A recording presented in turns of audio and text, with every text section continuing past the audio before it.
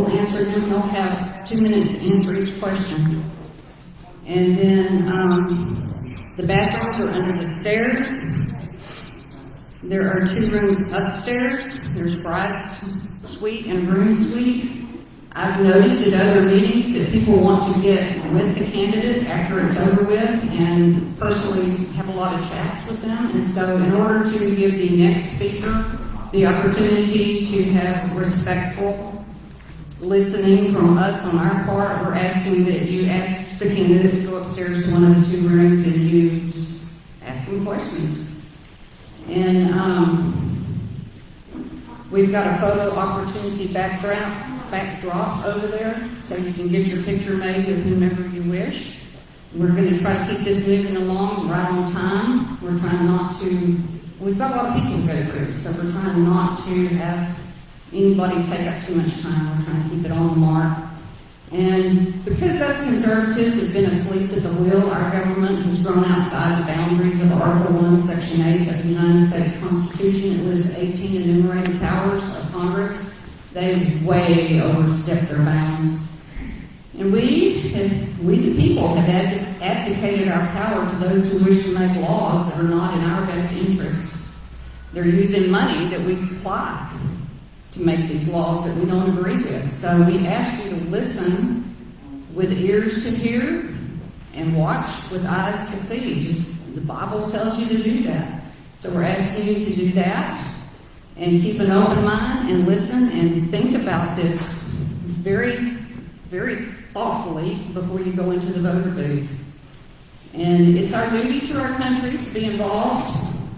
And we want you to see who actually represents you the best. Listen to them, ask them questions, assess their sincerity, look at their voting record, do some research, and get involved with the process. That's what Convention of States is all about, is getting people involved in the process. And Noah Webster was one of the founding fathers, one of the framers of the Constitution. This is from him. If the citizens neglect their duty and place unprincipled men in office, the government will soon be corrupted. Laws will be made not for the public good so much as for selfish or local purposes. Corrupt and incompetent men will be appointed to execute the laws. The public revenues will be squandered on unworthy men, and the rights of the citizen will be violated or disregarded. At this point in time, I'm going to ask my favorite pastor to come up and say the prayer for us. And I have to tell you, he was a history teacher. He knows his history. He knows how the revolution started. He knows that pastors were the ones that got the revolution started. So here we go. Thank you. Please stand for the Stand for prayer. following prayer.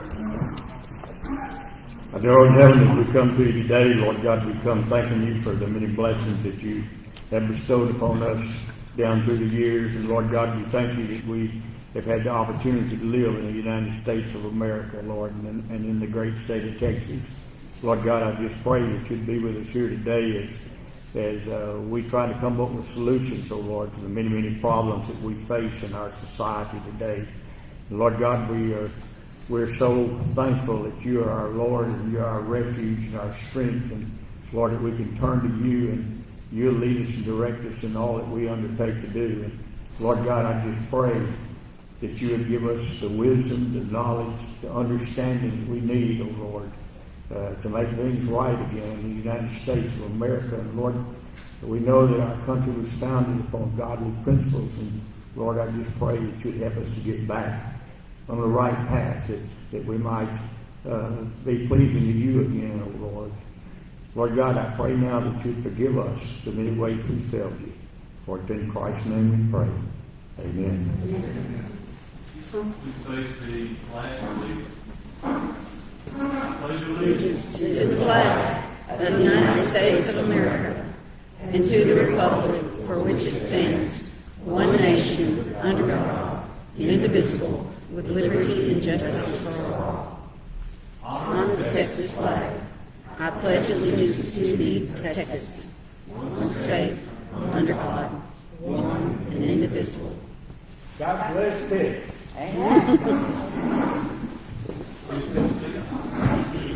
We have a special treat from Miss Eford, and then we'll get started.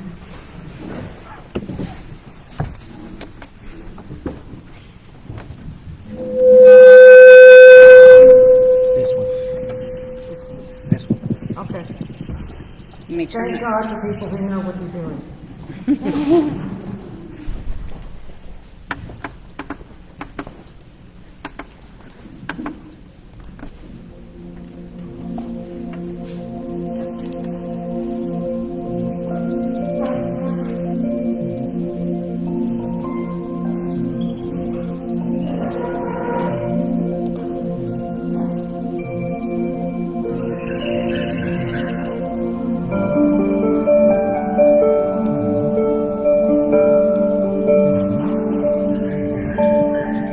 I came over and you were with me.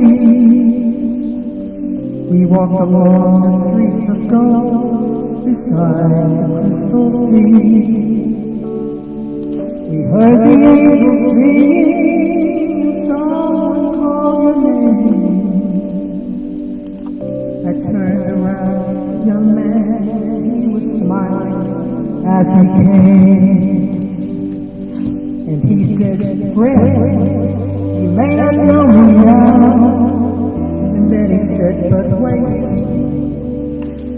you used to teach my Sunday school when I was only 8. Every week you would say a prayer before the class would start. One day when you said that prayer, I asked Jesus in my heart. Thanks for giving to the Lord. I am alive that was changed. Thank you for giving to the Lord. I am alive. I am so glad you gave. Then another man stood before you and said, do you remember that time a missionary came to your church and his pictures made you cry? You didn't have much money, but you gave it anyway. God took that gift you gave, that's why I'm here today. Thank you for giving to the Lord. I am alive that was changed. Thank you for giving to the Lord. I am so glad you gave. One by one they came, far as the eye could see. Each life somehow touched by your generosity. Little things that you have done, the sacrifices made, unnoticed on this earth, but in heaven now proclaimed. And I know up in heaven,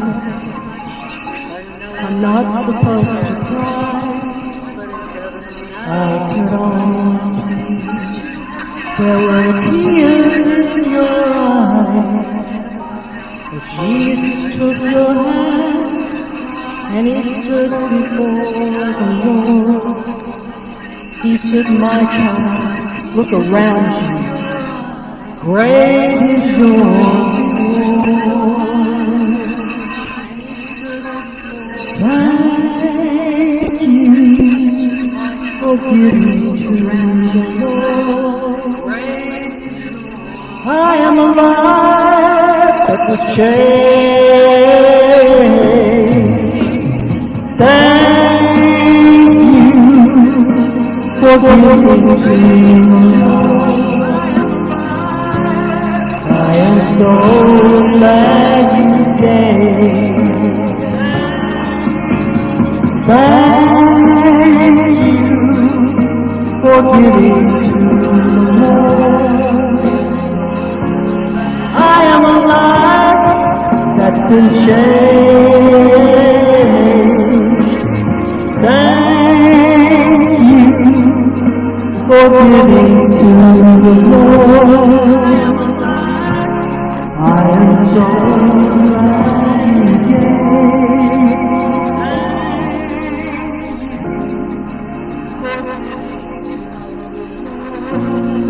I am so glad you gave.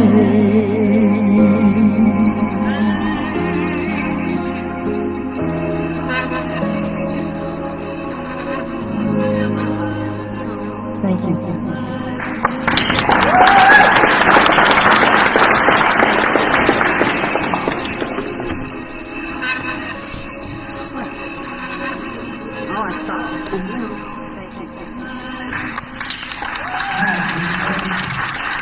So there's a picture in Aaron's room, and I'm not going to bother with telling people anything about them making the best themselves. He's going to say, Charlie,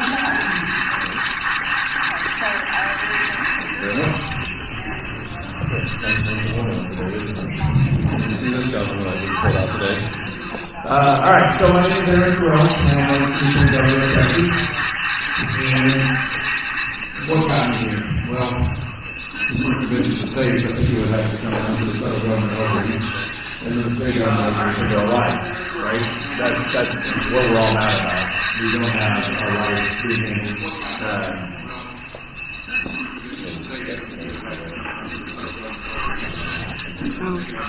So we got to the point where as a business owner, so I'm a small business owner.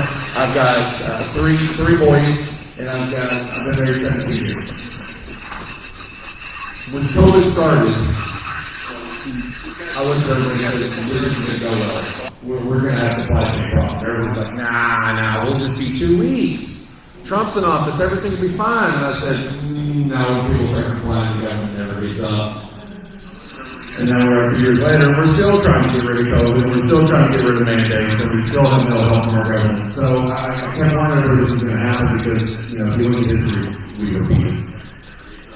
And so then we deal with that. So you got business community problems affecting how much I get my property. By the way, I buy an American product. It usually takes 3 weeks, and now it takes 20 weeks. It's actually harder to get an American product in time right now than it is to get that because no one around our country is growing. We keep encouraging people to get things instead of sit on the bus at home, and then we keep wondering why we can't get anything. Why everything has no iron signs, why our grocery stores are empty. This is what happens when you comply with your government, because you have to control the lives.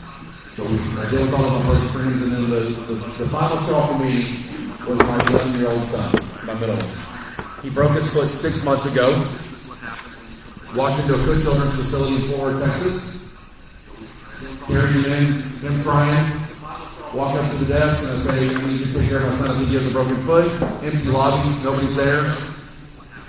They said, "I need you to wear this mask." I said, "I don't wear a mask. I have 2 medical conditions. I've already had COVID. Go get a nurse. I'm not wearing that mask." Came back out with 1 nurse. Then they came back out with 2 more nurses. And then they went back to the doctors and the other administrators, and they came back out and they called me up for this gentleman right here because they're so worried about masks.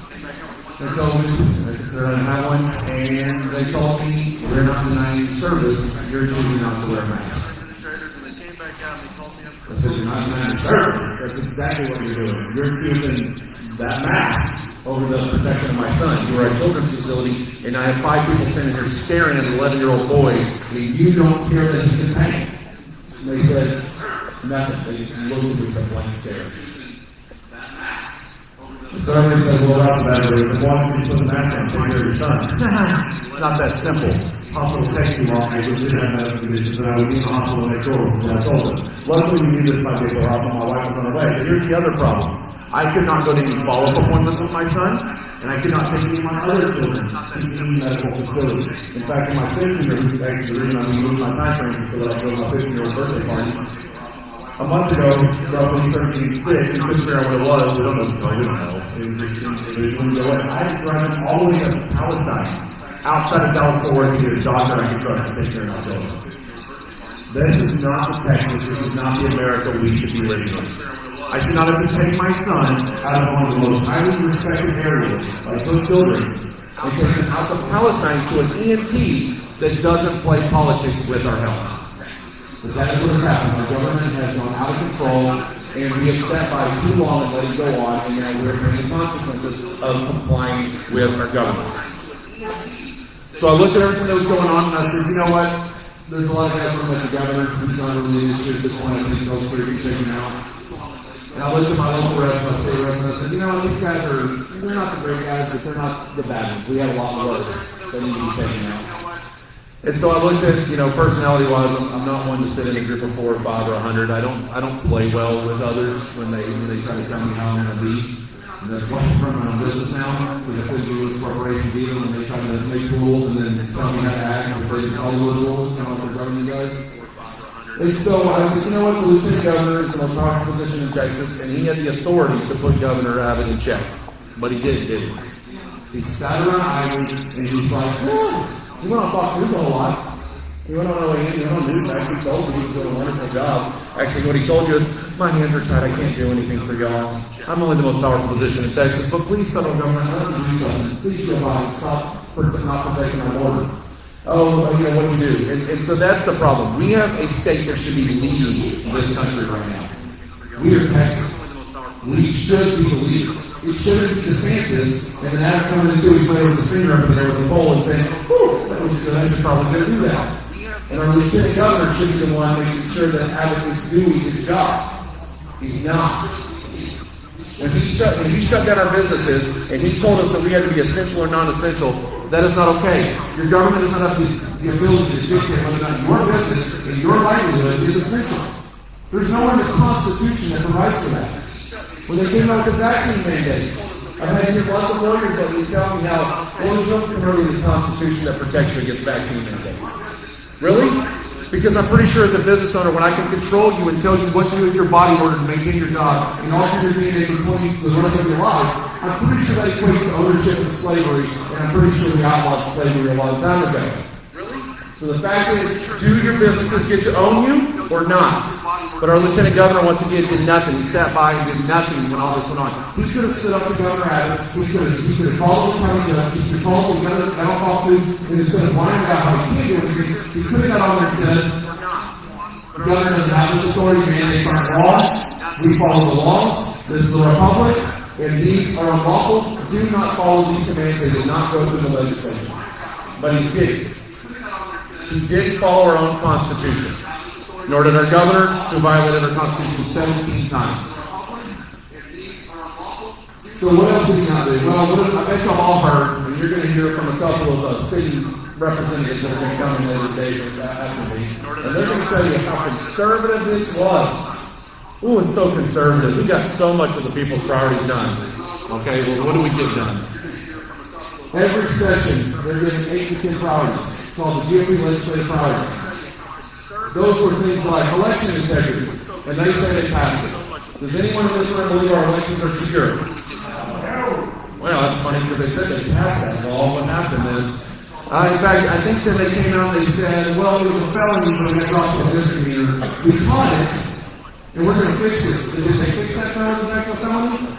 No.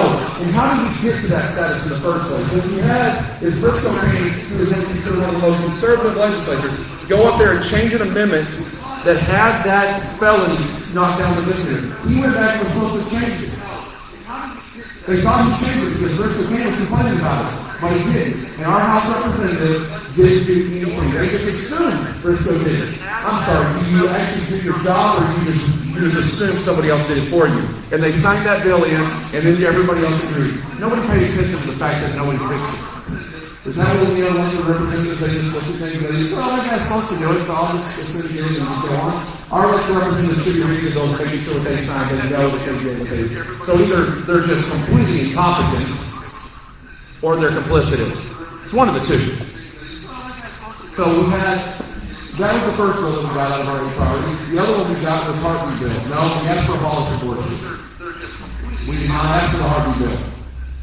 Roe v. Wade is not law. Supreme Court does not make law. And if anything, it should have been put to the states. There's no federal authority over that. And as Lieutenant Governor and Governor of Texas, you don't have to follow laws that don't comply with the 10th Amendment and with the Constitution. You don't have to do it. And if they don't like it, stop us. States' rights trump federal rights.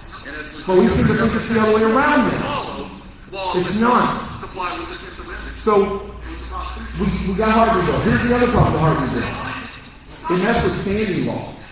On the left, Gavin Newsom has already made very clear that if that law goes through, this heartbeat bill passes the Supreme Court, he's going to modify standing law permanently, and he's going to use that to other gun manufacturers and other conservatives. We shouldn't have been messing around with standing laws, and we should have stood as Christians and as Texans and as Republicans on our moral morals and on our values, and we should have challenged Roe v. Wade head on. Because it's at the Supreme Court anyway, so why aren't we challenging the real problem? And then the third one we got was constitutional carry. The Second Amendment is not to be infringed upon. So what's in the amendment? Constitutional carry is still got violations in it. It is open purpose carry. So just because they write constitutional on it doesn't make it constitutional.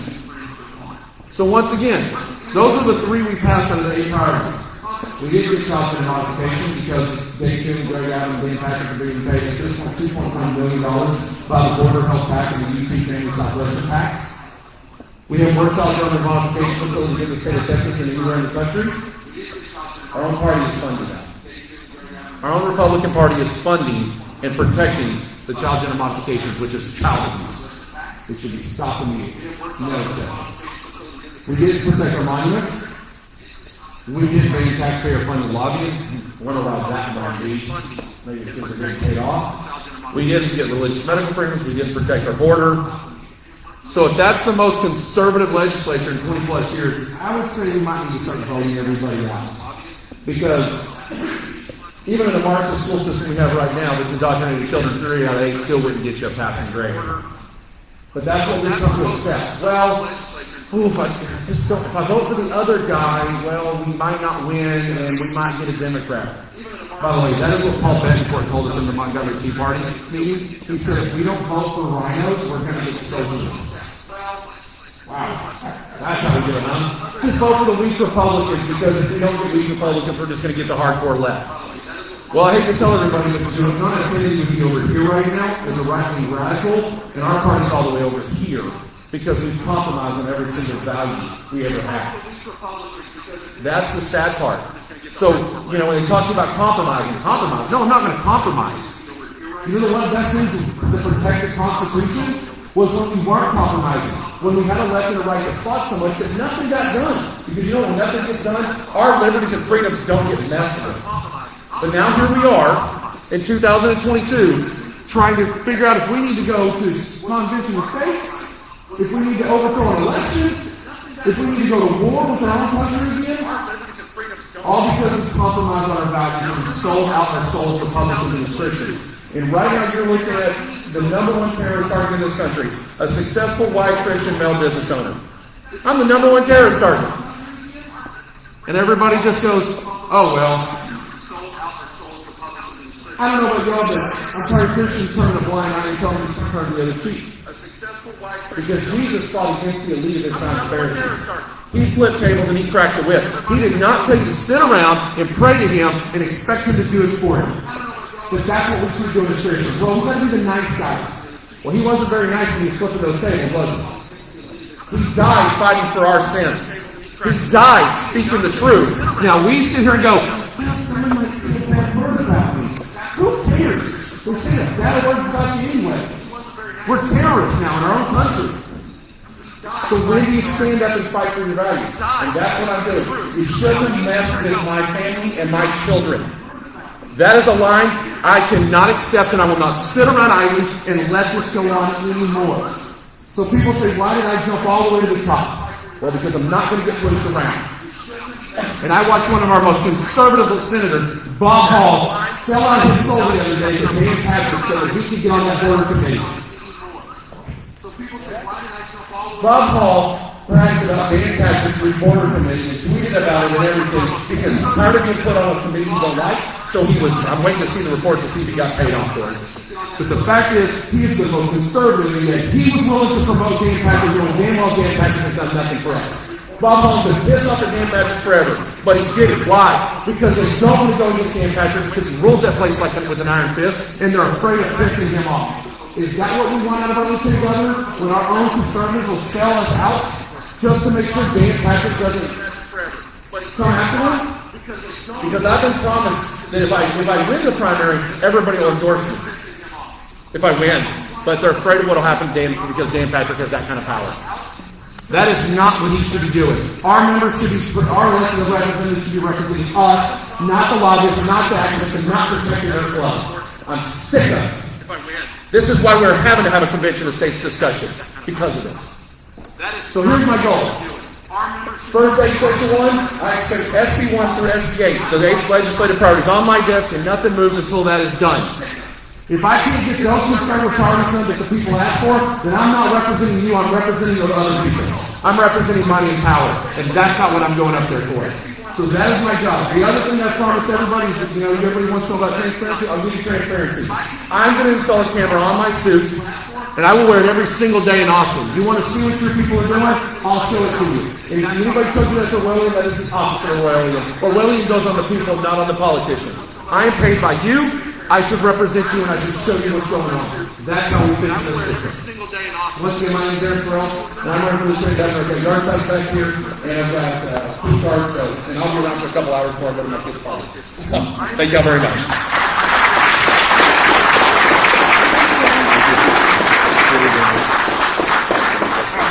You have, can everybody hear me? You have 1 minute to answer these questions. There's a lot of questions. What is your position on elections? That's really loud. Is there anything that you have? Well, I didn't know if people could hear it. Yeah, I'm trying to make it do. What is your position on elections? No, it's this sound. It's delayed just a little bit. It doesn't have the sound. And it's like, Where's your sound on here? well, you gotta get rid of that. I know it won't go away. I know it's not Click going over here. No, it should go away on its own. It's getting stuck. Okay. This is There's your sound. audio. There it is. There we go. Okay, thank you. What is your position on electronic voting machines? Anything electronic can be hacked. Every bit of electronics needs to go. And just to be clear, y'all know the counties don't have to listen to the Secretary of State. You don't need your Secretary of State to fix it. Just go get your counties to do it. That's what Potter County was trying to do. Dan Rogers.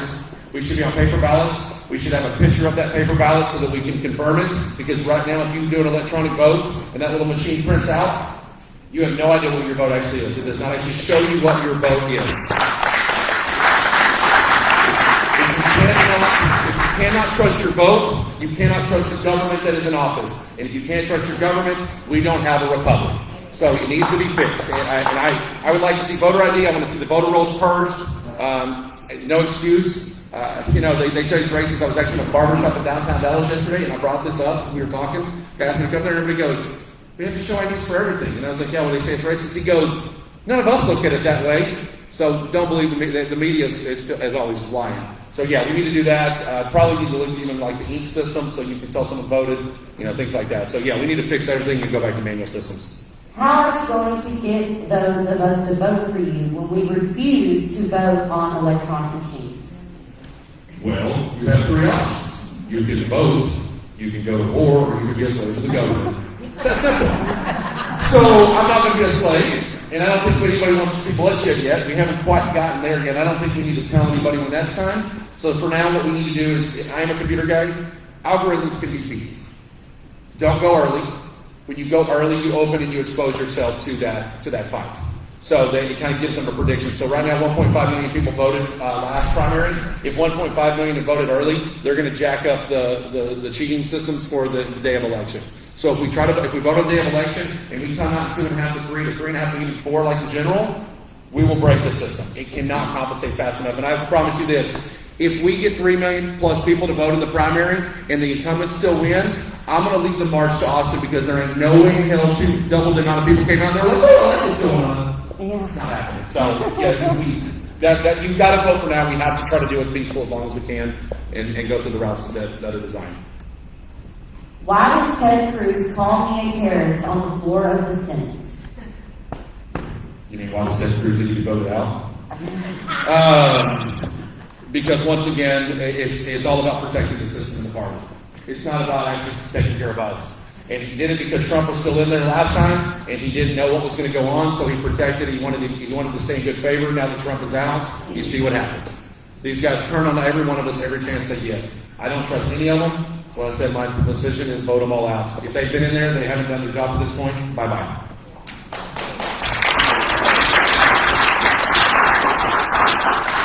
What can you do when you take office? Can you do anything to cut our taxes? So I also expect, I think it will be on the legislative priorities this time because property taxes are out of control. I have a plan called EliminatePropertyTax.com. It's a bunch of guys, not a bunch of politicians and PACs and lobbyist groups. It's an actual bunch of people that worked with Deborah Medina when she ran years ago, and they've done a deep dive into the system. If you want to go look it up, like I said, it's EliminatePropertyTax.com. I expect that bill, regardless if it's on legislative priorities, to be on my desk. You cannot continue to rent from your government. We are not a free society to rent from government. I expect it gone. It will solve our problems, and we can actually own our property and fund our state property. But the ultimate problem with that is we need to reduce the government. The government's out of control. It spends too much. I can tax you into oblivion. That's irrelevant. What we really need to do is reduce government. And one of the things I plan to do is also audit every department I have over my power, because I wouldn't let my business run that way, and I'm not going to let the government run that way.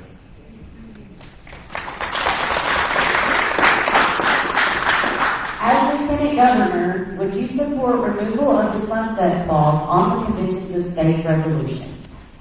Yes.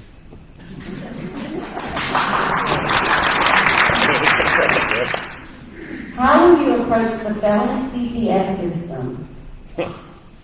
Okay, let's be clear. CPS system is also under the jurisdiction of the Attorney General.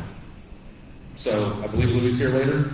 You might want to make sure you talk to Louis about that, because one of my biggest issues with Paxton, disregarding anything else, is that CPS has gotten worse under his control, because most people don't realize the Attorney General is over that in Texas.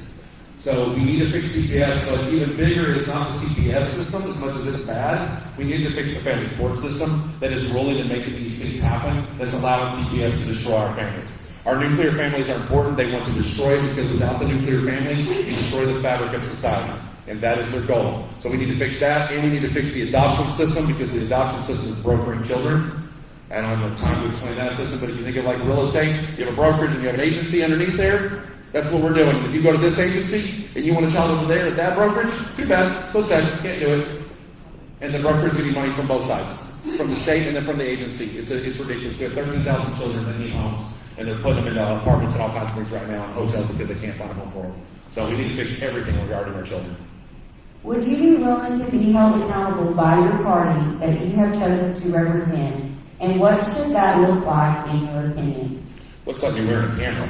Yes, I should be held accountable. I made very clear my plans. I told you I'm going to limit property taxes. I told you I will shut things down until I get the 8 priorities done. I will tell you everything I'm going to do.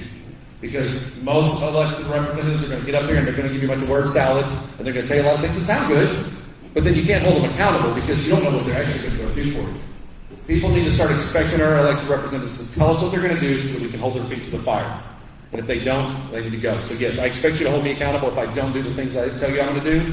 Please come march up there and tell me what I didn't do. I do the same with my employees. I tell my employees, look, I may be your boss, but if you've got a problem, you need to come in. As long as you're respectful with it, we can have that meeting. Everybody's an adult in the room. We all deserve to have our say.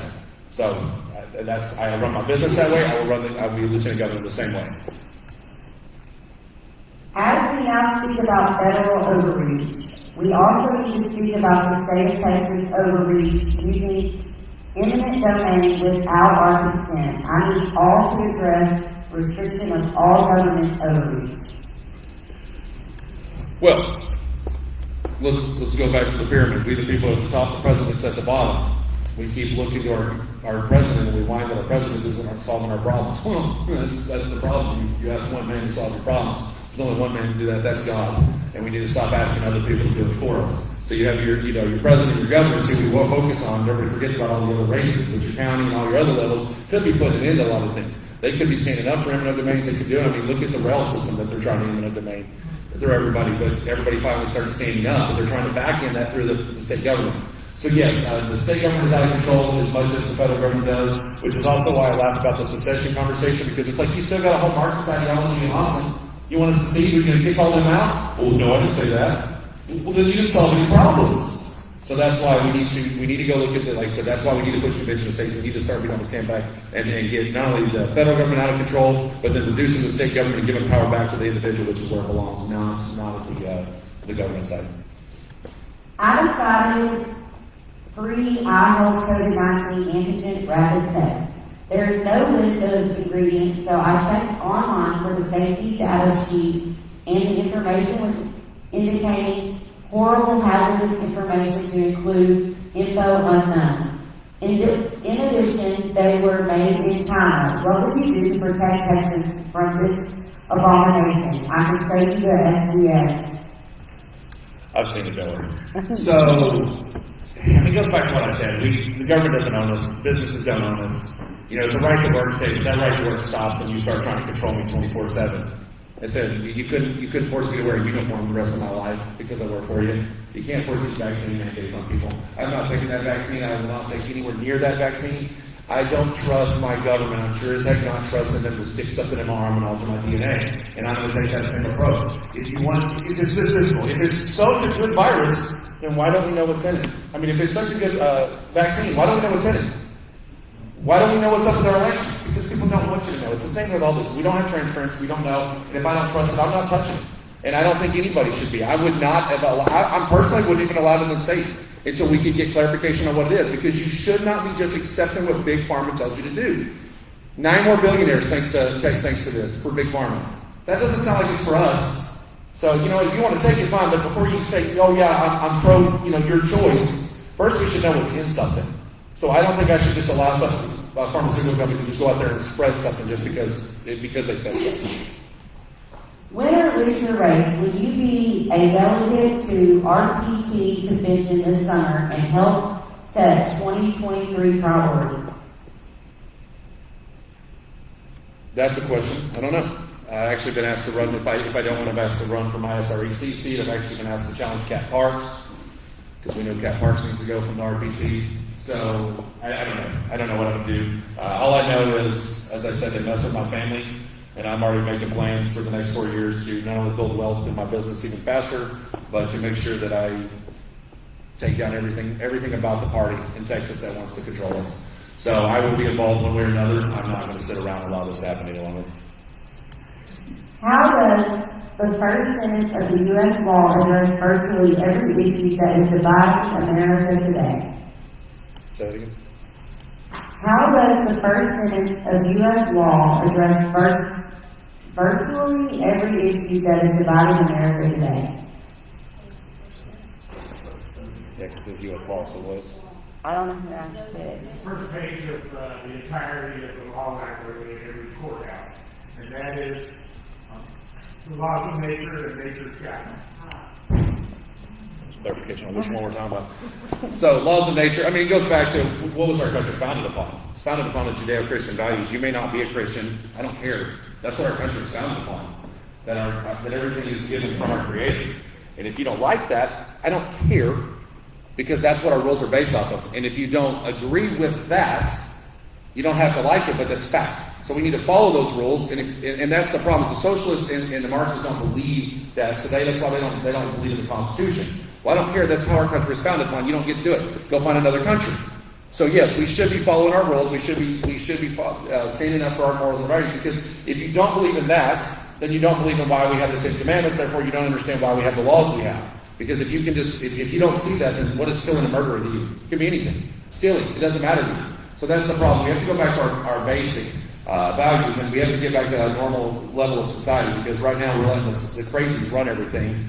And look where our country is. We let the crazies run everything. So you have to have a normal baseline if you want to be able to figure out where you should go from there. Doesn't mean there's anything, I'm not saying anybody's right or wrong for doing that, but you have to have a normal baseline for anything in order to judge everything else. How do we address the concerns raised by Alexander Hamilton in the very last sentence of the Federalist Papers, Federalist number 85? Oh, Jesus. Someone want to give me that? I'm not going to lie. I'm not sure that.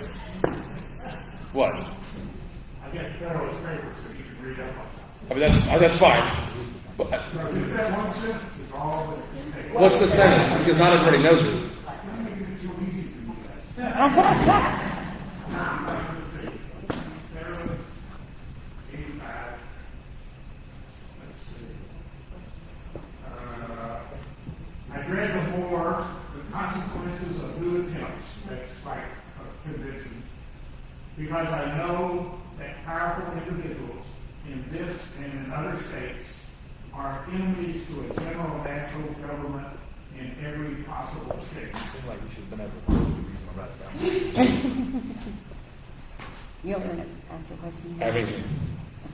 Special. How do we address the concerns raised by Alexander Hamilton in the very last sentence of the Federalist Papers, Federalist number 85? Well, I mean, it sounds like basically saying stand up and don't let the government control us. I mean, that's pretty much it. We have the power. We need to make sure we maintain it. And that's what I get from that. Yeah, I mean, it may be a little more, but I mean, that's a very end sentence out of a whole context, so it's hard to really. It's the summary of the whole. I get that, but it's like going to pull one verse out of the Bible and being like, this is what it means. In context a lot of times. So, I mean, basically Alexander Hamilton and all our founding fathers told us to defend our Constitution and protect us, and we need to make sure we do our job. I mean, that's it. We don't do our job anymore. The reason we're in this position is we have voter apathy. We've allowed this to happen, and now we're blaming everybody else for what we did. If you want to change it, stand up for yourselves, start voting, and do what we got to do to get this fixed. Okay, your time's up. I had 4 more questions, but. What do y'all want to do? We've got, Amy's supposed to speak at 11:40, and we'll let him finish asking. There's 4 questions. I can answer them. I can speak. What makes you a better candidate than your opponents? Well, better my opponents. Well, Dan Patrick, we know about Dan Patrick. I went over that. I don't badmouth anybody, but Daniel Miller, my other main competitor, he is running on secession. I don't believe in secession, except for a last case scenario. Like, we don't just give up. That's what non-Americans in Texas do. We don't just quit. We don't run away. That doesn't solve your problems. You still have to deal with the Marxist ideologies in our state. And then Tracy Bradford, very nice lady. I got nothing good about. I mean, she's a very nice lady. We get along. So I don't have anything good. The biggest difference is, do you want someone who's going to stand up and lead, or do you want someone to succeed, or do you just want people to legislate? A lot of the people want to legislate and they want to run. And I'm not going to do that. I'm going to fight back. How do you intend to get your agendas passed when you're elected with all the establishment politicians that are not looking out for the interests of the people who will be elected you? That's why I'm running for lieutenant governor. They're going to have to listen, and then I'm going to expose every one of them that don't. So it's pretty that simple. I'm not there to make friends. I don't care if I have their friendship. Will you pledge to speak plain English and stop the political double talk so that people can understand? I think I already answered that, yes. I'm going to tell you what I'm going to do. I'm not going to run in circles. I'm not going to start talking about abortion and end up over talking about liberty. So, yeah, that's what happened the other day. It was hilarious. Well, what is your plan to stop CRT and social emotional learning in schools? So we can't ban these programs anymore.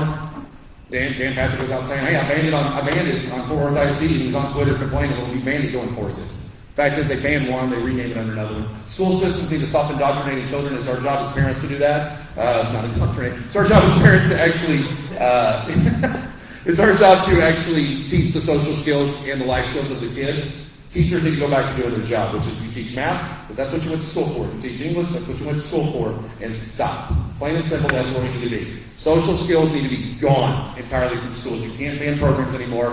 Go back to teaching the basics, and if I have my choice, I'd go K through 8 as basic education, including civics and things like that. 9 through 12 would be moved into trade schools and college prep. We need to bring our trade skills back on. All right, thank you so much. AD Cody, your turn. Thank God.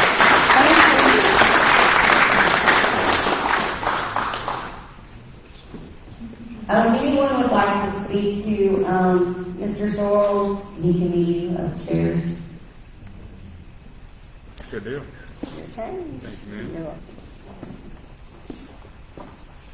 Hey, how y'all doing? Good. Y'all hear me? Okay, great. My name is A.D. Toley. That's just the 2 letters. I'm running for U.S. Congress District 1. So that's Louis Gohmert told you. The district, they changed the lines up. It goes from the Oklahoma border down to St. Augustine County. And then it goes from Tyler over to Louisiana. So myself, I'm from a small town called Center. It's about 2 hours south of here, about 5,000 people, basically a poultry town. So I graduated out of Center 2005, turning 34 in a few weeks here. I was a valedictorian there, so I ended up going to college at Rice.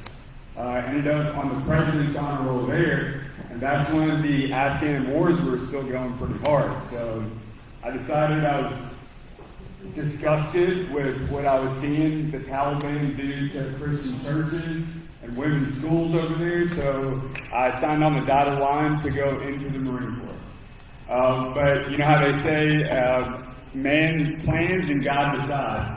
So I was 19 years old when I first signed up. I ended up being 28 before I actually went into the Marine Corps. They just kept telling me next year. So my first job out of college actually ended up being working for Congressman Louis Gohmert at his D.C. office. Worked there for about 5 months. Absolutely hated it. D.C. is exactly what you think it is. All right. I got along great with the congressman. Got along great with his staff. Actually, a lot of them are still helping me now with this campaign. But I just did not like the culture there. So I ended up moving back home and finishing up my application, and I ended up broadcasting the Wolfield. So here I am, scored 99 percentile nationally on my SATs, 99 percentile nationally on the ASVAB, which is a military entrance exam, 99 percentile nationally on the Department of Defense military officer test, and I was pulling slips, slinging sledgehammers, and playing the old bass mode with the boys. And I loved it. I stayed there for years, until the next old downturn, actually. And I started out as a floor hand, worked my way up to a motor hand. That's the person that fixes the machinery on the ring. Then the derrick man, that's the person that works in the heights, pulls back pipe. And then I ended up being a driller, which is the person that manages the operation. So at the age of 25, I was the youngest driller on the rig and one of the youngest drillers in our West Texas division. For those who don't know, a drilling rig is roughly 15 stories high, roughly an acre big, and I think the rig I was on was about $25 million. So me and the boys would end up drilling a bunch of oil and natural gas wells all around East Texas, North Texas, West Texas, and New Mexico. And then the downturn came. I ended up finally getting into the Marine Corps. I was a Marine artillery officer there.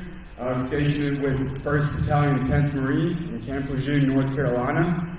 And I was the officer in charge of units ranging from a little over 4 to a little over 100. And then I got out last year. And so the reason I'm running is I'm absolutely disgusted with what we're seeing coming out of D.C. You know, the path that these career politicians and these swamp monsters have taken us down is unacceptable. The root cause of everything we argue about as a society, right? It's CRT, open borders, a healthcare system that does not work for the middle class, public schools that don't work for real people, national debt, inflation, a society that pushes away God, a society that doesn't believe in the importance of the nuclear family. The root cause of every one of these issues is federal government size, federal government incompetency, and federal government overreach.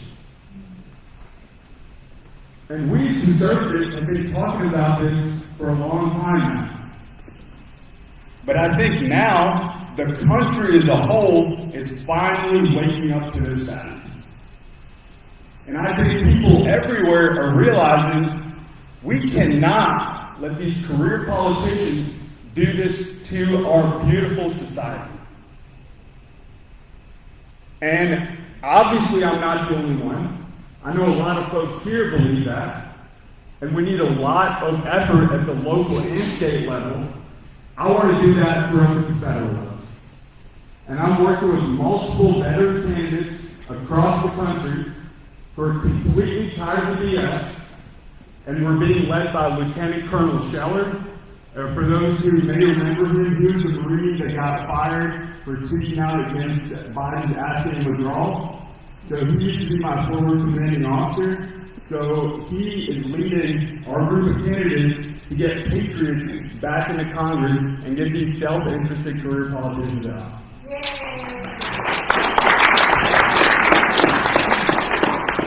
And we are looking to fight. And when I say fight, just to be clear, I am not talking about giving speeches. I am not talking about posting on Twitter.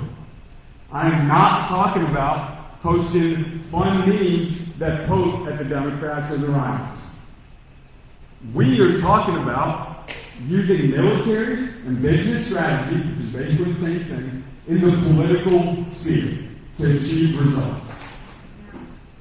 We're talking about analyzing the political landscape, finding the hills and valleys in policy issues, finding out which policies are going to be easiest to enact, building coalitions with other people with the same self-interest, finding focal points, and then getting the American public concentrated on those focal points so we put pressure on politicians, and that's how you create results. Now, I can articulate that because I was trained in strategy at the United States Marine Corps. But we did that in the oil field all the time, and we just called it common sense. Right? And this is all stuff that we all do in our day-to-day work. But the problem is, the career politicians in D.C. don't even think like this. The only thing they think about is, what do I need to do to get votes now? What do I need to do to get more donor money now? And what do I need to do to stay in office 5 years from now? That's ridiculous. And you're going to get some people telling you, well, we've tried to fix the swamp before. You're going to get people telling you, well, I think we're just too far down the road. If anyone tells you this is not possible, you need to tell them they have a victim mentality. And it's sad to see the American people have a victim mentality. If we were a country that for hundreds of years was run on local self-government, like the Convention of States says, if we were a country for hundreds of years that was founded on the New Testament Protestant God, and with a nuclear family and communities as our central problem-solving institutions, if we did that for hundreds of years, why can we not go back to that again? If we climbed that hill as a society before, why is it impossible all of a sudden? Our problems were man-made so they can be solved by man. I didn't say that, JFK said that. And that's how people used to think back then. And there's still people that think like that now. They're just not sitting in D.C. So that's what this campaign is about. We have a specific plan to go on offense, to return our country to local self-government, and we already see this happening. Local self-government is how the country was run for hundreds of years. Local self-government is how we are fighting back against vaccine mandates, mask mandates, CRT, even the border issue. And that's what the plan is about. So if you go to the website, roughneckforcongress.com, you'll get a PDF of it. And if you go to our YouTube channel, you'll be able to hear exactly what the plan is. In the question and answer session that's following here, I will try to explain it as best as possible for each question that y'all bring up. So that's what this campaign is about from the start. We're going on offense. We're drawing that line in the sand. Come January 2023, I'll be representing you, Northeast Texas, the U.S. Congress. Day one, I'll be joining the Freedom Caucus with my heroes, guys like Jim Jordan, Chip Roy, Mike Lee, Josh Hawley, MTG, Cawthorn. These are people that are thinking outside the box to solve problems. So that's where I'll be day one. And we're going to draw that line in the sand for us, because if we don't do that now, when are we going to do it? We're going to do it after the bus rolls off the cliff? Too late then. Right? So my name is A.D. Atoli. I'm running for U.S. Congress, Texas District 1. You're about to ask me some questions. Please make them as hard as possible. I'm here to offer solutions. Okay? I am, out of the 4 guys running for Louis' old seat, I'm the only oil and gas candidate, I'm the only military candidate, and I am the only America First PAC endorsed candidate in this 4-way race. Alright, so thank you for your time, and I'm ready for the questions.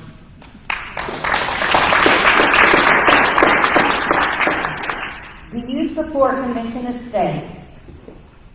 Well, I mean, 1,000,000%. This is exactly what needs to happen, and in fact, especially with the term limits issue, I'm also, as a 4 candidates, the only one who's term limited myself already to 12 years. Because I think if I can't do what I want to do in 12 years, I mean, there's plenty of folks.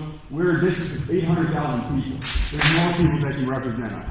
So yes, I absolutely support the Convention of States. Trying to pass term limits is going to be one of my biggest issues, actually top 2 issues. And I want to be a voice in the U.S. House of Representatives to help coordinate different states to pass their resolutions so that we can have a convention. Would you sign a pledge for COS? What does the pledge ask? It's right We'll get you a copy. Yeah, we'll get you a copy of it. Okay. Okay. Would you sign a pledge to remove the sunset clause? Yes, ma'am, absolutely. How would you ban taxpayer-funded lobbying? So, taxpayer-funded lobbying isn't really an issue at the federal level that I've heard of. But if it is, I mean, obviously we should just pass a bill that says it's not acceptable.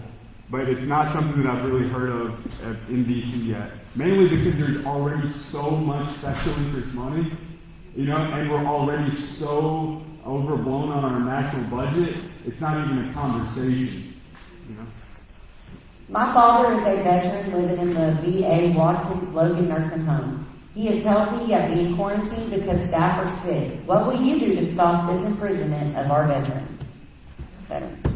He's healthy and being quarantined in a nursing home because the staff are sick? That's what this card says. Okay.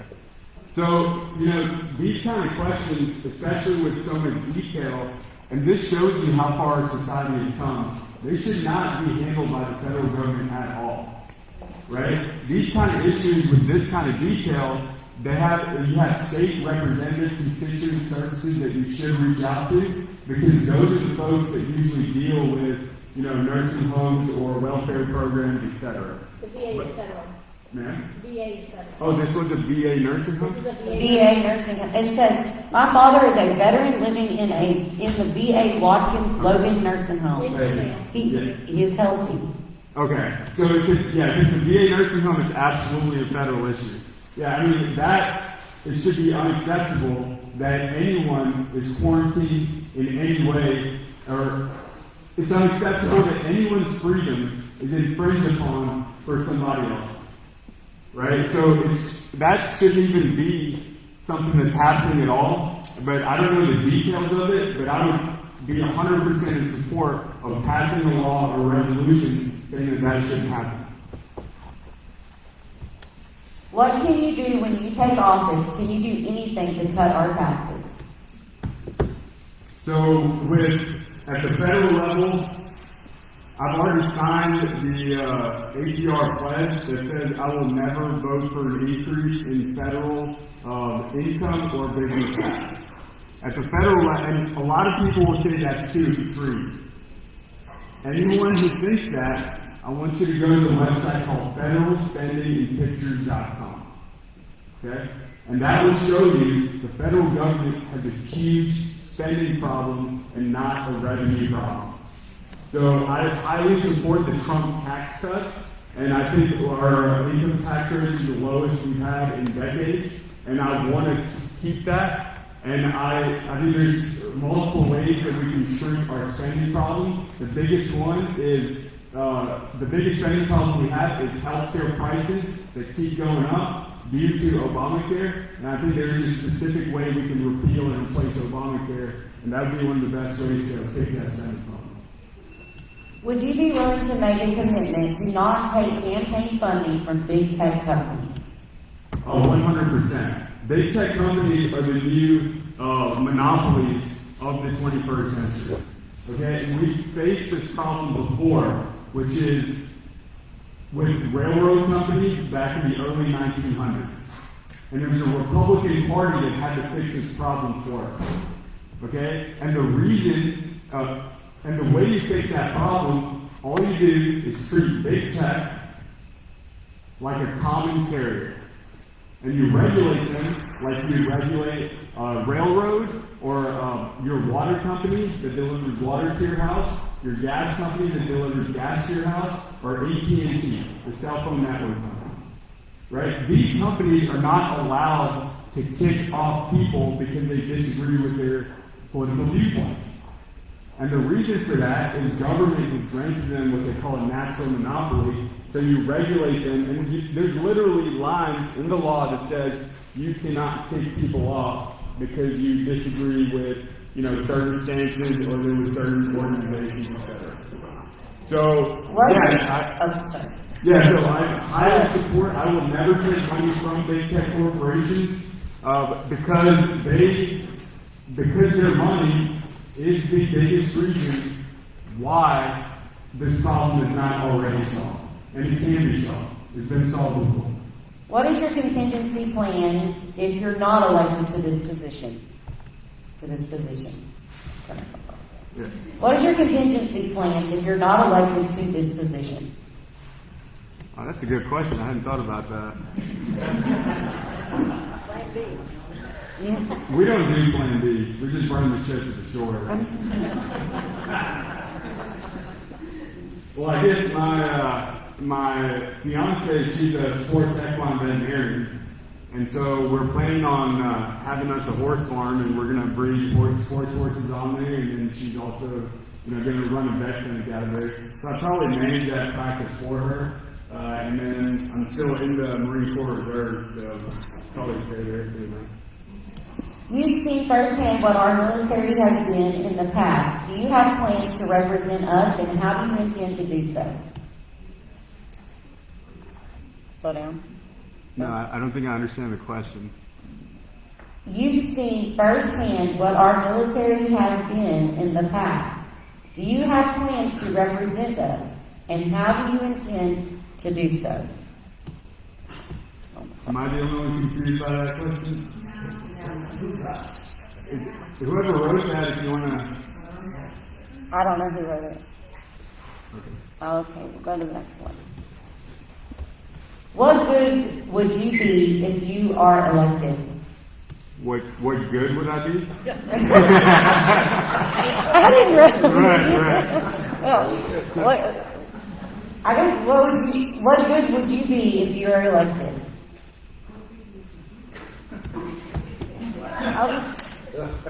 Next. What will you do to institute term limits? The biggest thing I want to do is help y'all get a convention going. And I think you can do that at the federal level by helping coordinate different states at the state level.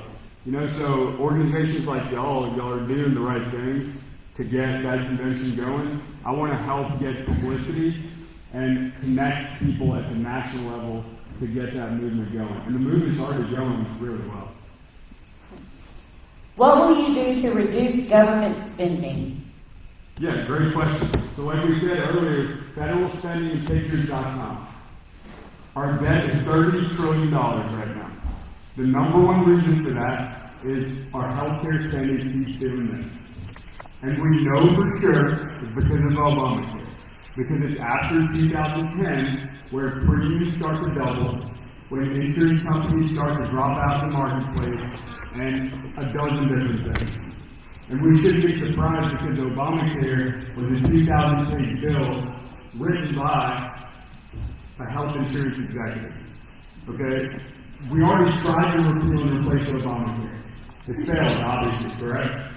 It failed because the mainstream media painted it out to be, that's just Republicans trying to save money on their taxes, and they don't care who they hurt in the process. Doesn't matter if it's true or not. So when I'm in Congress, how I would like to approach that situation is, I want to explain to people what we're going to replace it with. And it's very, very simple. You can say it in 2 sentences. We want to return to a free market on a national level, because everyone agrees that's what keeps the prices low. Sorry. You gotta pay attention to it. Can I say one more sentence? Yes, please. Okay. Return to free market national. And then the second sentence is, well, what do you do with the folks that can't help themselves? Right? That's what we have to, and now it's simple. All the money that Obamacare gives to Medicaid, and all the money that Obamacare gives to insurance companies, you take it, you block grant to the states. And the states can figure out how to help the people that need help. And we know that works. Why? Because citizens can control the states a lot better. States can't print their own money, and states usually can't run budget deficits. And this is what was already in the bill, but Paul Ryan explained it with a 35-minute PowerPoint to other white-collar folks and regular people. We don't have time for all that. So that's 2 sentences. I just explained it to you. We're the party of local government. How do you combat an administration that does not follow the ruling of law? The current administration is telling businesses to not follow federal court's rules or Supreme Court rulings. I don't understand when people say that Biden should not be impeached. You know, the extent to which this government has absolutely forsaken our country. I mean, come on. Just with the Afghan withdrawal, because I had friends that were over there, that is the worst withdrawal that we've ever seen in American history. We left over 10,000 Americans behind. Meanwhile, the Biden administration lied and said they only had 300 behind. That's not acceptable. We left an army's worth of military equipment to the worst terrorists in the world. That's not acceptable. The borders. We have the worst borders in American history. 2 million crossed, untold amount of cartel, drugs and money coming over. Why is DHS Secretary Mayorkas not impeached already? And that's what it's going to take. The Freedom Caucus has to put pressure, and we have to hold politicians accountable through the impeachment process or just canceling out the budget, which is what Congress can do. How will you manage to stand up? Oh, that's all. How will you manage to stand up to the Democrats in Congress? You don't have to stand up to anyone or for anyone. All you have to do is fight for what we believe. So we have to go on offense. We have to ignore what the Democrats are doing. Because the independents know now that the Democrats are full of it. They know now that the Democrats have no ideas to fix any problems. So if we want to win over the culture, it's very, very simple. We're the party of local government. And we need to focus on fixing repeal and replace Obamacare, fix these healthcare prices, get school choice back in the country, get rid of CRT by defunding student loans to these colleges, and let the states handle it. Fix the borders, fix inflation, fix middle class problems like we know Republicans can do. Once you do that, the independents will love us. And you don't even have to fight the Democrats because they're going to be non-existent. No one's listening to them. How would you keep in contact with the folks? Would you use social media to inform us of important issues? So I'm gonna be honest. I mean, I'm 34. I've been on Facebook since it came out, and I think I made one post, in the last 16, 17 years. But yes, I know that social media is a big thing now. So we have a campaign Facebook, and we have our social media guy that does all that. The main way that I want to actually tell voters what's going on is I want to be here in person. I'm a very hands-on person. Last time I wore a suit to work was 2011 or 10. So I want to be here in person. I want to interact with people, and I want to hear what people are saying because it's a bottom-up process. I want to take what people are telling me and then take that to DC, not the other way around. That's never how our country is run. How do you intend to get your agendas passed when you're elected with all the establishment politicians that are not looking out for the interests of the people who will be electing you? This is exactly right. No matter how good something sounds on this microphone, Congress is a high school. And when you get there, the seniors run everything. And they're going to tell you, hey, you seem like a nice guy, you got a lot of great ideas, just play along, and in about 10 years, we'll give you a committee chairmanship. But by then, you're already part of this law. So what you have to do is what these other Freedom Caucus people are doing, which is you have to ignore that system, and then you have to work with the American people outside of the high school. And you have to explain to the American people very simply how you fix different problems. And that's how you get pressure on this high school, this slump in Congress.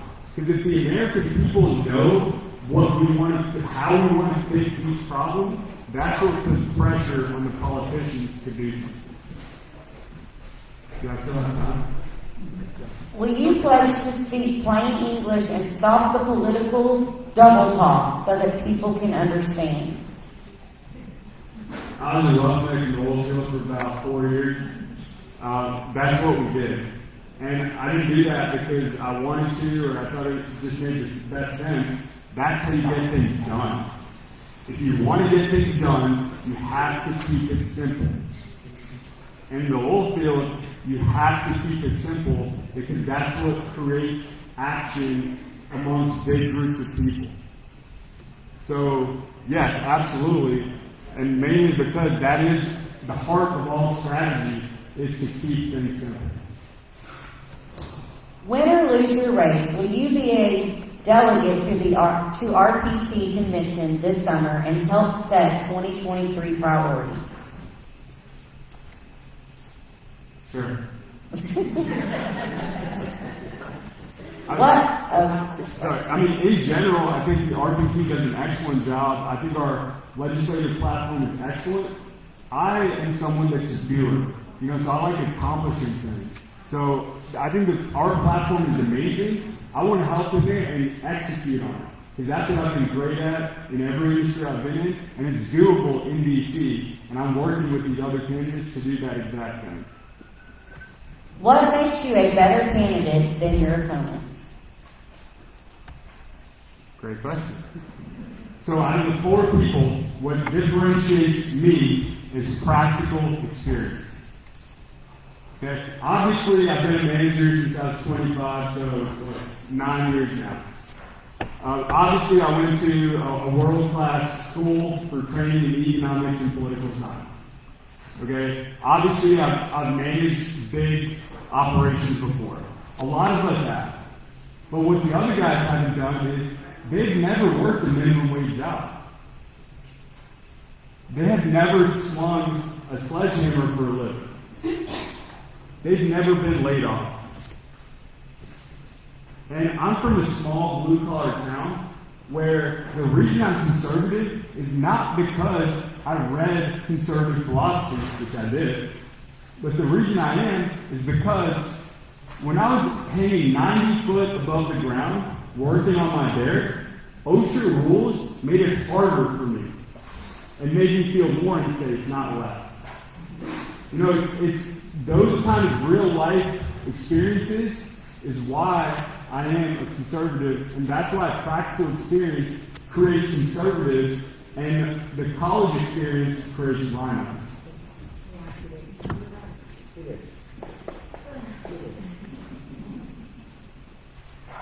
As we now speak about federal overreach, we also need to speak about the state of Texas overreach using eminent domain without our consent. I need all to address restrictions of all government overreach. This is such a great question, especially because, you know, we've talked a lot about states' rights, and we talk about how the Republicans have targeted local government. But it's not like D.C. or your county government, or I'm sorry, Austin or your county government is any less corrupt, right? And that's because corruption is not a symptom of D.C. Corruption is a symptom of the human heart. Because we're all born into sin. And until we realize the spirit that's within us, and we live by New Testament principles, we're going to have corrupt people. So what was the founder's solution for that? You have to decentralize government decision-making as much as possible. In other words, local self-government. So that's why you try to, any government decision that needs to be made either the county or the state level. And it's not because those governments are better than DC, but it's because people like us can control those governments way better. You can get those incumbents out. In DC, way, way harder. What is your position on electronic voting machines? I mean, there should be common sense to anybody. I don't understand why it's still even legal to do it that way. And this, by the way, is not even a conservative position. Okay? If you go on YouTube right now and you look up electronic voting machines, you'll see videos from the mainstream media, at ABC, NBC, etc., telling you how easily hackable these machines are.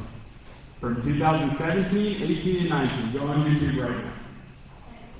The reason that they make us feel like we're crazy or conspiracy theorists is because of how the election turned out. At least how they say it turned out.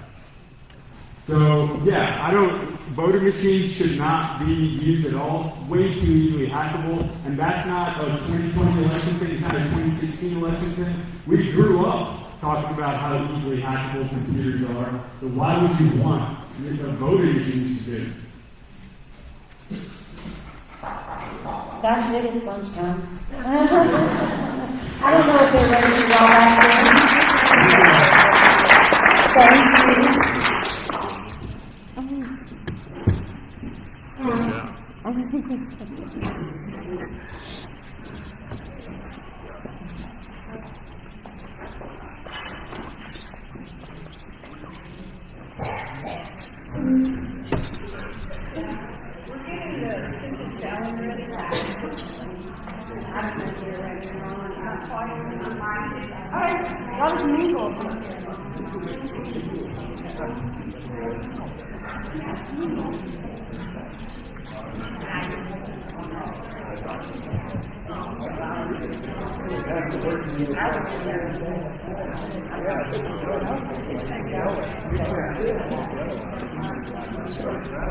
Thank you.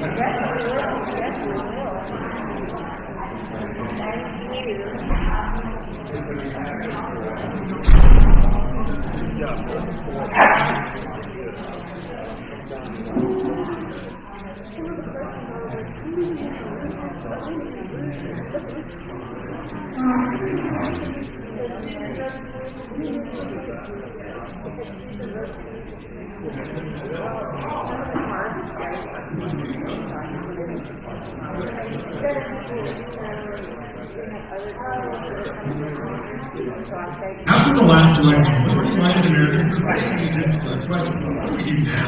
The education system at all levels teaches our children to hate each other, using Marxist racism as critical race issue. The administration of thousands of our friends and tens of millions of dollars for military grade medical and Afghanistan. One stroke of the pen, the Biden administration is constitutionally inserting the federal government into the lives of restraining the freedoms of thousands of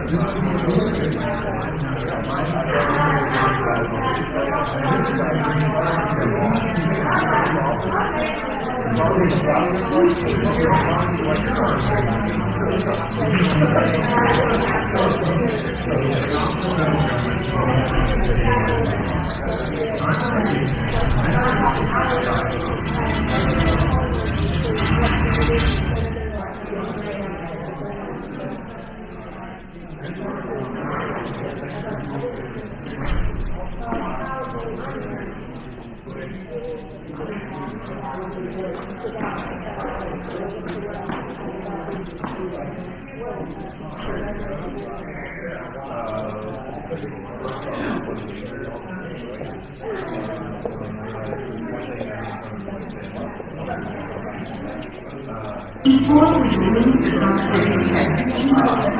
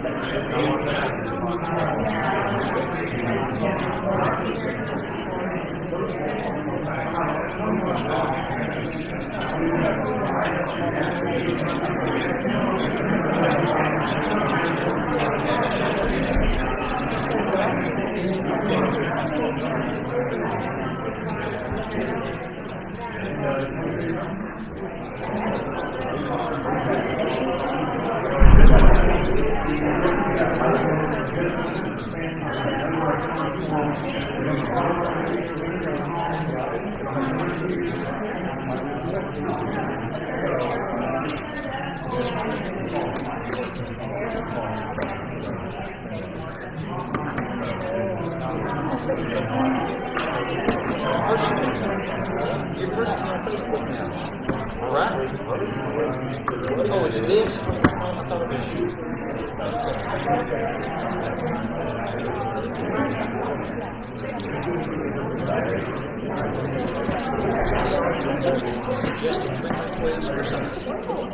Yeah. Scroll by, I don't know how to find it now. I wasn't sure it was you, so I didn't put it.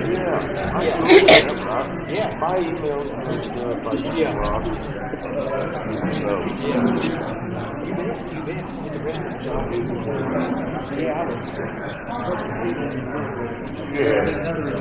So, you want me to go talk at that one? Do what? Let me go talk at that other one. Well, I At already your been other there. event? Oh. I probably should send you an understanding. No, you should. You do a better job than me. It almost happened.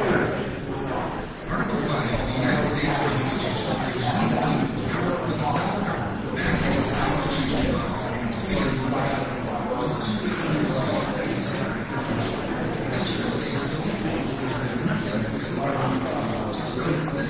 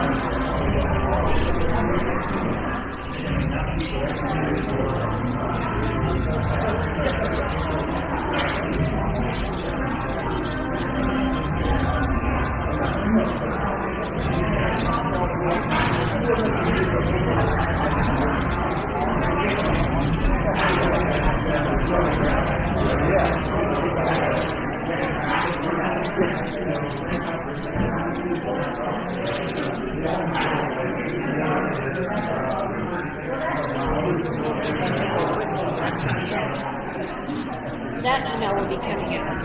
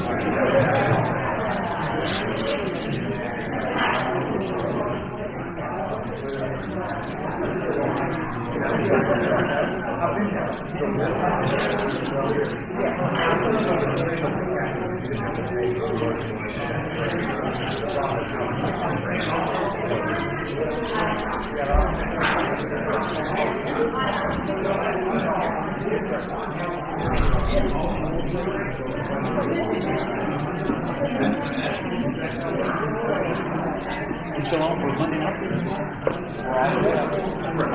Is it DA and state? Okay. Okay. This is about there was a car wetland there. I saw him.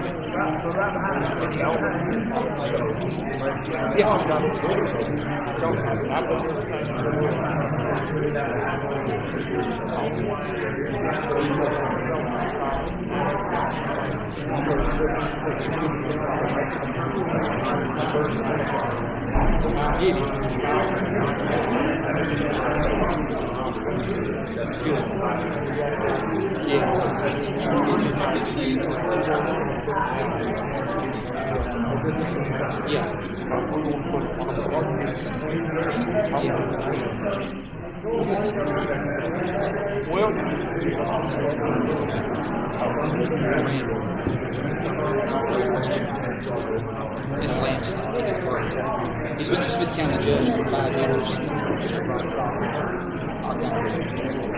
West Point grad. West Point for 2 years. Then he went to Tech. Major in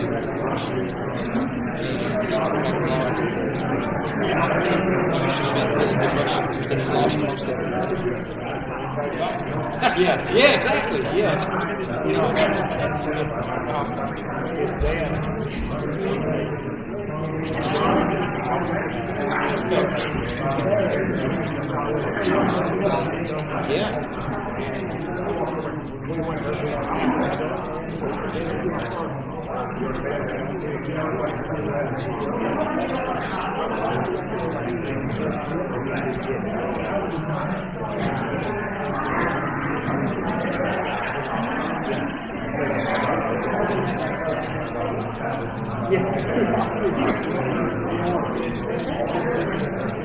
yeah, exactly. So easily offended. Yeah.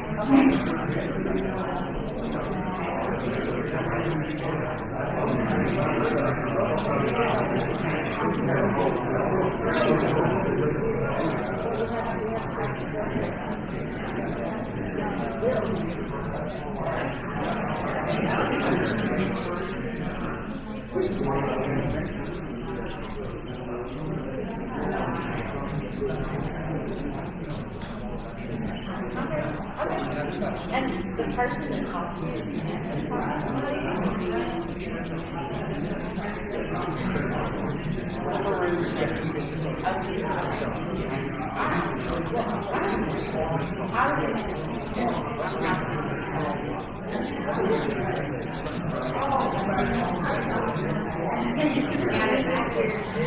and you know, Billboard's dragging we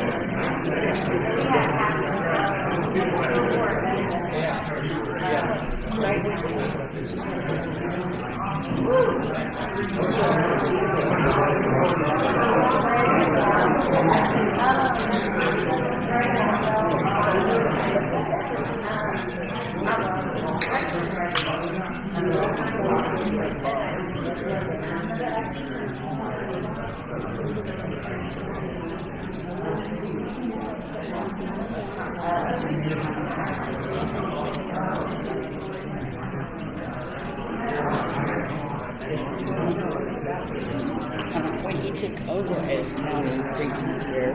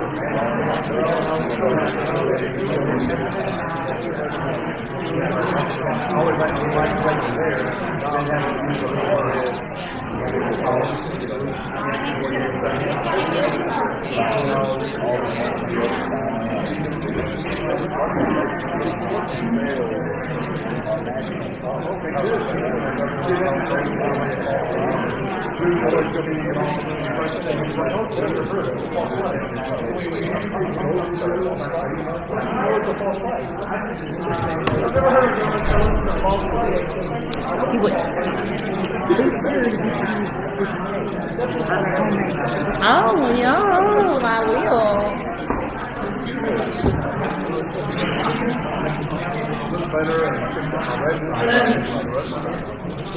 I want to use your attention for just a few minutes. I've got some people I want to bring up here, members of my team. Jude? Jessica? Shelby?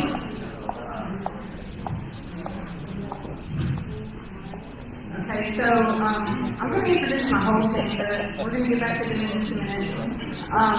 For House District 5, I've got Debbie Buford, and she is a state content writer. You want to come up here too? Okay. Jude is a district captain for House District 1. Shelby is a district captain for House District 7 in the redistricting. And Jessica has just been promoted, so to speak. She's now a state coordinator for Education Action, Parents for COS. I know I've got, Elizabeth is back there. She's a state content writer. Jill is right here. Raise her hand, Jill. She is in House District 1. Bree is in House District 11. She's our event coordinator. She does a fabulous job. Anyway, because I brought these people up today, I'm going to say this. This is for Jessica. It's a Patriot kid. We don't hand out a whole lot of Patriot kids, but it seems like we are today. These people have gone over and above to help them everything we do. And so she stepped into the role willingly, and she came up with a complete manual for how to put volunteer parents in schools to help with the CRT issues, to monitor the schools and stuff. So, With a tremendous amount of help. yeah, this would not have gone off today without all of you helping. I mean, all of my team helping. I mean, everybody here had something to do, and they did, and they stepped up in big ways. And Shelby gets one because she's just worked her tail off. And Jude gets one because he has done everything we ever asked him to do. And it doesn't mean because it's the first time I asked him, he normally comes right to it. Anyway, he's my brother from another mother, really. And Debbie gets one because she has been my state content writer. I send everything to her and ask her, wordsmith from this for me, please. She and I decided early on we were going to be Thelma and Louise, and we were going to drive this car off this cliff, and we were either going to put together a team for House District 5 or die trying. So not only did we do House District 5, we now have all of House District 6 is in District 1, and I'm just really proud of them. And I guess that's all, unless Erica wants to say something. Erica is our co-state director. Oh, there's John. Well, you want to come up here, John? Yeah. I don't have a pen for you, but anyway, go ahead. I'll pin him. John got his pen already. So John has been with conventions. I'm Erica Hatfield, first of all, convention state director. But I just wanted to also say, John, she started to cry. John has driven everywhere. His words are always, "I will drive anywhere, talk to anybody." I will go anywhere, anytime, and talk to anybody about the convention. Yeah, so he has driven around the state. But he was the one who started East Texas. So he has gone from one club to another talking about convention of states where anybody would listen to him, right? So he didn't know what he was doing in the beginning. Sometimes both of them listen. He was just talking. He was just talking to people, and then he found Susan. Right. And he will tell you, he didn't know what he was doing. He was just talking. He found Susan, and Susan then started this team. And now he says, okay, now I know who I'm looking for, and now I know what kind of person I'm looking for. So now I'm going to go start looking for them in other Senate districts. So we really appreciate you, John. And John did get his Patriot pin already last year. So, but anyways, a lot of people ask me, Convention of States, it's why are you guys interviewing local candidates? And so Convention of States is based on Article 5 of the Constitution. Article 5 tells us how we can propose amendments to the Constitution. The Constitution has been amended 27 times. And the proposals came out of Congress. So that's Part A of Article 5, is Congress can propose amendments. Part B says that the states can propose amendments. So, the states created the federal government. And the states need to come back together and rein in the federal government. So that's what we're about. So when those proposed amendments come back to the states to be ratified, and ratification process, I always have to explain it because not a lot of people understand it, but it's like bills. It has to go through the House and it has to go through the Senate before it passes. And so in order for that to happen, we need to grow a large grassroots army within our state so that when those amendments come back to the states, that we know how to, we have an educated, large grassroots army that understands this process and can help those amendments get passed.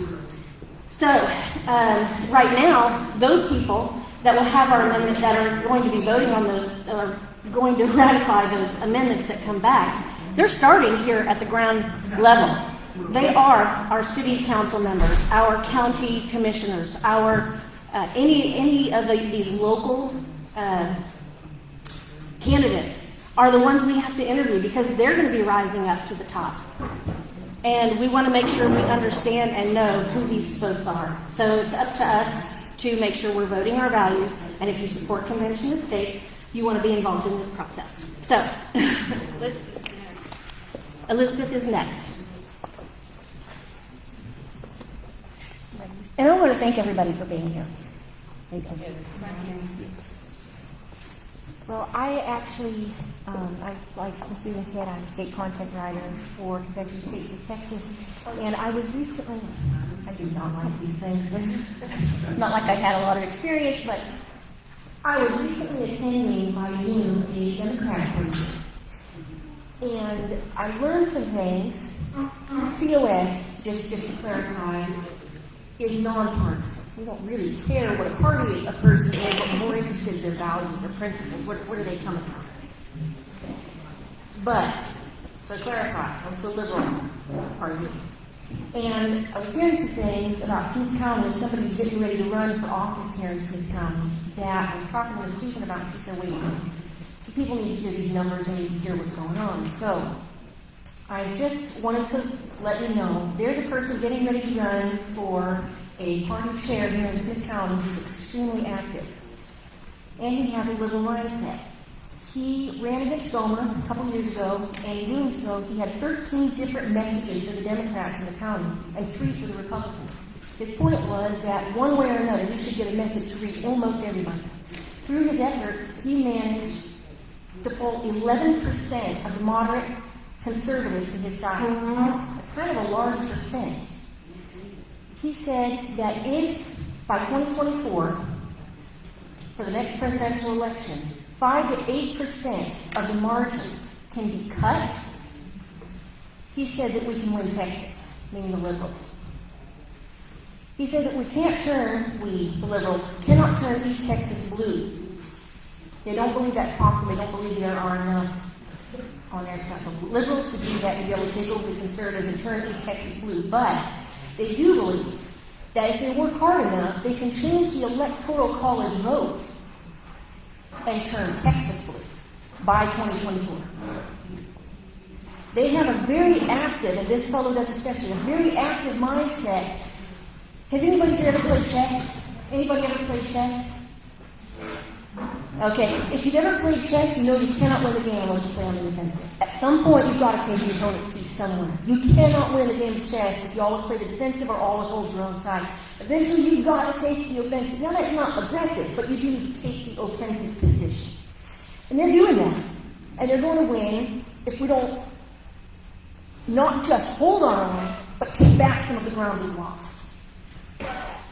It's an interesting kind of side note, too, on the Electoral College. If you can turn a whole state blue by taking over the Electoral College in one region, it just goes to show how the Electoral College is meant to work for giving the voice to the minority, not working off of a democracy where you have 51% take over the state, but where the minorities each have a voice. That's the whole point of the Electoral College. It's just an interesting side note on how that works.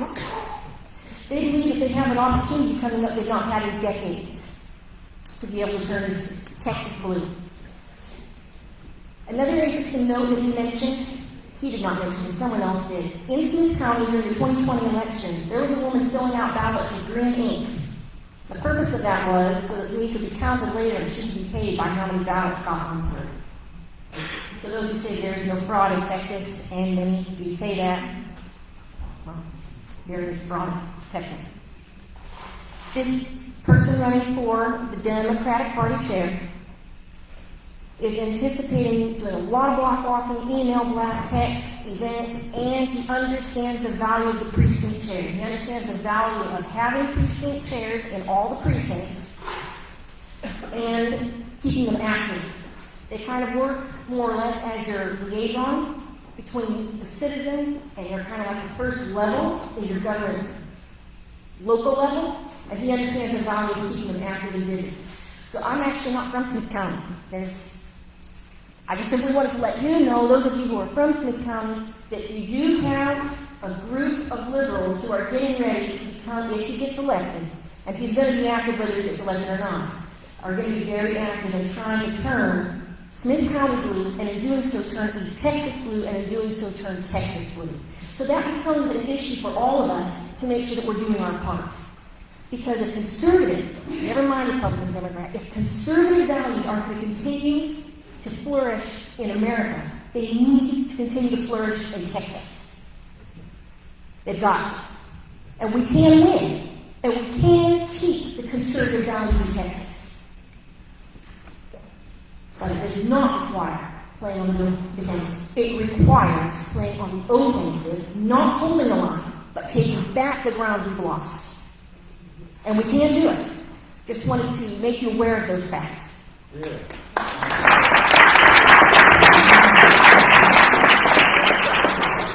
She's a political refugee from Washington State.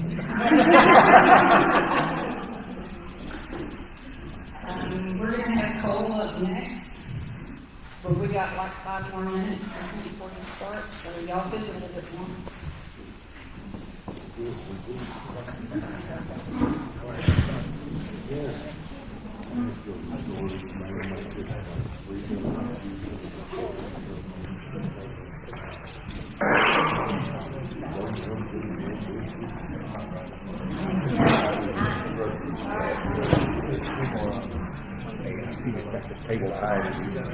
I'll see this guy with this table higher.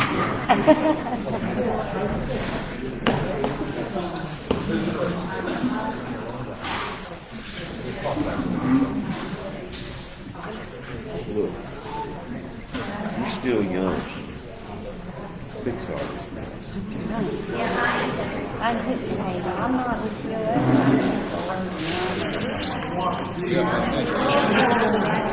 But I thought you said we were ready. Hopefully we'll buy this one.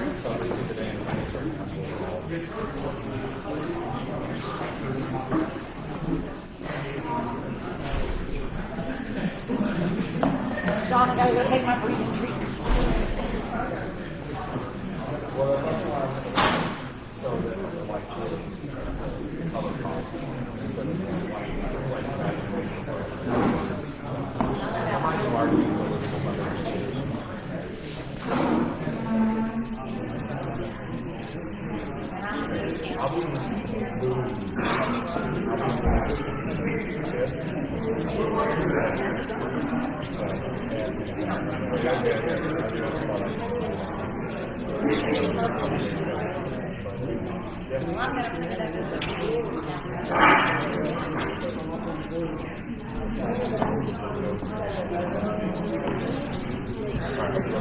Good girl.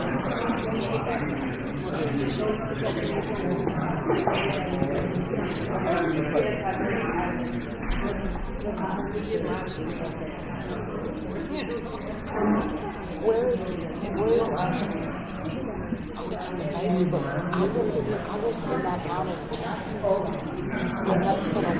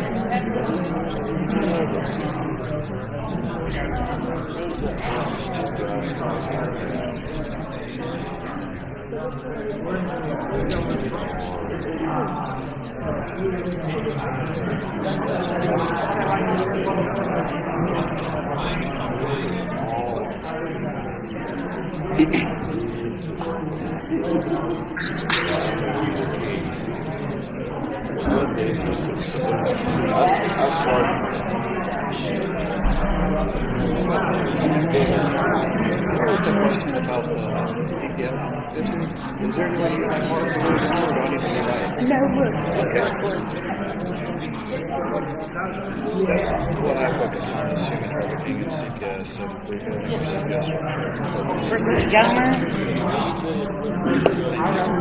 Thank you, folks. You're welcome. Yes, sir. I've been trying to keep the cards, so, this goes with this goes with that. That's awesome. Thank you so much. You're I like welcome. what y'all are doing. I love you, sir.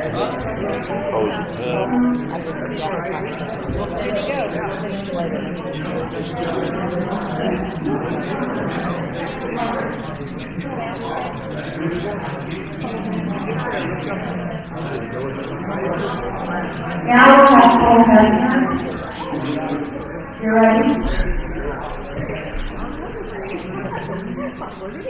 I was in the back a while ago and I saw somebody. I think it's 20, 30. Yeah. To tell about my retirement. Okay. And 15 minutes of questions. And the deal I can. Yeah. is, this guy right here has got like over the 1 minute.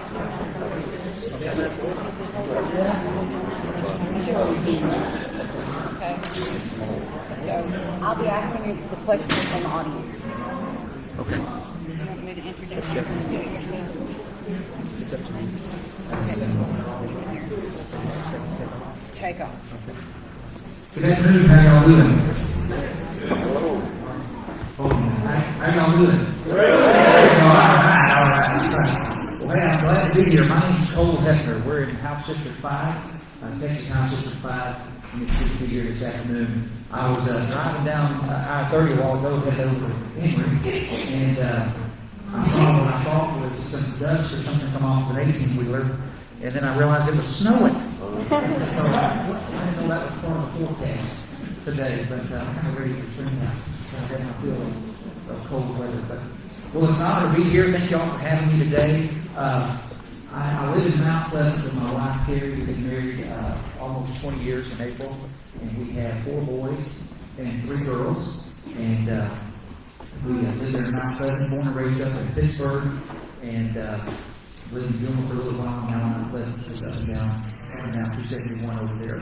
And so good to be here today. I want to tell you all just a little bit about some of the things we accomplished in the legislature this last session, and kind of do a legislative recap on a handful of things, and then y'all can fire some questions at me. Always makes me nervous, we never know what's coming, but that's also the good part. The good part, unscripted. But as y'all know, the Texas legislature is only in session 140 days every other year. Now, some people think we ought to be in session every 140 years for 2 days. And I would vote for that amendment if somebody drafted and filed. But I think the less government's in session, the less they be filing things up. And so I like the part-time legislature. It's a little bit tough on finances because it doesn't pay the $600 a month, but it is good for us to be forced to come home and live under the laws that we created. We have businesses and jobs and things like that, so that way it keeps us from losing touch with our constituents in the real world out here. And so we had a 140-day regular session, and we had 3 special sessions. Didn't quite go the full 90 days. I think we had 87 days of special sessions where we got a lot of the best stuff passed. We had a national redistricting map. Every 10 years we have to count the people and move those lines around, make sure that each district is proportional. And so we lost Morris County in that redistricting and picked up Upshur County. Everything else pretty much stayed the same thing. I know I've got at least one Upshur County resident here from New County, Mr. Bishop over there, and maybe some more here. But looking forward to representing Upshur. We had a really good conservative session. The most conservative session we know of in our history of our state. Some people want to argue with that, and I would say point me to one that was anywhere close to as conservative as what we got done. As one of the most conservative members of the House, representing one of the most conservative districts in the state, didn't get everything I wanted done, and so there's always more to do. We push and push to get everything, but we don't. So we got to keep going back until we accomplish those things. So we passed constitutional carry finally in the state of Texas. We're the largest state to pass constitutional carry. It's been tried before in Texas, but we were able to get the right people in the right places and get that bill passed into law. And I want to explain to people, most of y'all here are pretty sophisticated and probably know what that means. Constitutional carry in a lot of different states and a lot of different people, it has a different definition. There's different versions of constitutional carry. So what ours did is it just said if you're 21 years of age or older and you can legally possess a firearm, then you can legally carry a firearm without a license. All the prohibited places like schools, courtrooms, things like that, guns are still prohibited. But if you're 21 and you can possess a gun, you can carry it without a license. The license to carry is still available to anybody who wants it. I'm going to keep mine active. It keeps you from having to wait when you buy a firearm. Keeps you legal when you go to other states that recognize our license to carry. And then if you come down to the state capitol and you have your license to carry with you, you can scan that and you don't have to go through security. You just walk right in with your firearm. And so I carry mine around, and also I have a different card that gets me by security. But if you have a LTC, you can scan that card and you walk right in. You don't have to go through the metal detectors. So we didn't think it was right to have constitutional carry or even license to carry in Texas and not allow people to carry their capital. So you can't carry your capital. We passed a historic Texas heartbeat bill. The Texas heartbeat bill has saved about 20,000 babies since it went into effect. That's not hyperbole. That's not political speak. Those are real lives that have been saved in Texas. ABC News reported today that abortions are down 60% in the state of Texas since that bill was passed. So huge victory there. We passed a bill to implement state spending caps. So we cannot increase spending more than population plus inflation. That's a bill that's been attempted the last 2 or 3 sessions that I was there and never got the votes to get it moved. With all the other things we passed, the spending caps bill kind of didn't get a whole lot of play in the press because of everything else we passed. That may be one of the biggest victories for taxpayers in our state is capping that state spending to population plus inflation. And y'all let me know when I get close. I'll just try to talk about some of these. Use your time. My time. Yeah. You'll give me 1 minute. Okay, good. Spending caps. I passed a bill to rein in executive authority. It was a specific area that we went after. It was House Bill 1500. And we saw during the pandemic that some of our liberal mayors and county judges were closing gun stores. And so we passed House Bill 1500 that says the governor, county judge, or the mayor can never close a gun retail store, manufacturer, wholesaler, or gun range for any reason ever. Even if there's a riot and there's a martial law declared, you still can't close those stores for any reason. So we did the same thing for churches. We passed a constitutional amendment to make sure some of our liberal counties and cities were trying to close churches during the pandemic. when the governor issued his executive order, he specifically said you cannot close churches, but some of the judges and mayors are trying to do it anyway. So on the state level, we get a constitutional amendment saying churches can never be closed. We passed a bill punishing cities that they defund the police.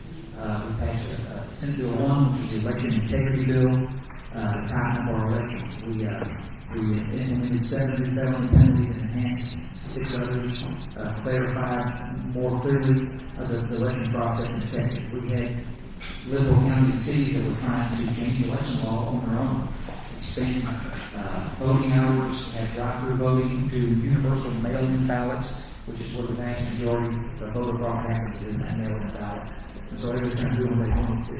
They were taking poll watchers and putting them over in the corner where they couldn't actually see votes be tabulated and tied up. And so we clarified where poll watchers can stand and tied up on the mail-in ballot process and added a bunch of new penalties as well. How many people in here think that boys should not play girls' sports? Everybody? I figured it would be pretty universal. We passed a bill banning boys playing girls' sports. That was a tough lift. It shouldn't have been, but it was. And but we were able to. So I filed that bill in the regular session and the first 2 special sessions. Another rep filed basically the same bill. And I was able to get my version in the regular session out of committee, into calendars, out of calendars, but not in time for the floor date. And so the governor added that bill to the special call. And on the 3rd special session, I did not file my version. I joint authored hers, and we were able to pass hers into law to say that boys can't play girls' sports. So they have to play a sport that correlates with their the sex on their birth certificate. And so, anyway, that was don't know why that was hard to get passed. We had, believe it or not, Republicans with a problem, but we were able to get that through. So just some of the things we did, we were joint author on constitutional carry, joint author on the UIL bill, co-author on the other bills that I talked about, and so we not only voted for them, but we put our name behind them to try to push them through. And so going forward, we just want to continue to expand freedom in Texas and keep Texas Texas, get rid of regulations and taxes as much as we can, and fund the things that we're supposed to be funding and not fund the things we're not supposed to be. We increased border security funding from $840 million per budget to right at $3 billion. That money's being used for the guard down there, for barriers, troopers, airplanes, boats, all kinds of things to try to stop illegal immigration coming over the border.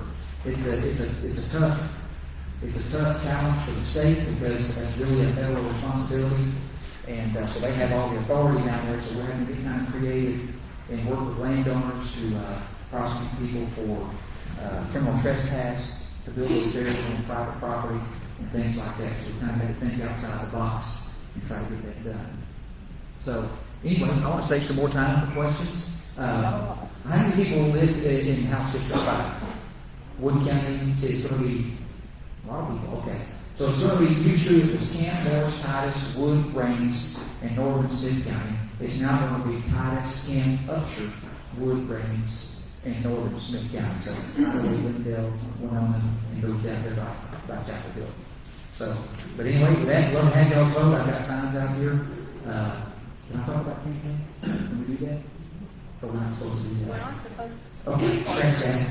We have signs back there. So, we have signs back there. FYI, we Yes. have 3,142 COS petition signers in the district. Great, okay, great. You know, we passed the Convention of States resolution in Texas in 2017, and you know, we don't get as many emails and phone calls on issues as some people would think.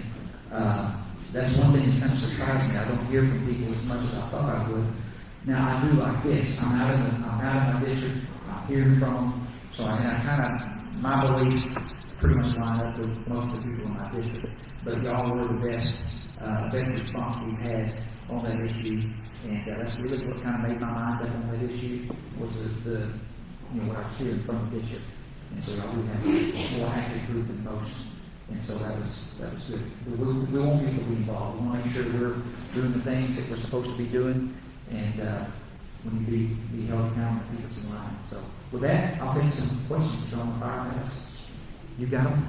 Do you support Convention of States? Yes, I voted for it in 2017. Would you sign a pledge for COS? So what do you mean the pledge? The legislative. So I've got to do some research on the pledge and the details. I was talking to a gentleman over here from Mineola, and so what I want to be careful of is to make sure that we have a sunset on it. That was kind of the thing. Yeah, that was the next question. Yeah. So on the sunset, I think it's a 10-year sunset on it. Is that right? 8 year. 8 year. Okay. So I would. I'm done talking, so now we're in the questions, aren't we? Yeah. Yeah. So, you're giving me the time of the question. So I want to make sure that I learn from y'all. I need to hear from y'all and physically get and become more informed on that. What I don't want to do is kick that sunset out too far or do away with it, and then the wrong people be in control when we send delegates to this convention. And so I want to make sure that I know that process a little bit better before I sign the pledge. I don't ever want to sign a pledge just for voters that want what people want to hear. I want to make sure that I can follow through with it. Do you support banning taxpayer-funded lobbying? Absolutely. I have been on record as co-authoring and supporting that bill. That's a tough bill to get through the process, but I definitely believe in banning taxpayer-funded lobbying. Most of the taxpayer-funded lobbyists, the associations, I don't know what they're doing with their money because they don't come to my office. I don't know if they just don't think I'm worth their time or what. It's like the associations, and I've gone and told some of the guys that are like, hey, you're taking our voice away. I'm like, what voice? They never come see me. But my county judges and commissioners and city councilmen, I have their cell numbers. They text me, I text them back. And so I communicate with them directly. I don't need a lobbyist telling me what's best for my cities and counties. I have a relationship with my city and county government. Agree most of the time, not always. And so, yes, I definitely support that, and I'm on record. What are your thoughts on a Republican majority in Austin putting Democrats on chair of committees? So, we have 85 Republicans and 65 Democrats in the House. We do not have 85 conservatives in the House. We saw in 2009 there were 65 Democrats cut a deal with 11 Republicans and put a liberal speaker in the House. Was there for the next 10 years. And so until we get some more conservatives in the House, if we don't give some Democrats something to do, they're going to unite. They're going to come together as a bloc. And ironically, there are 65 Democrats right now. Ironically, they could go take 11 Republicans and choose the most liberal Republican and put them in the chair. And that's what's going to happen in real life if some of them don't have something to do. And not to mention turning us into Washington overnight and shutting down the process if you one of them don't show up. And so we need more conservatives in the House so that we can get a more conservative speaker. We always work to get the most conservative speaker that I can get elected possible. And so we need more conservatives in the House, not just Republicans. What is Texas state government's plan to combat the federal government's safe drug space, and why is it so hard to get bills on calendar or committee? Safe drug space? And that Biden thing where he's giving away that So I've heard that the crack pipe thing is kind of I don't know if is that real? Is he really doing that? Well, there were many news stations. I'm saying as much as it is about like providing a safe space for methamphetamines and heroin and all this kind of stuff. I would hope that Texas would prosecute and enforce Texas law. Drug laws have state law, police, and federal. And so I would hope that our local law enforcement and prosecutors would prosecute those state laws to the fullest extent of the law. And Texas doesn't have those safe spaces, so I would hope that we would do what Texas law says. So we need to the federal government come in and put that in place. Because that's what they're talking about. Well, they're still breaking state law. So I'm assuming that our sheriffs and prosecutors around here would prosecute the state law. Yeah. Well, but we have those laws on the books, and that's what our job is to prosecute and enforce state law, and that's what our sheriffs and prosecutors are looking to do. How do you explain voting for Democrats for committee chairman? I don't want Joe Strauss as my speaker for the next 10 years. That's why. It's very simple. I'm telling you, in real life, until we get more conservatives down there, if we don't give them something to do, they're going to unite. 65 of them will become a united bloc, and they will cut a deal with 11 Republicans and put a liberal speaker in the House from now on. And so, what we need to do is work on getting more conservatives in the House and stop attacking the people, the conservatives, that are working to advance conservative policy. And so, I don't want Democrat chairs. I want a House where we can run with conservatives. My district is conservative, and so I believe conservative, and that's the kind of policy I want to be moving. And so I want to vote for the policy that helps us best advance conservative things. I received this card from Defend Texas Liberty PAC. I'm familiar. I do not know anything about this PAC. Would you address this statement they have made, true or false? So I just addressed that twice. And the person who sent that mailer voted for rules that allows Democrat chairs 4 sessions while he was in the House. And so the reality is, folks, I hope y'all hear me, I want conservative Republicans in control. And if you want evidence of that, look at what we accomplished this session. We accomplished more conservative policy than we have in the last 3 or 4 sessions combined. Things that didn't even get hearings, things that didn't even make it to the floor in the last several sessions. So we had a conservative leadership team in place, and we were able to move those bills. And so Democrats aren't the problem. It's liberal Republicans that are the problem. And we're going to empower them if we jump the gun on this. And so I'm going to do what is right and what is best benefits conservative policy, not just what feels good politically for the day. What 8 priorities would you file bills to accomplish on day 1 of 2023 session if you are elected? So I don't know what I'm going to file. I do know that I filed more bills on the Republican Party priorities in this last session than any other member of the House.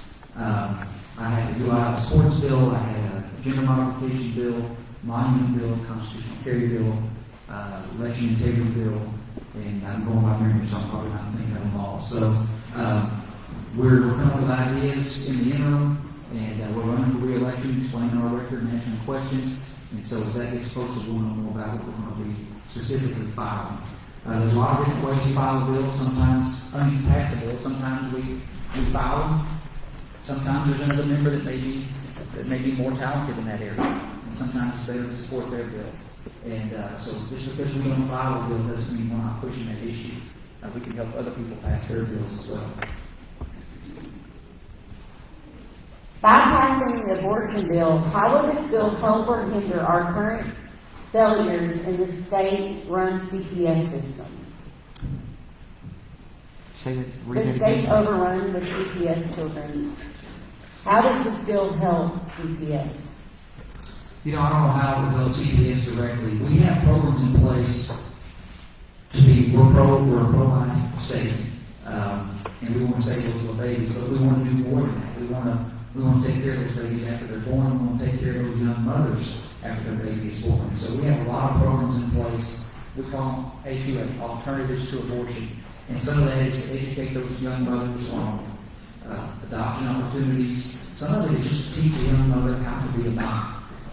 All of us grew up probably in this room with our grandmother taught our mom, and our mom taught us, and taught us how to take care of little babies. But a lot of mothers don't have that. And so we can have nursing programs and things that if those mothers choose to keep their baby, they can be taught and learn how to be a mom, how to take care of a baby.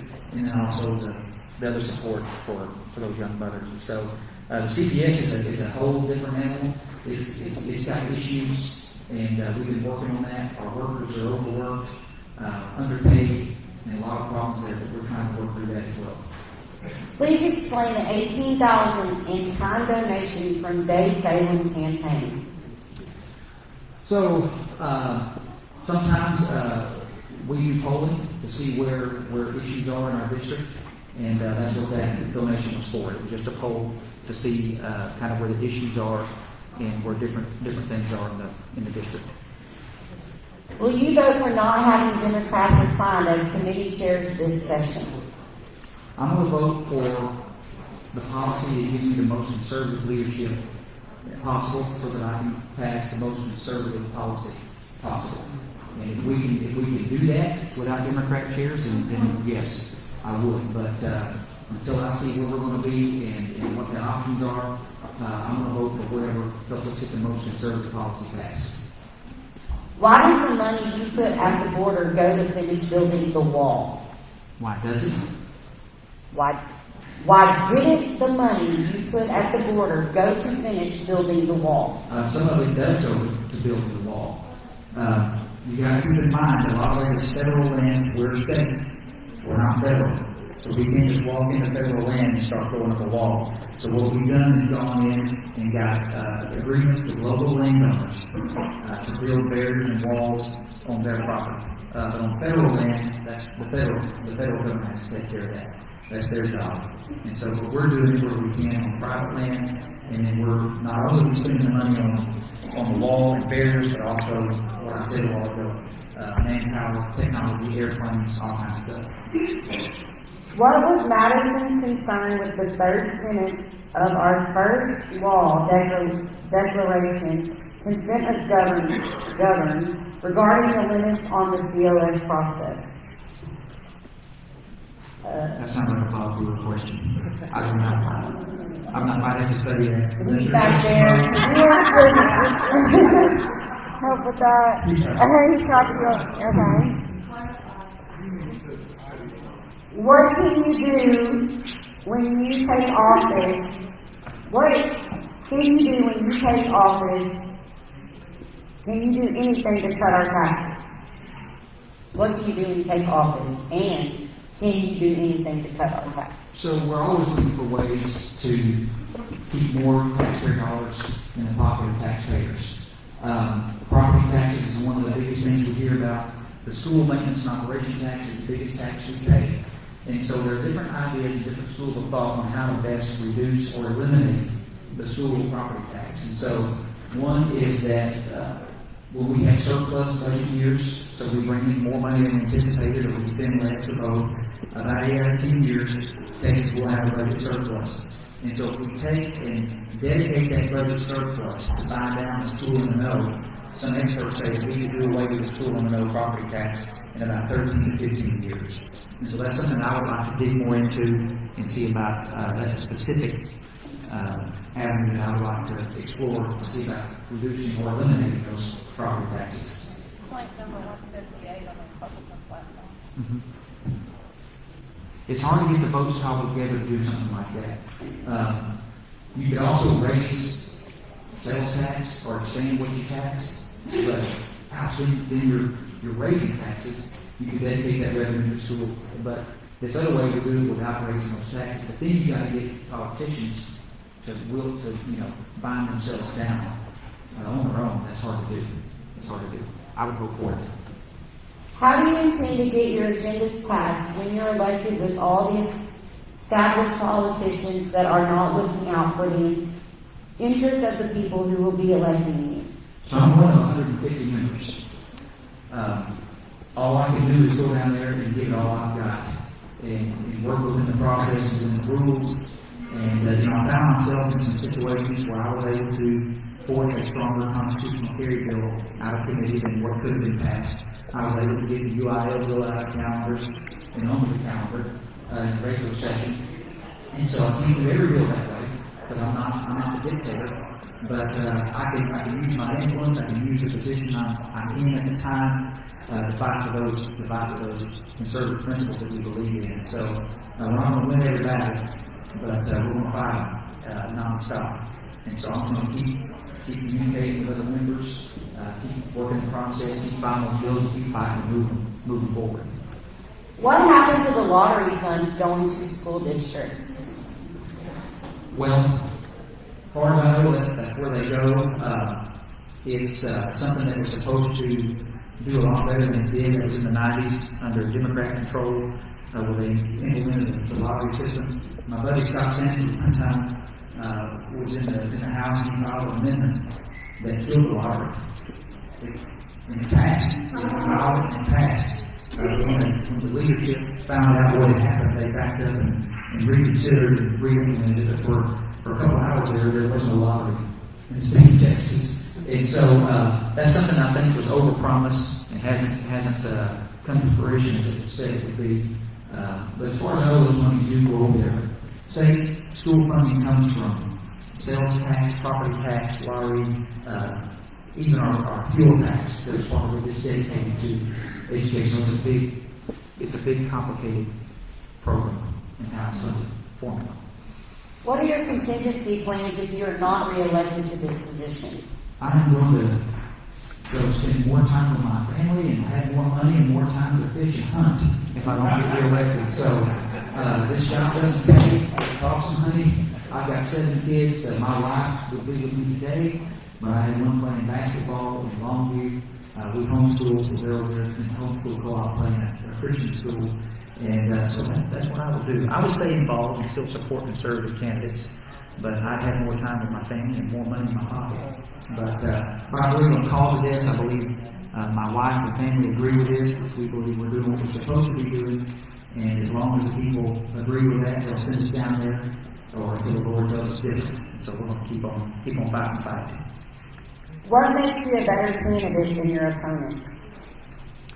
Well, I don't want to talk negative about my opponent, but I will talk about my record. I have over 6,000 votes that I've taken. I'm consistently ranked one of the top conservatives. I would just say, look at what people do. Look at their actions. Don't just look at the fancy tweets and the fancy speeches that people give. See that their actions back them up. There's people that can tweet on Facebook things and go in there and they do the opposite. This happens. And you look at the people that are fighting. When I fought to get the most conservative constitutional carry bill out of committee, I didn't go tweet that. I didn't Facebook it. I just did it. And it happened. And so just look at people. I think my actions back it up. The bills I filed, the bills I voted for, and my voting record speak to where I would be instead of just my words. Did we get through them all? We didn't get through them all. Okay. Is But our time. Brian Hughes here? He's here at 1:35. Brian. Yeah, 135. We can keep going. I have a few more questions here. Okay.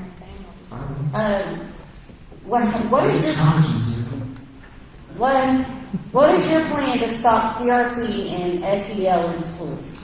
So we passed 2 bills banning CRT this last session. We passed one in the regular session, and it got kind of muddied up, and so we came back in the special session and cleaned it up. So we have banned the teaching of critical race theory in Texas. Yes, we passed 2 bills. It happened. How are you going to hold the schools accountable to not teaching these things when federal government money was given to them through ESSER funds? How do you hold them accountable for that? Well, they'll be held accountable just like if they fail to teach any other curriculum they're required to teach. And I'd have to dig into what those specific penalties are and punishments, but the teachers will be held accountable just like they are if they don't follow other curriculum that they're supposed to be teaching.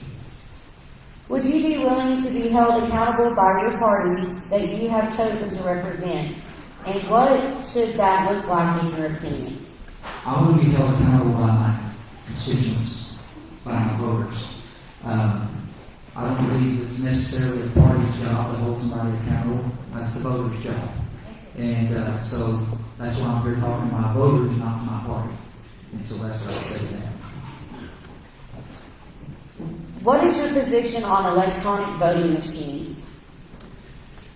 I don't have a problem with electronic voting machines if there's a parallel paper trail to go with it. We have machines that you can vote on electronically, and they will simultaneously create a paper ballot.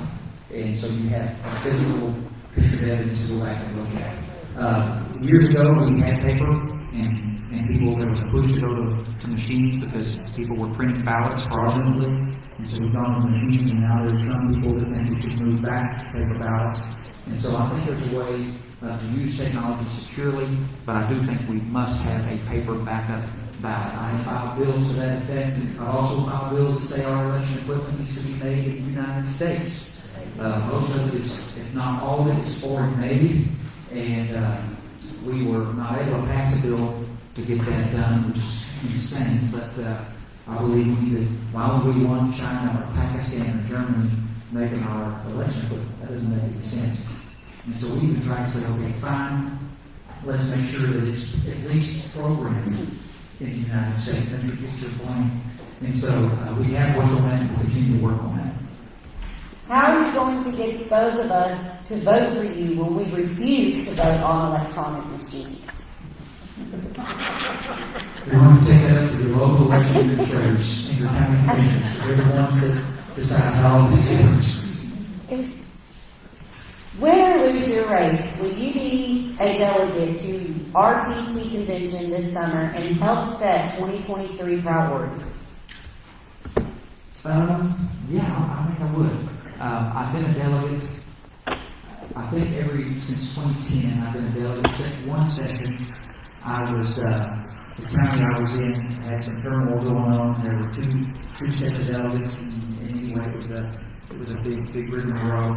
But I haven't thought about that. But yeah, I like going to the convention and being part of the process, and especially now that I know as much about it as I do, just being in it, I enjoy it. I think it's important. So yeah, I would attempt to be a delegate either way. Yeah. Does anyone else have any questions? I don't see Black Tahoe coming down the road. Is Brian Hughes here? He's like my best friend, but sometimes he's not all that. Well, there's a break. He starts at 1:35, so if anybody wants to take a short break, mingle. Well, thank you. I'll hang around here a little bit longer. If you have any more direct questions or want a personal conversation, please know that I'm the busy speaker.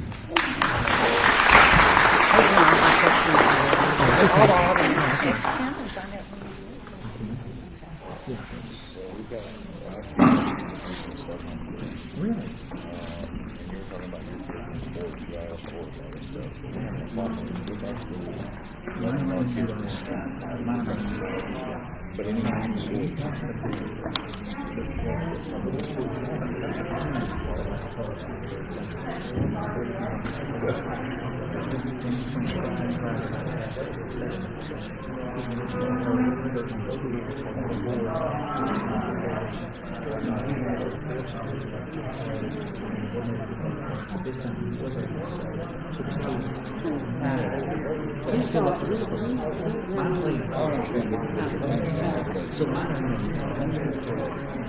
We have a co-op too. Yeah, we're in Henderson, and we joined Taylor Co-op.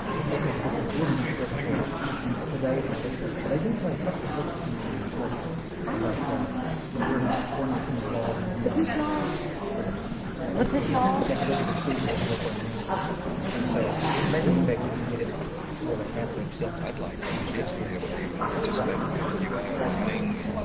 Sure, yeah, just for competition. Separated from public school. Yeah, they can. We weren't able to both support it, but we had to make that change and make it permissive instead of had to. And so, yeah. But anyway, thank you. You bet.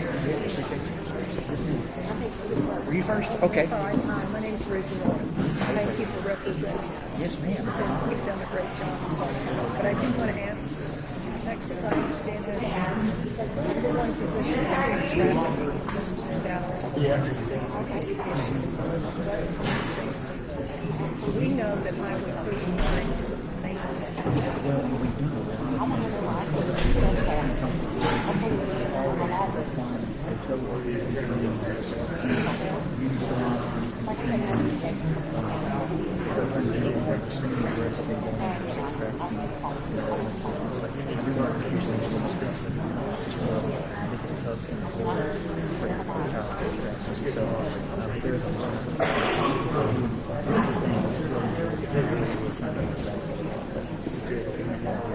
It is, and then I saw on the news just last week that there's this hand sign that I didn't know about. But And if a woman ever goes, well, she goes to this and this and this, that's transparent. And then they said in the video, two ladies, they did this to a national party coming into the process. Yeah. So something we're always moving on and working on and trying to combat that. But it's very much involved. Yes. And you have grandchildren, little grandchildren. Yes. I have three. I have a 16-year-old, an 8-year-old, and a 5-year-old. So, and then all the boys too. So,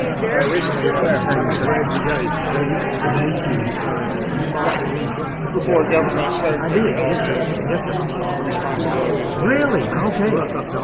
Sure did Reggie did it. Okay. I mean, I just know the trouble that I had, and we got truly. But anyway, we appreciate But I that.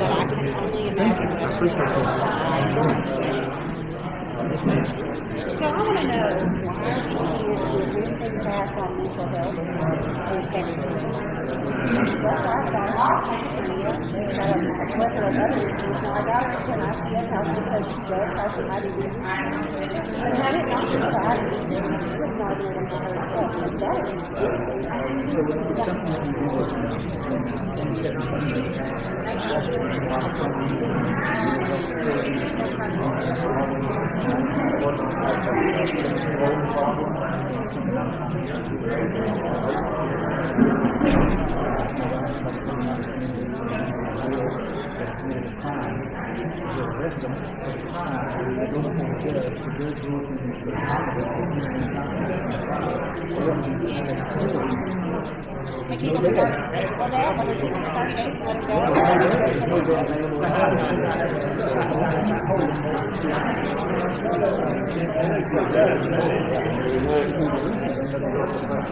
what can I do to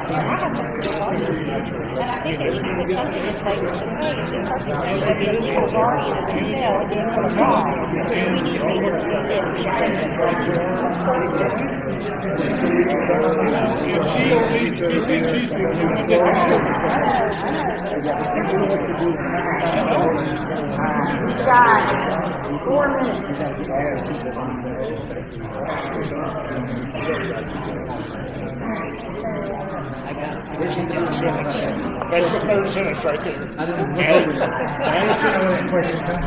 Addison was worried. No. It's what everybody needs to know, right? Sure. And this is Addison's, major. I couldn't stick around for the questions. You're probably going to get it. No, you're all. He's got a different one. What's the last one?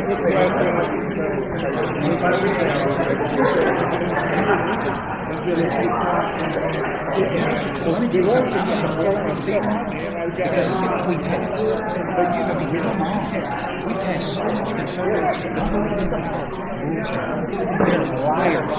We passed this long. I don't have them without spending. I'll speak on Kerry. I didn't even get a period. Spending caps. Election integrity. All these bills have been attended. And so, the results.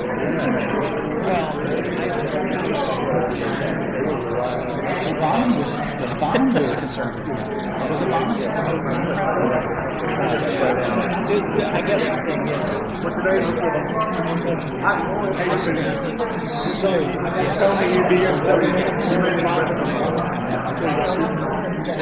I spent 30 days in but keep in mind, this is the member's house. It's not the speaker. He's not the dictator. He don't control the flow. I'm telling you, I'm there. I'm positive. See, I'm a member of the House, and I'm in there living it. There's times that I want him to put his finger on the scale. But no. He gives it to no, he refers to the committee. That don't just willy-nilly. It's read on parliamentarians.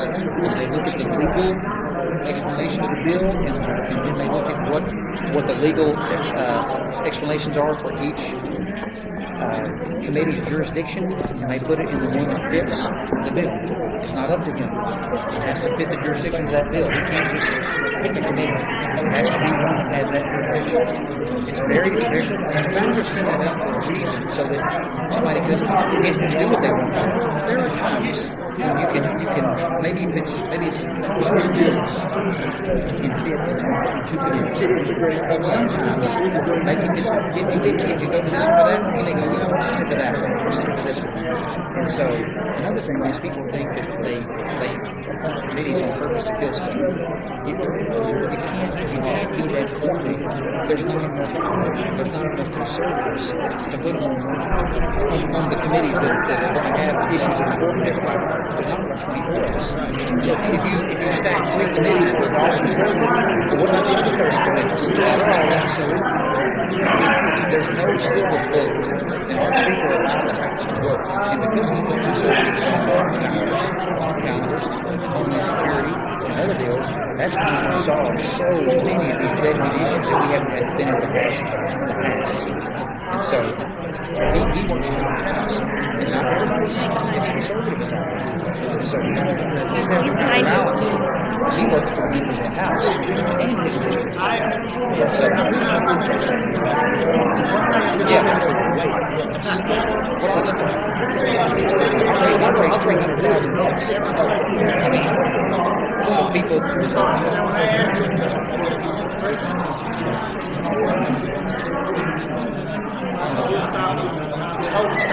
Everybody that has an opponent. His job, this is a part of his job that people understand. As Speaker of the House, it is his job to see that they are Republicans and Republicans. That's the Speaker's job. If he doesn't do that, he won't be Speaker. If he doesn't back up his members, he won't be Speaker. So he's doing the very nice thing because there are a lot of things that he's nothing to lose. Okay. That's his job. That's the Speaker's job. Yes, absolutely. He passed constitutional carry in 2019 for a 2-week period after that recession. He passed the bill. After the 1500 that says the government can't close gun stores, he was getting that bill drafted and let the speaker be handed off to me because he was going to be speaking. That was his bill. And so, yes, as a Catholic, he has 4 boys, he's one of 7 kids, his daddy is one of 13 kids, and he is a conservative guy. But he works for a house that's kind of like British. You know, because that's what's people out here, right? Sure. And what happens, people, they think, really, their five raters are Republican. What's wrong with the state? Republican. The House is true enough for you.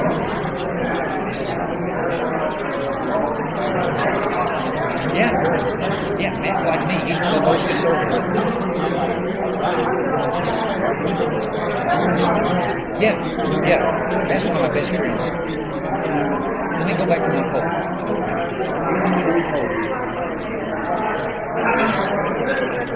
These races here, say this a couple of times, they poll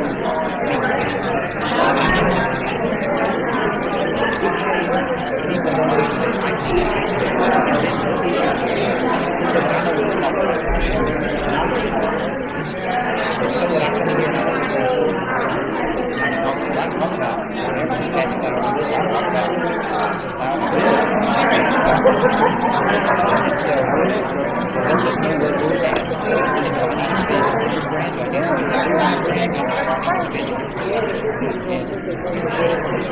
That's not corruption. It's just, I've got to communicate and go there.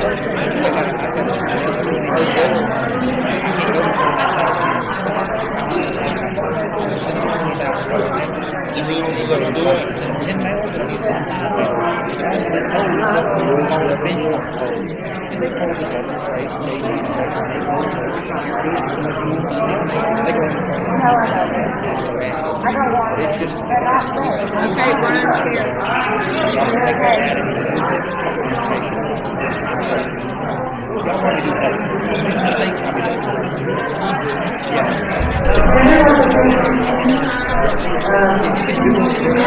this one's very scientific. It was a blind person on our line and had a conversation. If somebody automated these are very expensive.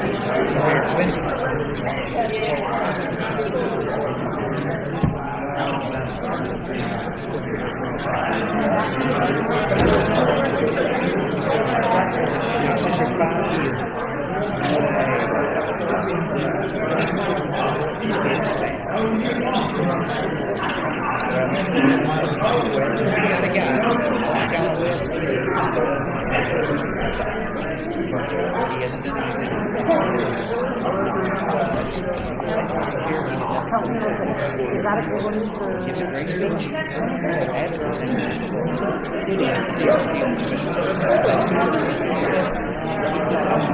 CRT, he signed these other guys.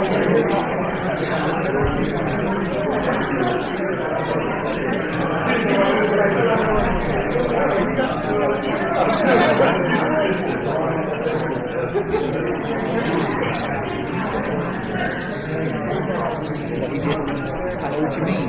If you read chapter 418,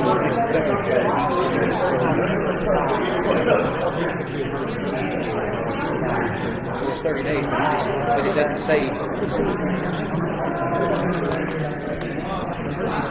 That's why he had that's the morals found out for free. It was limited that to.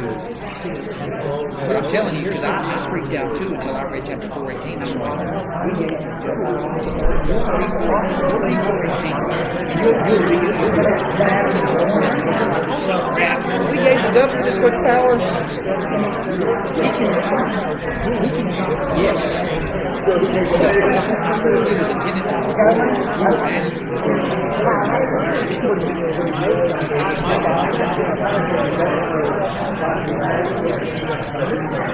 Yes, he was signed out. Yes. Because he wanted his power more clearly defined in a pandemic.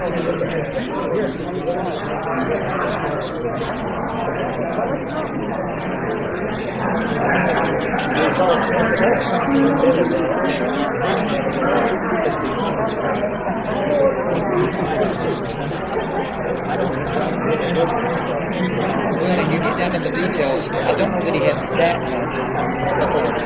But when you said, picture yourself in the issues, a brand new virus, everybody's screaming at the end of the world, he's got to make a call. He either makes this call and everybody dies, or maybe it's not real, not as serious, and you'll wind up not being as bad as you thought it would be. But I give him a little bit of slack, because if I was sitting there and had to make that call, I don't know what I would do. I agree we shouldn't have done it. Looking back, but at the time, I don't know. I was pretty vocal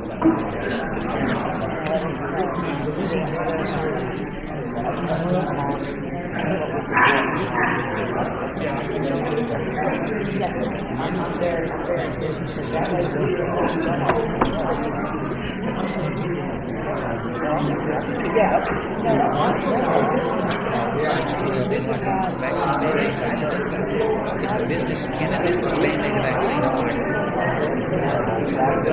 business they can. And so that's I decided it's a personal difference. If you're telling me where it's that's one thing. That's good. 10, 9, 8, 7, I appreciate you listening. 6, 5, 4, 3, 2, 1. Introducing Brian. Yeah. Do I need that or do I need Thank you very much. Thank you. My name is Brian Hughes. As I met before, I represent you in the Texas Senate down in Austin. It's good to be home. We were in Austin for a little longer than we were supposed to be last year. And we normally did it for 4 days every 2 years. And so this time it's got a little bit extended, but the special sessions will work if we get stuff done. But it's good to be home. And thank you guys. I live at Minneapolis, just down the road from here. And I've been to this meeting a couple of times. Many of our convention state friends we know in different contexts. We see each other in Austin, different events, but it's good to be together here. So I was asked to give you a little update of what's going on. You guys know this. You pay attention. You're sophisticated. You read. We're going to go to the house class with you and then take some questions if that's okay. I want to ask you though, I think I know the answer from looking around, but everybody, I know we're not real big on audience participation, but do this one, okay? Everybody do this.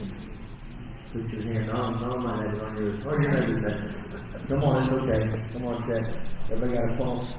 Okay, good. That means you have a heartbeat, right? That heartbeat is the universal sign of life, isn't it? And you know what's been happening in Texas by God's grace.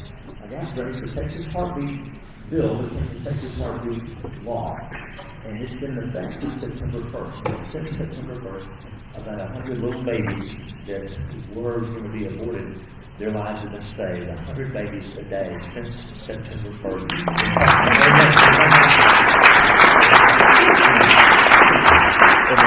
It's a real blessing. Many people in this room, we have labored for a long time in the pro-life. People have prayed and worked, and the Lord's really blessed me. So I'm so honored to be the author of the Texas Heartbeat Bill. I just wanted many people involved. Many people in this room were involved.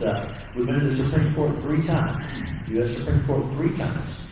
We're Planned Parenthood. So far, we've been something. I've been sued by Planned Parenthood, the ACLU, and the Satanic Temple. I didn't make that up. I think we're a pretty good company, but each time we won, because this law is based on the Constitution, it's based on science. The left often tells us to follow the science, right? We're following the science. Isn't that heartbeat the universal sign of life?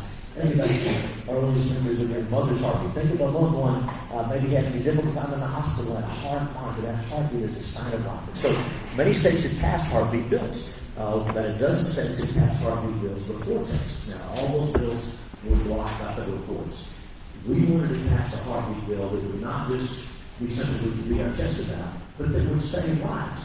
How many of us appreciate that? It's one thing we like to fight, we also like to win. Amen? We want to pass good bills, not just talk about them and yell about them. So, by God's grace, this bill was drafted in a way that it took effect. And we did that for a couple of reasons. At the end of 2020, we had a number of district attorneys around the country. Not around here, but around the country, including Dallas, the Houston suburbs, Corpus Christi, these district attorneys. Those folks who have been elected and taken an oath to uphold the law. They're supposed to prosecute crimes, right? Dozens of district attorneys around the country wrote a letter and said, we will not enforce pro-life laws. They said, you can pass a heartbeat bill if you want to, even if Roe versus Wade is overturned. We will not enforce pro-life law. That's what they said in writing, said it publicly. An open letter to the New York Times. I don't read the New York Times, but somebody sent it to me. It was online as well. And so, when the prosecutors say, we're not going to enforce the law, the people of Texas have to respond to that. We can't just let that stand, right? We cannot let that stand. And so, the Texas Heartbeat Act was drafted in a way that we don't need the district attorney or the governor or the attorney general. Now, the governor and the attorney general, they're for the bill, they're with us. But this law does not require any help from the government. Nor will we pass a pro-life law that's enforced by the government. We get sued and a federal judge blocks it. This time they tried to sue to block it. There was no one to sue because this law is enforced by the people of Texas in private courts, not by the government. And so it's been in effect since September 1st. And I was at the Supreme Court in November, the U.S. Supreme Court, for the argument.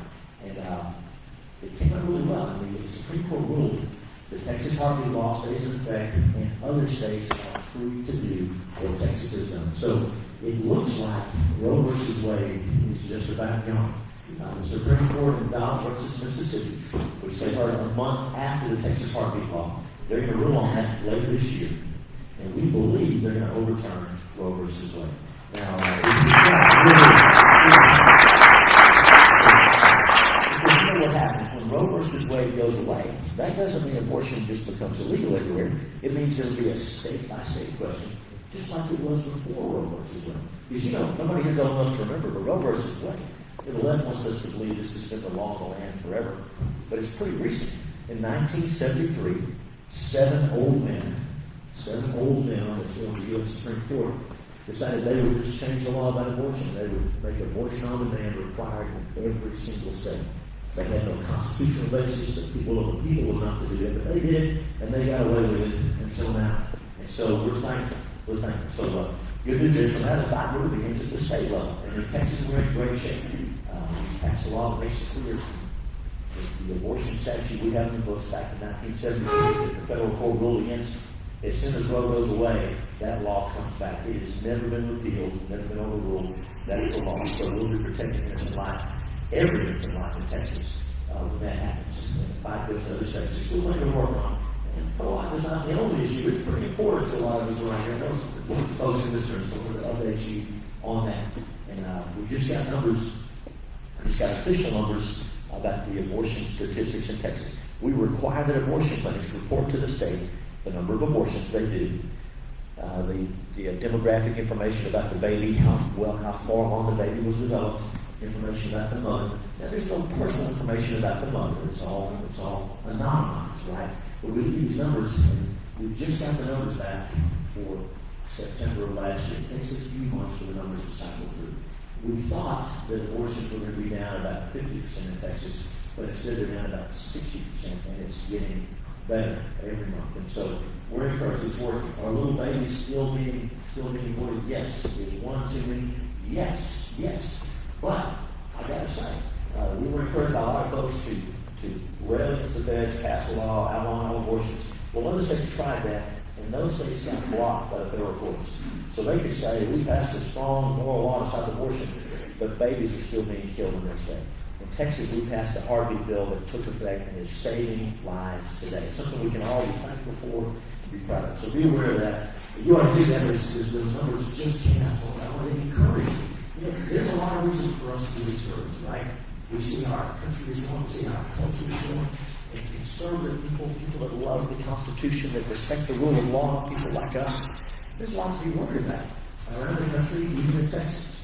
There's also encouragement that what you're doing is working. Praying works, voting works, showing up works. That's why you're here. You know this. So in the case of the pro-life movement, be encouraged with progress. The fight's not over.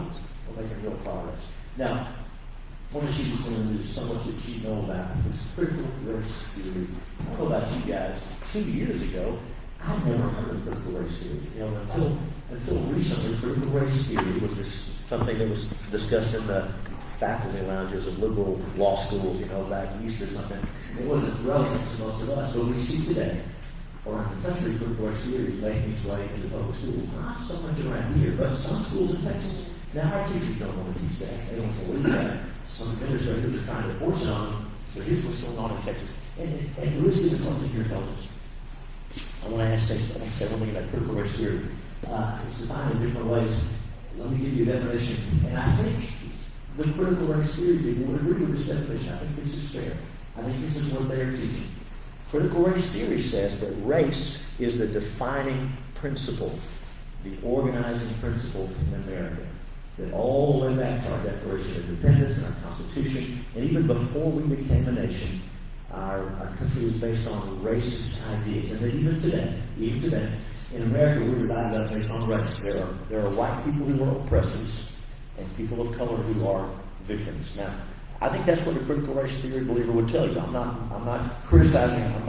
I'm not slanting it. That's what they believe, and that's what they teach. And so, what does that mean?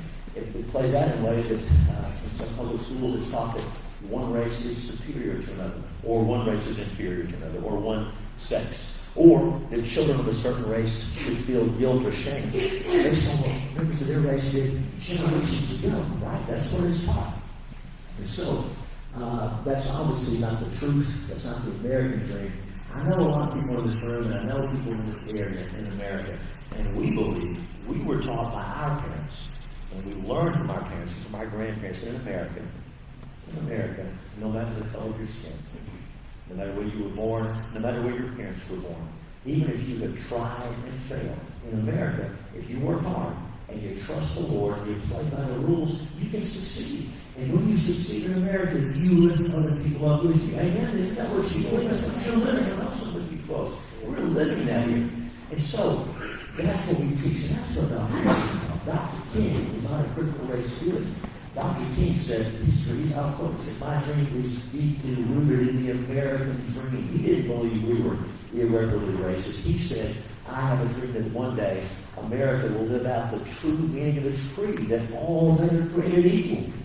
That's not what critical race theory does. But that's what we teach in Texas public schools. And you may have read that this critical race, so to get you up with an accent book, read that. That was in my bill. Reverend Pecker pushed that hard in the House along with the heartbeat bill. They really supported the bill. He's also the one who passed constitutional care. But anyway, critical race theory, the bill banning critical race theory. How many of you have heard or read that we made it illegal in Texas to teach about the Klan or about difficult things in our history? That's what the left is saying. They're saying that we made it illegal to teach about the dark parts of our history. There's a technical term for that. It's called a lie. It's called a lie.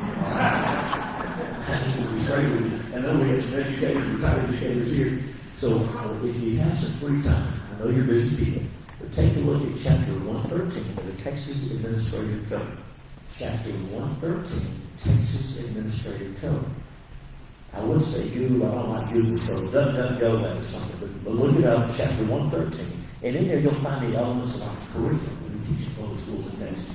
And it is great stuff. I mean, there's stuff. The truth about American history, like I was taught by Coach Day, you'll find American exceptionalism. You'll find free markets. You'll find the roots of our country. And you'll also find those difficult things in our past. You'll find that in Texas public schools, we are required to teach. We are required to teach about the Ku Klux Klan, about eugenics, about racism, about Jim Crow, about the Holocaust. Difficult, dark things that we're ashamed of. Yes, we teach those things in Texas public schools. We must teach those things. And what do we teach? We teach how we overcame those things by coming together as Americans, not by dividing ourselves based on race. And so, that's the law in Texas today.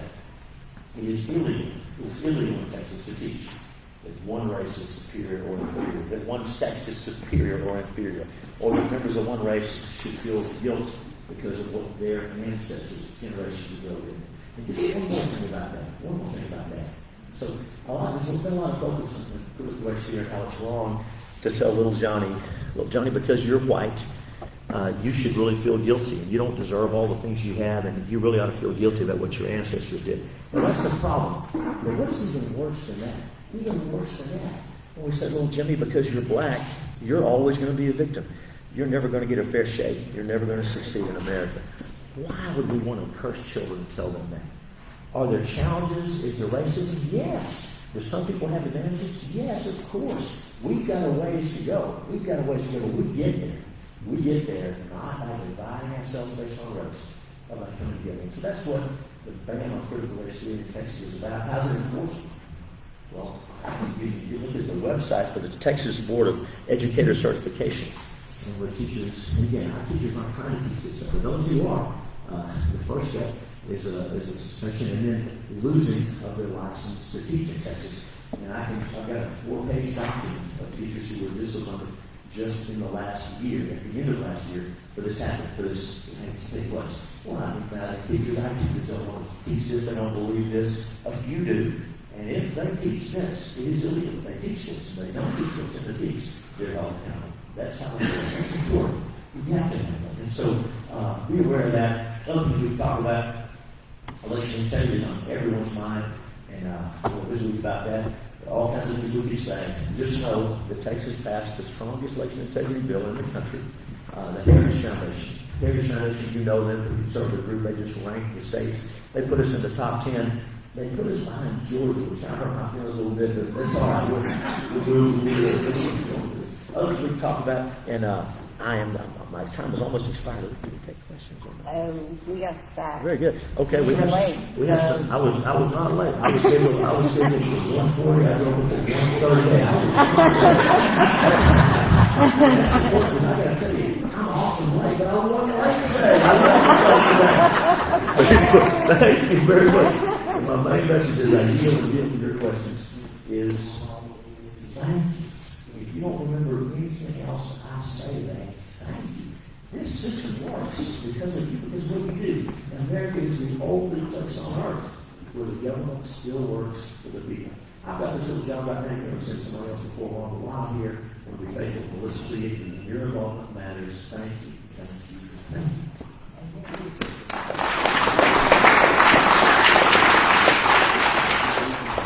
Do you support Convention of States? Yes. Would you sign a pledge for Convention of States? I voted for Convention of States. I was my first term in the Texas Senate in 2017. We passed Convention of States. I was a co-author of it. I've always been for it. Absolutely. Thank you.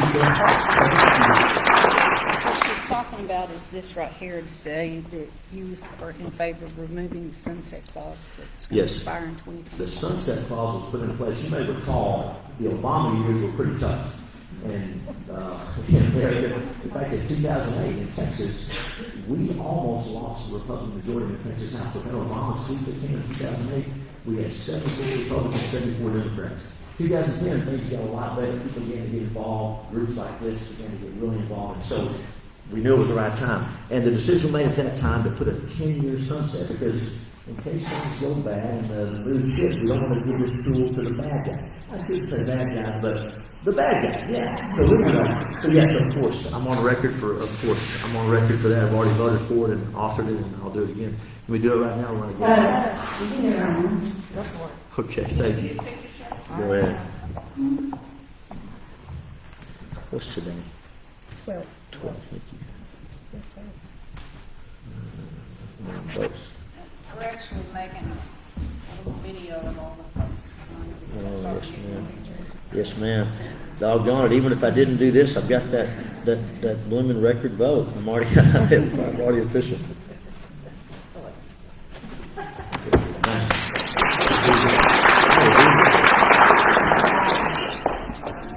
Do you support banning taxpayer-funded lobbying? Yes. The taxpayer-funded lobbying ban in the Senate came through the Senate Committee on State Affairs. I'm honored to be the chairman of that committee. Gave the bill hearing, I co-authored the bill, voted the bill out, voted for it in the Senate. Yes, of course. That's easy. This is a 2-minute question. Is there any way you can tell us more information on bills so we can help make our voices heard? You've been a great question. We were talking about that. So we, a couple of things. You guys know how to navigate the websites. On Facebook, during the session, we try to put updates, but maybe we don't put up details. Sometimes, folks in this room want a whole lot of detail. You'd like bill numbers and believe it or not, this is going to shock you. Some voters are not as engaged as you are. I know. I wish they were. But yes, we normally put, when we have a hearing, here's the bills up for hearing, here's the bill we're pushing. But yes, we can, I tell you what we can do with those posts, we can put the bill number, we can put a link to the website of the state, and yes, we can easily do it. And of course, always call with a question. But yes, we can do that. We can post the agenda. Some folks don't like that stuff, but the folks that do, listen, selfishly, I want y'all to have that information. I need you to have that information. So yes, ma'am, that's easy. As a member of the National Guard, I feel that our state's military is gravely confused and neglected. Do you intend to represent the National Guard and protect their rights? Yes, and so there's y'all probably know there's the Texas State Guard, there's the National Guard. They're not the same thing. Of course, the questioner knows that. Yes, of course. We've done a pretty good job for veterans benefits in General Texas. We provide more than most states. Not enough. We can always be doing more. I don't think anybody argues with that for veterans, for folks who are wearing a uniform. And I'd love it. I'd encourage whoever submitted the question to visit with me. Tell me some details. But the answer is yes, but I'd love to get some details on specific areas we can do better. Why is a heartbeat the test for life when the first and second sentences of the U.S. law define and life begins? What can you do to make those are measured? So the question to that one is the heartbeat, and then what is it when the first two lines of U.S. law? What was that? Why is a heartbeat the test for life when the first and second sentence of U.S. law define when life begins? Got it. What? So, go ahead, please. What can you do to make these are measured? Okay. So I'm going to say I'm always going to be humble and teachable and listen. I think if anybody looks at my record, you won't find anybody in the country who's done more for the pro-life movement. But again, I can do more, I can do better. But I hope there's no question about that. But to answer your question, I want to make abortion illegal. I want to protect every innocent human life from conception to natural birth, to natural death. We can pass a law that says that, and when we do, we've been doing that for 50 years, and that law gets blocked by a judge, and then in 3 or 4 years we get back, and maybe we win, maybe we lose. We wrote the Texas Heartbeat Law because we wanted to save lives today, and it's working. 100 little babies a day are having their lives saved because we went with heartbeat. Now what's the next step?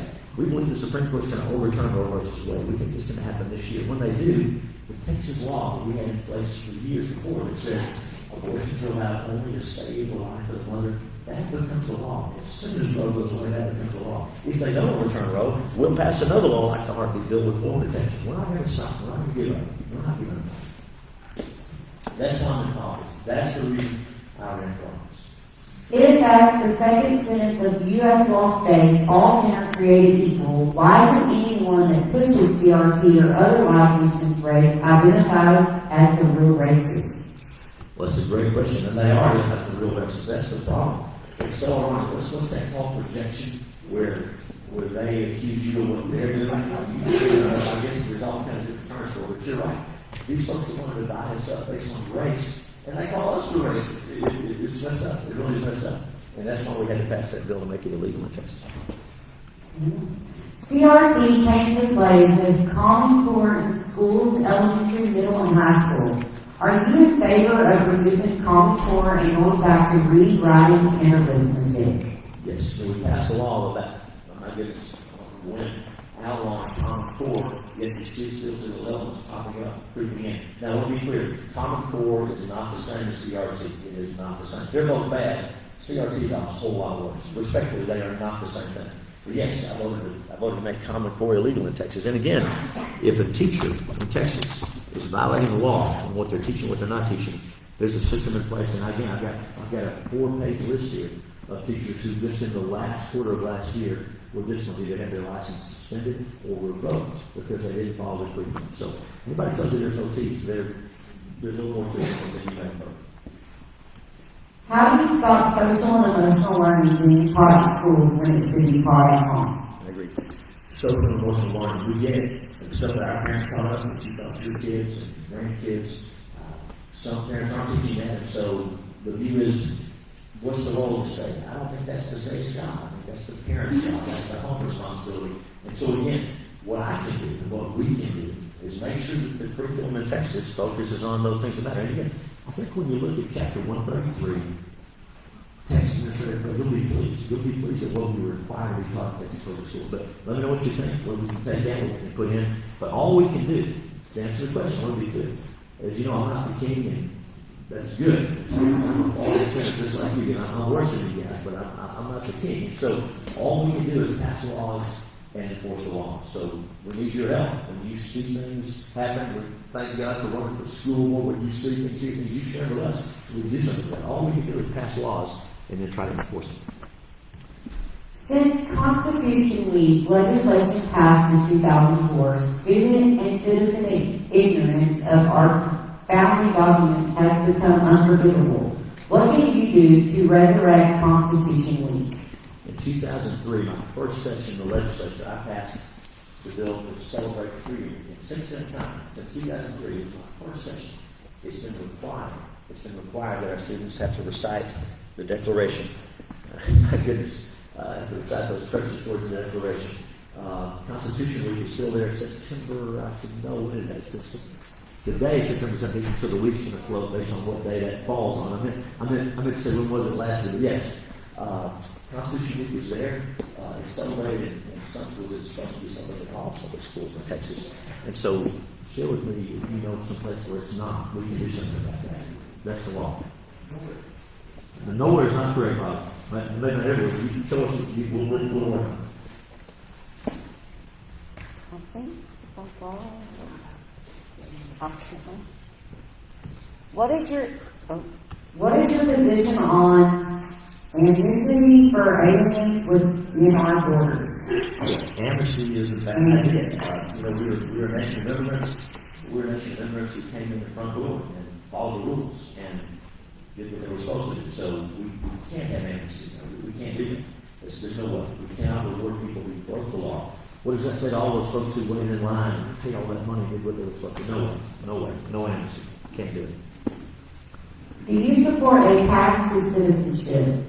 So here's what I'd like to see about practices. The answer is no, not as that term is used. Here's what I would, if I were king, here we go again. If I were king, here's what we do. I'm not the king, but it seems to me we could say to everyone, if you're in this country illegally, we're going to give you 30 days, and you've got to go down to the courthouse, post office, and you've got to register. We're going to get your name and address and your biometric and data and figure out who you are, all right? Keep track of you, make sure you're not a criminal, make sure you're not a felon. And then we're going to show you where to pay your taxes, where to buy your insurance. And then if you do that, you want to stay here and work. You're not a citizen. If you want to stay here and work and go back and forth, we'll work on that. If you want to become a citizen, you got to get in the back of the line and go through the system just like everybody else. So path to citizenship, no. The language is shut down.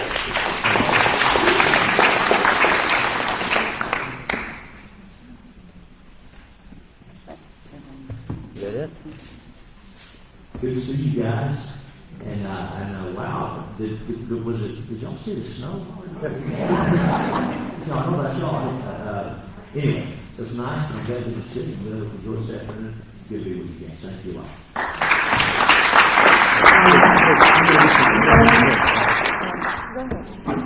So in the sample, told me that I get to introduce the next speaker. But oh yeah, there was all the questions. Yeah. Thank you. So y'all probably haven't heard of Louis Jones, but he's a member of Congress. We love Louis Jones, obviously. We love him to death. Thank God for him. He's in another fight now, so good battle. We're all involved in that. So there's an open seat for Congressional District 1 now. Now, Wood County does not lie in Congressional District 1. It's over in District 5. But most folks here live in Congressional District 1. And so this seat has not been open since 1996. This does not happen very often. And we are blessed. We're blessed to have a system where we can choose someone from the community that we watch. And so this guy, you may have read about him, you may have seen his work as county judge in Smith County. He'll tell you about his background and he's going to answer some questions. But in Nathaniel Moran, we have someone who has proven himself as a conservative. He stuck to his principles even when it wasn't popular. And he put those principles into practice. Many of our friends, talk about these things in a very esoteric sense. He's put them into practice, and it works. His family background, growing up, working hard. His father came to this state. He started a Bible college. That tells you a lot about who he is. And so he was running for Congress in Congressional District 1. And most of us here in that district, whether we live in Wood County or not, it's a huge area. And if we want someone who's going to vote like Congressman Miller and articulate those conservative positions and stand up and fight like Congressman Miller, there's no one I'd rather have than Nathaniel Moran. That's why when he asked for Congress, I was there to introduce him. I've been on the radio for him. I don't know if it's helping me hurt even with you guys, but I'm for him 100%. And I'm so glad he could be here to get to know us and answer our questions. And so I get to introduce my friend, conservative Nathaniel Moran.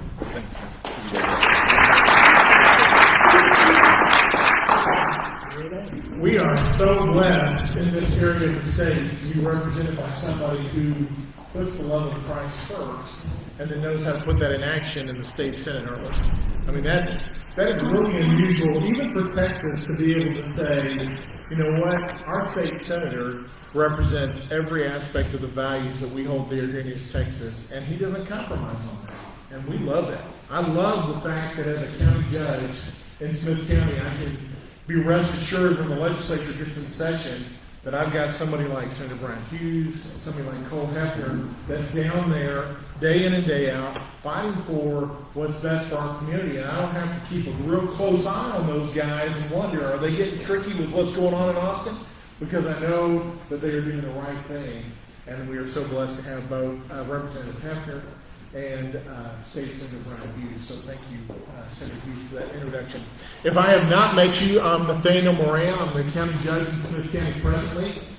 But that will end come this December 31st. I'm either going to go home or I'm going to go to Washington, D.C. For a little bit of time, and that's up to a lot of folks in this room and across Congressional District 1, which now goes, if you didn't know, it goes up to Mount Pleasant from Tyler and Mrs. Wood County, which is just killing me because I love Wood County.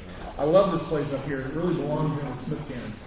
Goes all the way up to Mount Pleasant, then up to Texarkana, and then down the Red River, all the way down to Sabine, St. Augustine, and that area down there, down in Hemp Hills, the very southeastern portion of our district. So it's a big district, 17 counties.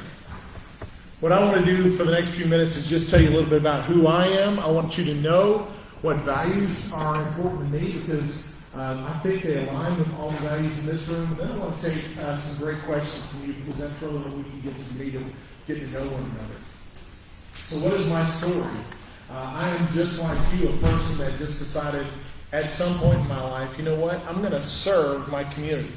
Because when my parents moved here in 1976, I was just under the age of 2. There were 4 boys of us all packed in a station wagon coming from Bible College in Arizona and coming out to East Texas for my dad to help start Bible College out here in southern Smith County. We ended up over the next 10 years living on that campus in a little single-wide trailer, and me and my twin brother sharing a little twin bed, and giving new meaning to that word, twin bed. And really happy when one of my brothers at some point graduated high school and we could actually get our own bed. That was great. But we grew up on a campus where we went to church 3 times a week, and then when there was a camp meeting, has anybody ever been to one of those old tent revival camp meetings? That's what I grew up on. R.W. Shamrock, anybody ever been to Shamrock Ministries in the days, back in the 80s?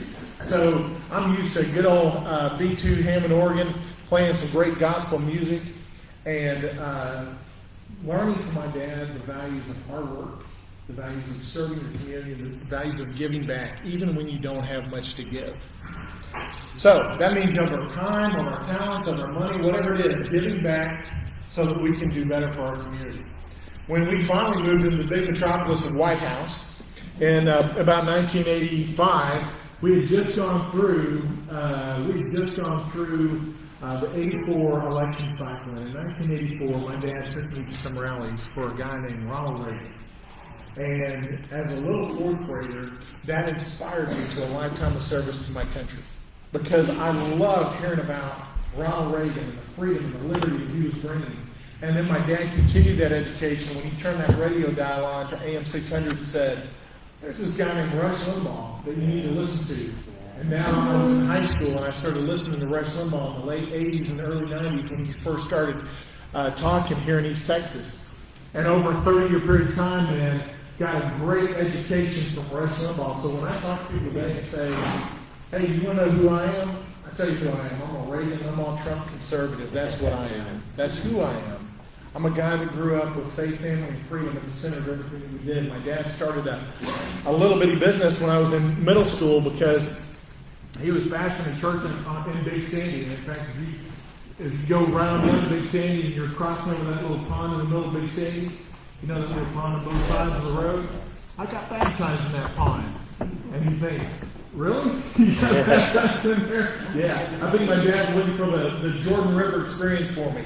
So as a 7th grader, he baptized me and my twin brother in the muddy banks of that little place there because he was pastoring a little church called the Gospel Lighthouse and doing everything he could for that community to instill the Word of God. But at the same time, he needed to provide an income for his family because it was too small to support our family. So he started this vending business right out of our garage. Just him and a truck and a bunch of candy, chips, and drinks. And every night at the dinner table then during my high school years, we'd count the receipts, nickels, dimes, and quarters, one by one, roll those nickels, dimes, and quarters up. And we got to watch that business grow as my dad got up every day at 3 a.m., worked till the day was done, and then got up the next day and did it again. And he did it with good quality service. So I learned how to be a small business owner, and I am a small business owner. Owned a staffing company, and now I've got locations in Central Louisiana, Central Texas, and in Tyler, and I'm proud to be able to put people to work. And what I've learned about that is I know firsthand what government regulation does to businesses, what government taxation does to businesses, and what kind of representation laws we need in Washington, D.C., so that our businesses can grow and do better for our employees. Because I want to pay my employees more and help them out, help them do better, but I can't because the government's putting that stranglehold on us. And they're taking away that liberty at every turn. So that's a little bit about kind of my growing up. When I left White House, I went to West Point for a couple of years, and after 2 years, my family's business needed some help, and I came back, and I loved my time at West Point, and it just killed me to have to give that up to come back.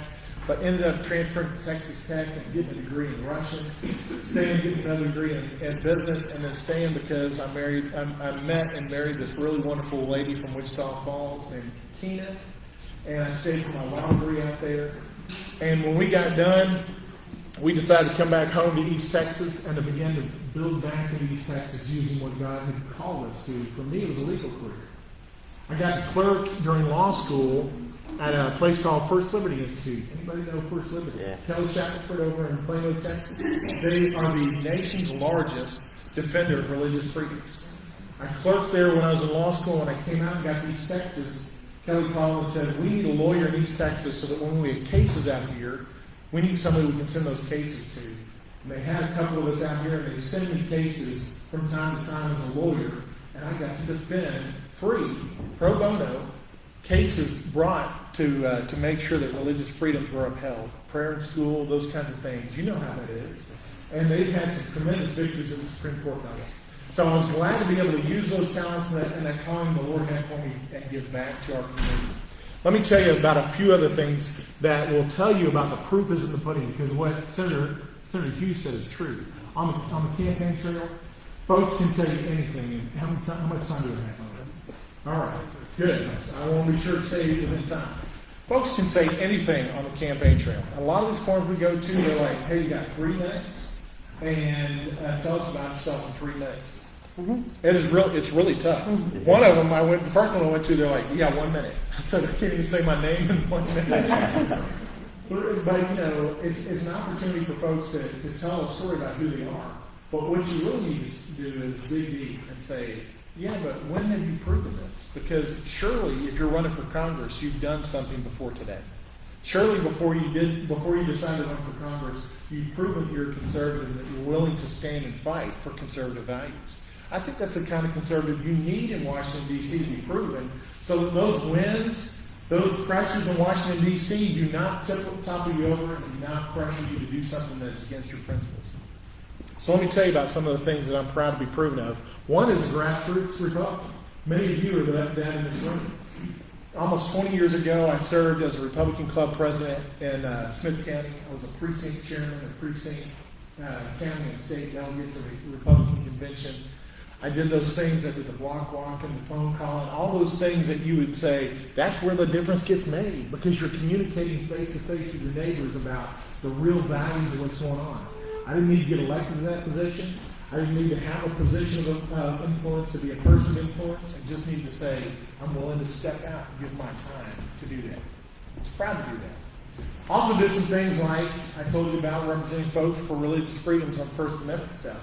And then as I got elected in the office, the last 5.5 years, I've only been in elected office, paid elected office, 5.5 years of my 47.5 years. So don't let anybody tell you that I'm a lifetime politician. I'm a lifetime servant. That's what I am. That's my calling, is to serve others, because that's our calling generally, is to love God and love others. That means to serve God and to serve others. That's what the Bible contends. Those two things. Stood for life. This heartbeat bill that Senator Hughes talked about, as a county judge, if you didn't know this, Smith County actually got sued over the heartbeat bill as soon as it got passed. I was proud to be able to direct that litigation the last 6 months, 3 times to the Supreme Court, 3 times we got those victories, because we knew that standing for life is the absolute most important thing we have to do. Absolutely. That's why I'm endorsed by Texas Right to Life. As a law enforcement, any law enforcement folks in here? Anybody got a connection to law enforcement? Let me tell you something. Thank you guys. I want to say thank you. Law enforcement gets a bad rap around this country. As a county judge, I have an opportunity to work closely with sheriff's office, constables, a lot of folks involved in law enforcement. I've stood with them very firmly over the past 5.5 years, which is why 12 East Texas sheriffs in this district have endorsed me. And we've been able to fight the border cartels by doing a bunch of stuff in East Texas. You guys know they're involved in human trafficking and drug trafficking in Smith County. We started this Texas Anti-Gang Task Force through the Sheriff's Office as a multi-county, multi-jurisdiction entity, and it's fighting the cartels right where they're trying to do business here in East Texas, passing through. We also, this last month, started the Financial Crimes Unit, which is fighting that credit card scammer stuff. You guys know you go to the gas station, put your credit card in like 3 times, all of a sudden your credit card's been taken a bunch. It's the cartels taking your money and using that at the border to get people across and to do the things we don't want them to do here in the state of Texas.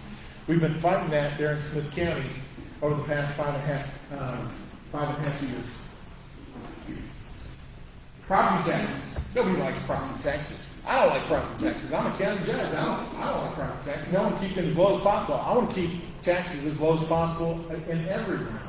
In 2020, in the middle of the pandemic, we were able to lower the property tax rate below the effective rate. And if you guys are in tune with what that means folks in Smith County, on average, paid less in property taxes in that year than they did the prior year, even with the increase in valuation, because we lowered our rate by a full penny, which was more than a half a penny below the effective rate.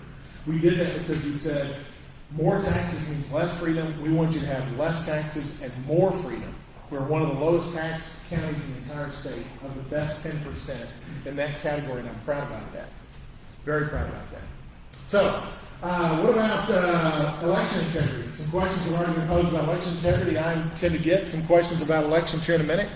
Election integrity, before the legislature was able to take up their bill this last session, 4 years ago we came in and we bought some hybrid machines that are both paper and electronic. So you always have that paper backup. You digitally make your picks and it prints it out, and you can look at it, and you can physically look at it, and you put it in your slot, and we have a paper backup. We do paper roll audits. We did an audit of our election rolls. We did an audit of our security, because election integrity is extremely important. So again, when you talk and you look at who you're going to vote for in this particular race, or who you're going to support, I want you to dig deep on my record. I want you to dig deep about who I am as a person. I've been married for 22 years to Tina. I told you I met her at Texas Tech. We have 4 wonderful kids, 16, 15, 6, and 4. This morning at 10 a.m., I was coaching my little 6-year-old daughter's basketball game at Green Acres Baptist Church, and I can guarantee you that probably any question I get here is not going to be as tough as all the questions I get from those little 6-year-olds during that game. And I'm pretty sure that I'm not going to have more than 2 people cry on my shoulder, and I did have 2 people cry on my shoulder this morning. So that's the kind of thing that I love doing. You know, as a parent, I've been involved in Boy Scouts. I've been a Boy Scout leader with my son. I've been a church deacon. I've been involved in teaching Sunday school for little ones at South Spring Baptist Church, where we go in Tyler, for years. My wife and I have decided we just want to get back to our community in whatever way we can, whether elected or not. And we're going to continue to do that. We believe the call is on us to pursue this path right now. As a family, we know it's going to require some sacrifice, but with sacrifice comes victory. With pursuit of a call comes victory. There's a great song that I love, and I'll leave it with this because I see the stop sign about to be put up. Stephen Curtis Chapman is my favorite musical artist, and back in the early 90s, late 80s, he had this song called For the Sake of the Call. And it's my absolute favorite song, and I play it on the campaign trail all the time, because that is what we're intended to do. Each of us has a calling in this life. That's why we preserve the life of the unborn, because we want them to fulfill their God-given call in this life. That's what I believe I'm doing. I sure hope I can earn your support and vote if you're in Congressional District 1. If you're not, don't vote for me. All right, let's take some questions.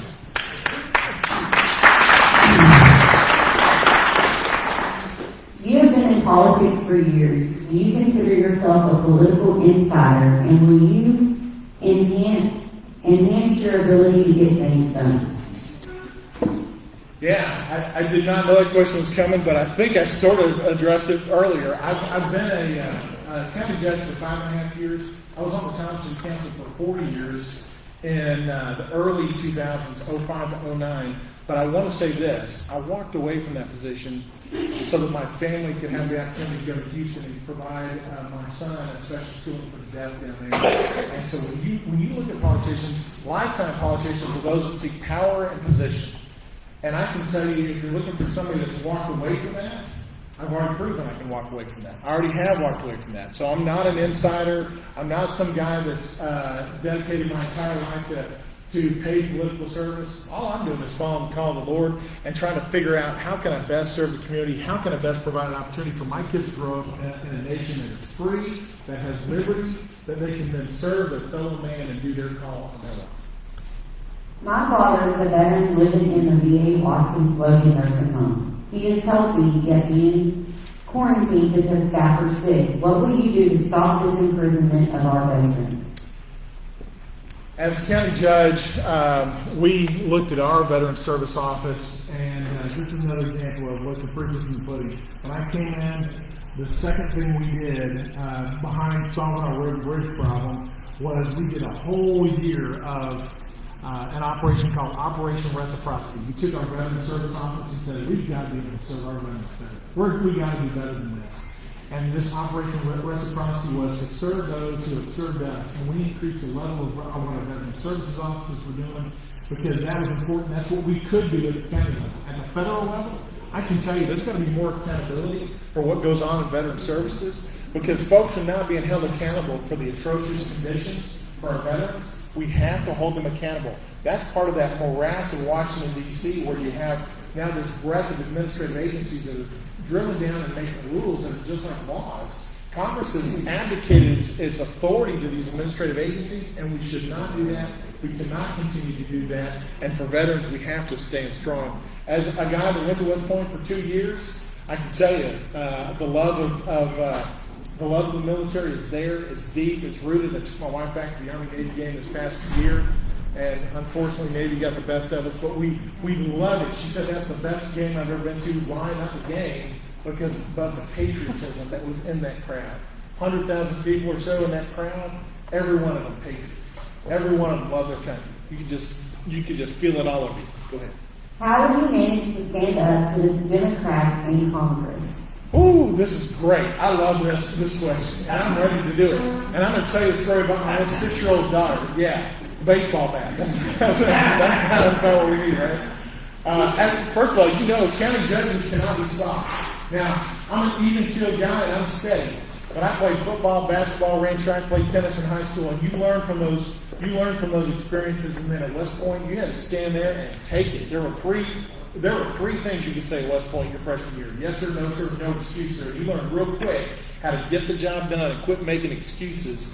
We've got to stand firm against these guys. My commercial is running on TV right now. The last 2 lines say, stand up to Joe Biden, fire Nancy Pelosi, and my 6-year-old, yeah, I know, I do exactly what we need to do. My 6-year-old daughter loves those lines, and she keeps wanting to watch that commercial. And the other day, somebody came to our door. She was having a play date, and they opened the door up, and she looked up at this dad, who's a county court of law judge, and said, my daddy's going to fire Nancy Pelosi.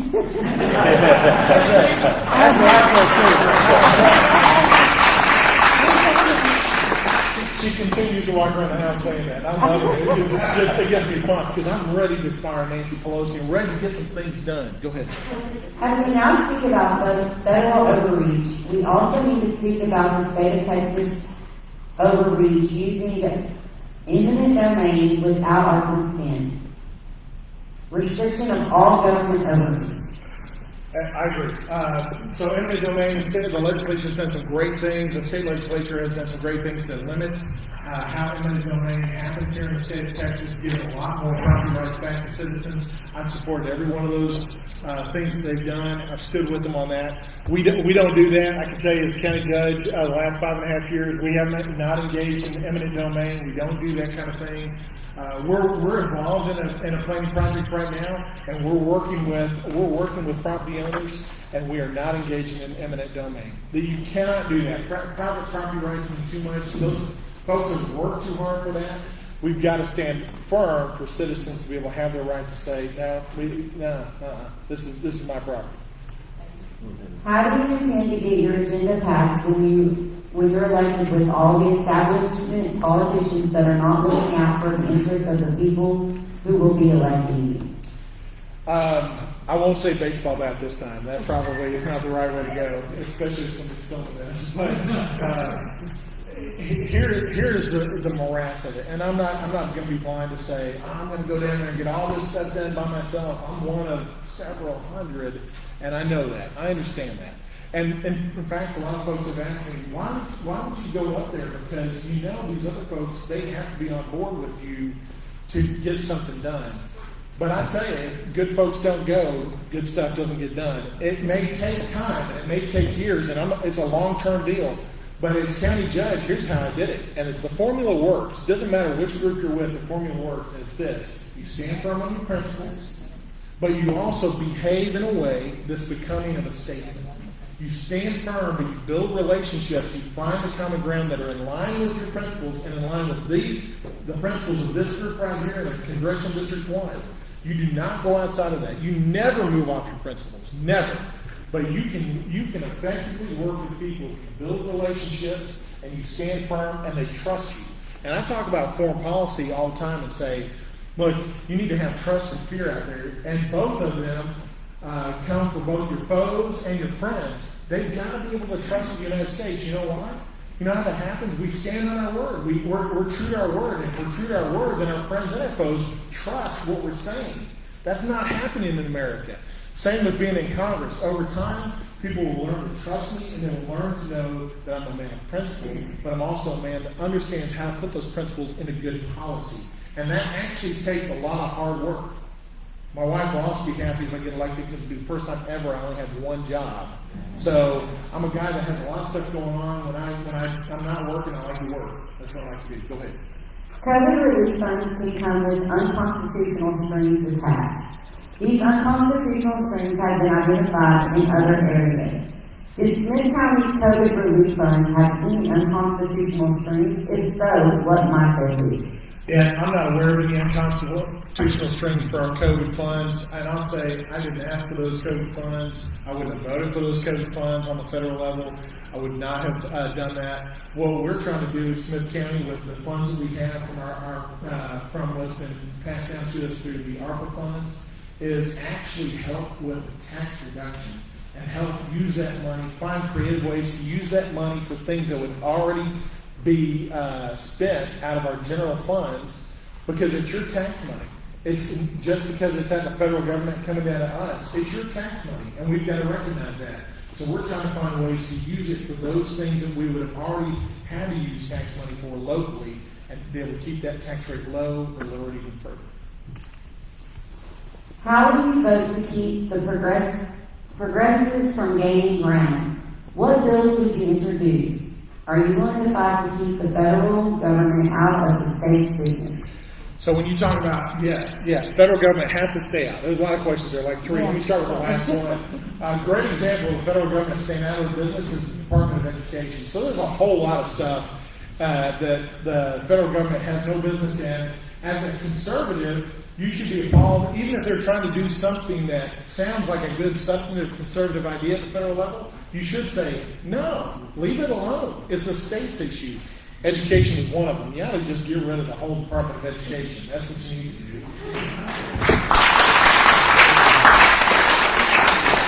The other big answer to that question, and I'll say the first question was, how do you work against the progressive agenda?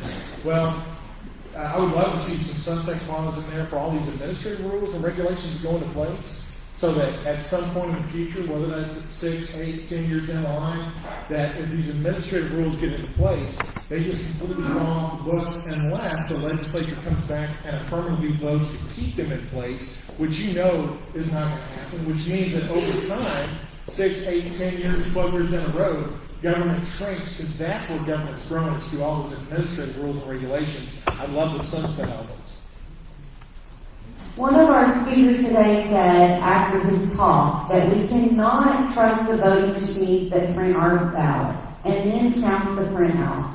He said that hand-counted, hand-marked ballots are the only ballots that we can trust. Do you agree? I completely disagree.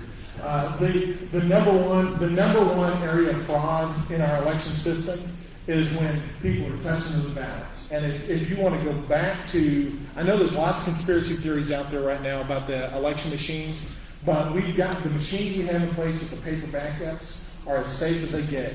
I've had people call me and say, but they're connected to the internet. No, they're never connected to the internet. In the state of Texas, they are not connected to the internet. They are never, ever, ever connected to the internet. People say, well, I saw something online on Google. I Googled a video. Great. That's from some other state. That's not from the state of Texas.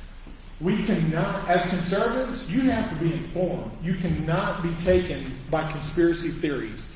And as well as they might move our emotions, they're conspiracy theories. And the biggest problem we're going to have with elections, if we go back to paper ballots, look what happened in Florida back in the Bush election.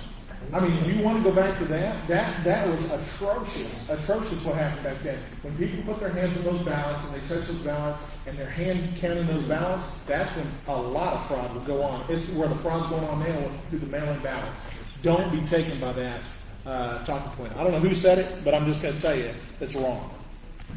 Would you support legislation to keep boys out of girls' athletics? What specifically would you propose? Oh, most definitely. I agree with, look, God created male and God created female. It ain't hard. It's not difficult.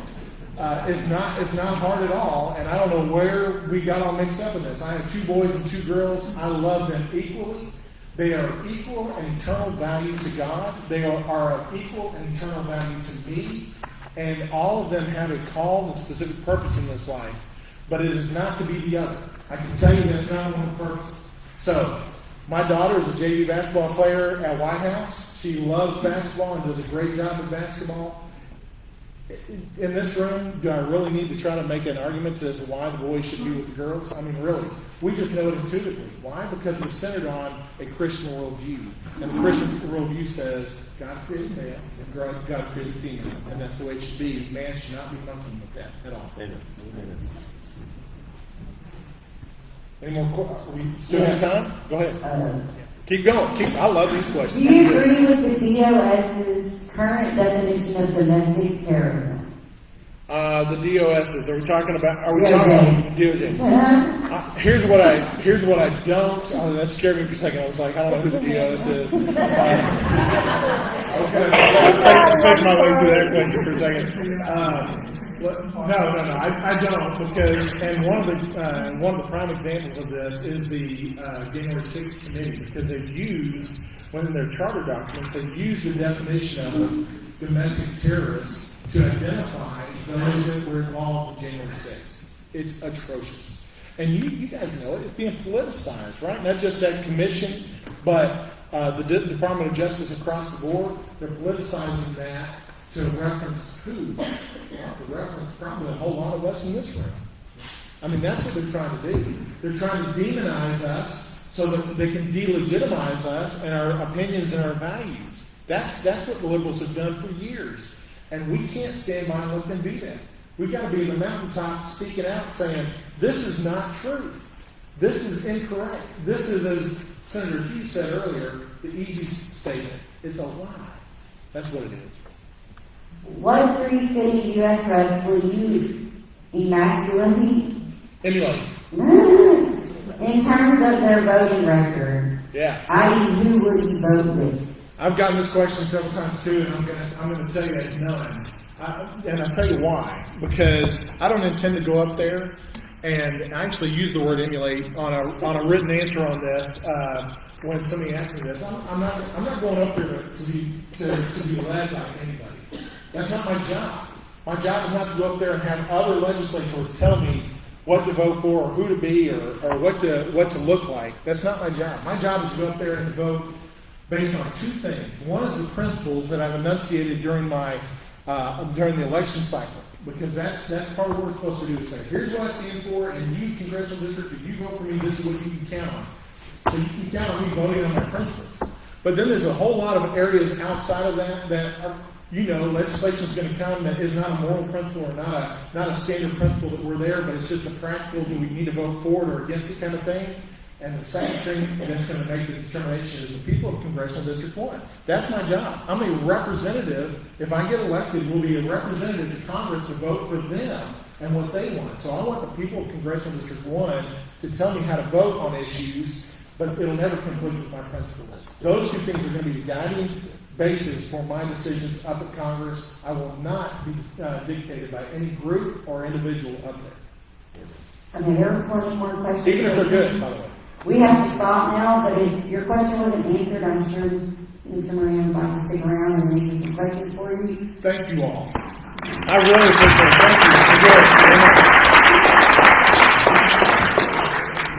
Thank you. Yeah, some of the candidates were here earlier when I made these, the people that had this place told me that we can use the upstairs rooms. If anybody wants to have a one-on-one with the candidate, you're welcome to go. There's a Barclay Rooms room on that side and Bryce room on that side. So I know people like to talk to the candidates later. That's just an option that's open to you. And next we're going to have Louis Gallman. He's running for Attorney General.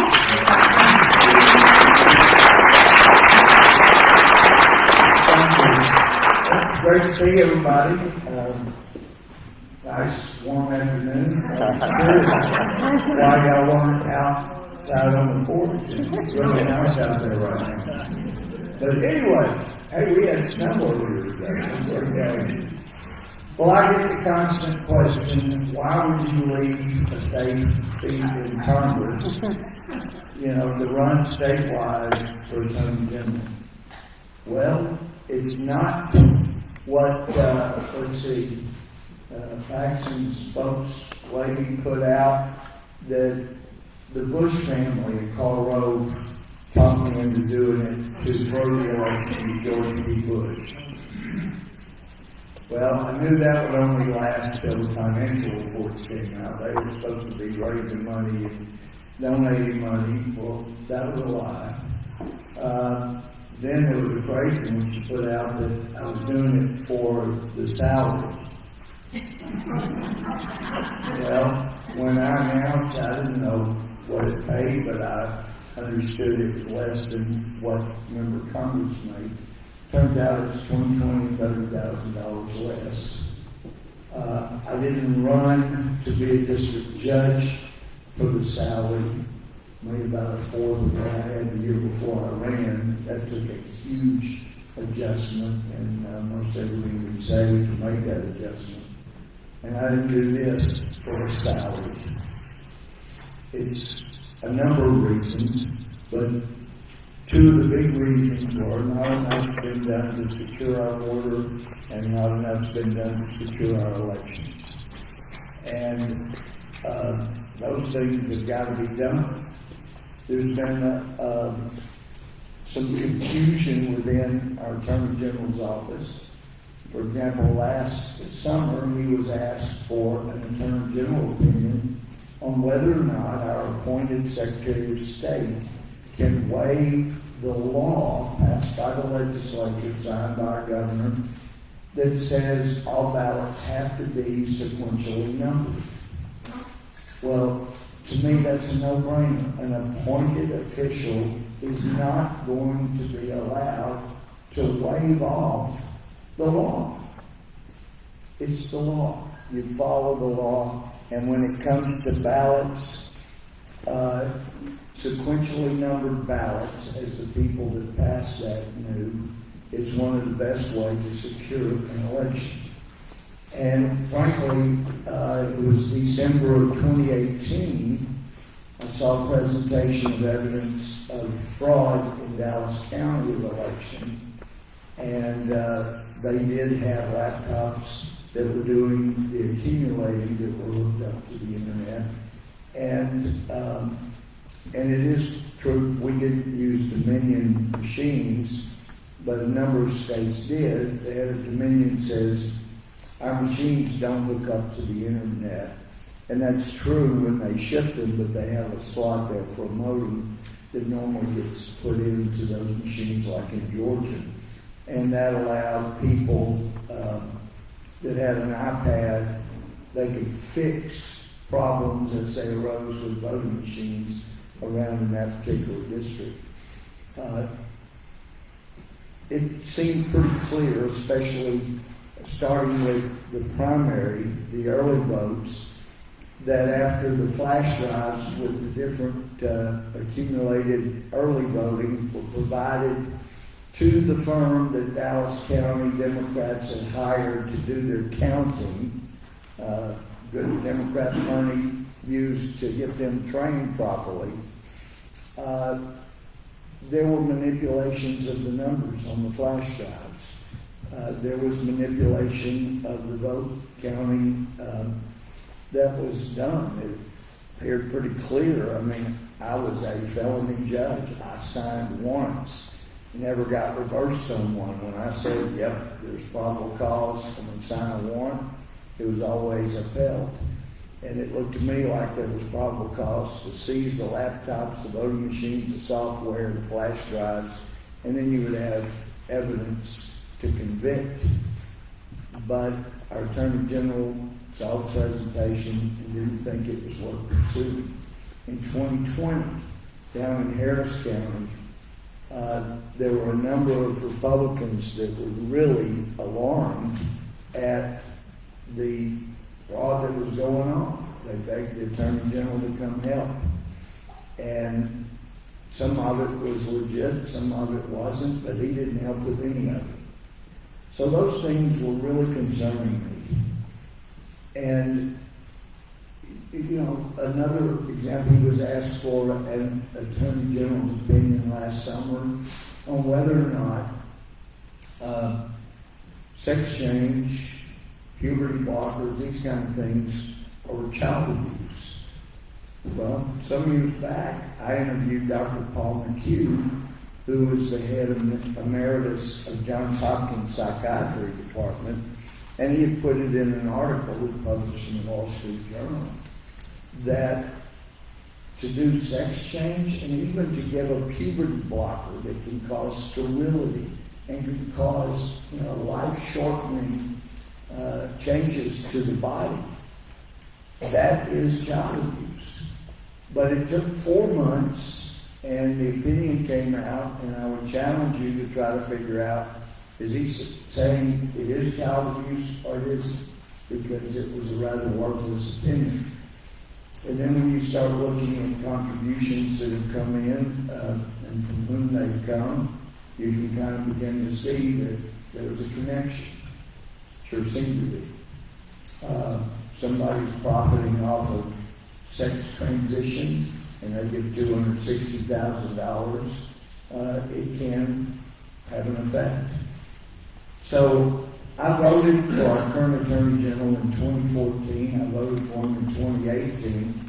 But in the fall of 2020, when his top lieutenant, Jeff Mateer, and Ted Cruz had said years ago, I think he's the most honest, intelligent lawyer I know.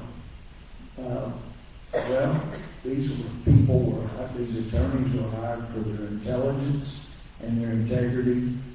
And in the fall of 2020, 7 of his top people signed a letter to the FBI saying we believe our boss is engaged in abuse of office, corruption, and bribery and needs to be investigated.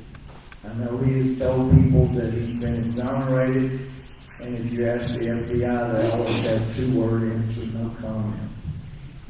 Well, the FBI is still talking to witnesses. And I would have thought if they were going to do something, they should have done it several months ago. But that's not the way this partisan Department of Justice works. They will work to hurt the Republican Party as much as they can. It's really disgusting how partisan that office has become. But when the head of the Department of Justice, Merrick Garland, the head of the FBI can sit there and lie to you under oath, as they both have to me, it gets to you. We've got a problem. They're not going to do us any favors in Texas, and that's why some people feel like, and I was told this several months ago, well, look, they'll probably indict him after the primary. And like I say, they're still talking to witnesses. I was told months ago, well, even if they died after the primary, we'll just replace him after that. Well, I actually looked at the election law, 145.036, and it's very clear. You can't replace a candidate on the general election ballot who is indicted after the primary. And in fact, you go back to 2006, Tom DeLay was indicted after the primary. He was being a team player. He withdrew and urged the Republican Party to replace him on the ballot with somebody that could win in that Republican district. The Democrats sued to stop it, and they were successful because the law gives two exceptions in a contested race. Number one, if you're diagnosed after the primary that you've won with a terminal illness you didn't know about before the primary, that person can be replaced on the ballot. If you are appointed or put in another position after the primary, which is what happened with John Ratcliffe, he had won the primary. Trump appointed him to be the Director of National Intelligence, and so we were able to replace him, the people in that district. But being indicted, even if you're convicted, you can't replace that name on the ballot. But I have some real issues. There should have been more done to secure our border. I've spent all hours of the day and night down there. And, you know, we do have, the governor sent state troopers and sent National Guard, and the legislature has been wonderful in appropriating money to do what the federal government should have done. But the Supreme Court, back in 2011, said that, and I think it was a wrong opinion, but it's what they said. They went against the history of this nation and law enforcement and said state and local law enforcement cannot enforce immigration laws. Well, that's been going on forever. And state and local law enforcement, they could arrest somebody, put them in jail.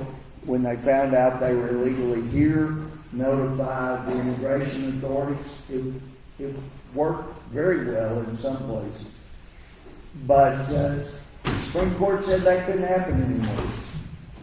They said on the border, state and local law enforcement cannot enforce immigration laws. Well, if you look at Article 4 of the United States Constitution, and I know most people here do look at the Constitution, that's a good thing. You look at right before Article 5, which I brought up, I think it was 2 days, something like that, after the Obamacare bill passed. I sat on the House floor. I've been trying to look for a silver lining for this horrible health care bill that will do so much damage to health care. When we have the best health care in the world, this is going to do damage. So where's the silver lining? But as a Christian, I try to look for ways maybe God could take something bad and work it out for good. And what struck me was Article 5. We've never had a constitutional convention since we had ratified the Constitution. And I felt like you could limit the authority that delegates had in what areas they could make changes. And perhaps this would finally get something done there, and we could get the federal government out of micromanaging health care in every one of our lives. But in Article 4, the federal government has to make two guarantees, and does in Article 4, that they will guarantee to the states a Republican form of government, the law. And number 2, that they will keep the states free from invasion. Now, in 1916, Pancho Villa's men came into Columbus, New Mexico, and I think It's more likely it was 18, but some versions say 25 people were killed by Pancho Diaz-Mena. Well, there is so much fentanyl, so much illegal narcotics, drugs coming across our border. It's estimated that they're saying in 2021, we lost over 40,000 Americans to what they illegally brought into our country. Not 18, not 25, over 40,000 Americans died from the poison they brought in illegally. It's time to stop the invasion. When Franklin said it's a republic if you can keep it, that means you've got to educate people who are going to be citizens and going to be voting. The responsibilities, the obligations that you have in order to maintain the republic. You don't just get to vote and vote for whoever is offering you the most money to send to you. You have responsibilities, and people are pouring in by the millions, and they're not educated. They can be, but they're not educated to know what we got to do to sustain this republic. The Attorney General can have a profound effect on all these things and so many others, and there's over 750 lawyers. I would put one in every county in Texas, maybe two some places, on elections.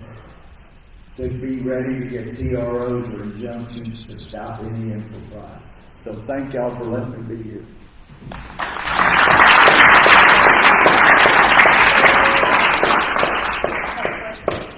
Okay. All right. A lot of questions. What plans do you suggest to fight human trafficking and the opioid crisis in Texas? Yeah, and that's where once somebody puts a foot on Texas soil, now they're an immigrant. Illegally, legally, they're an immigrant, and they're entitled to certain rights that the courts have afforded them. And if we cannot do anything to enforce immigration, then the answer is not pointing them to the Border Patrol. The answer is you stop them from putting one foot on Texas soil. That's not immigration. That's rebellion and invasion. And yes, I know we own half of the river, but, the president was exactly right in wanting a wall built. But when it comes to Texas, we can't enforce immigration. That wall that's built back from the border allows them to come into Texas. Well, you got to stop them before they put a foot on. That's stopping the invasion. Has nothing to do with immigration. On the call you had with COS, you made reference to Texas Constitution requiring serial numbered paper ballots. Can you expand on where that is and how counties can use it to get off of machines? Yeah, well, whether you use machines or not, the ballots are supposed to be sequentially numbered. It is an effective tool to stopping the fraud. So that if somebody keeps bringing in ballots that are mail-in ballots, and you're going to see that in a video coming out in March that Dinesh D'Souza says he's got coming out, and use Engelbrecht, some of their information. But you stop that if they have to be sequentially numbered. And I don't have the number of the law, but that was a good thing when it was done. It hadn't been changed. So it's just up to each county to make sure they comply with the law. But as Attorney General, I will help them make sure that each county complies with the law. That will cut out so much fraud. It makes it so much easier. How will you approach the felon CPS system? How will your approach roll into dealing with the aging out of children in state-run facilities? Well, the Child Protective Services, we got different CPSs, but, yeah, but that's Child Protection, okay.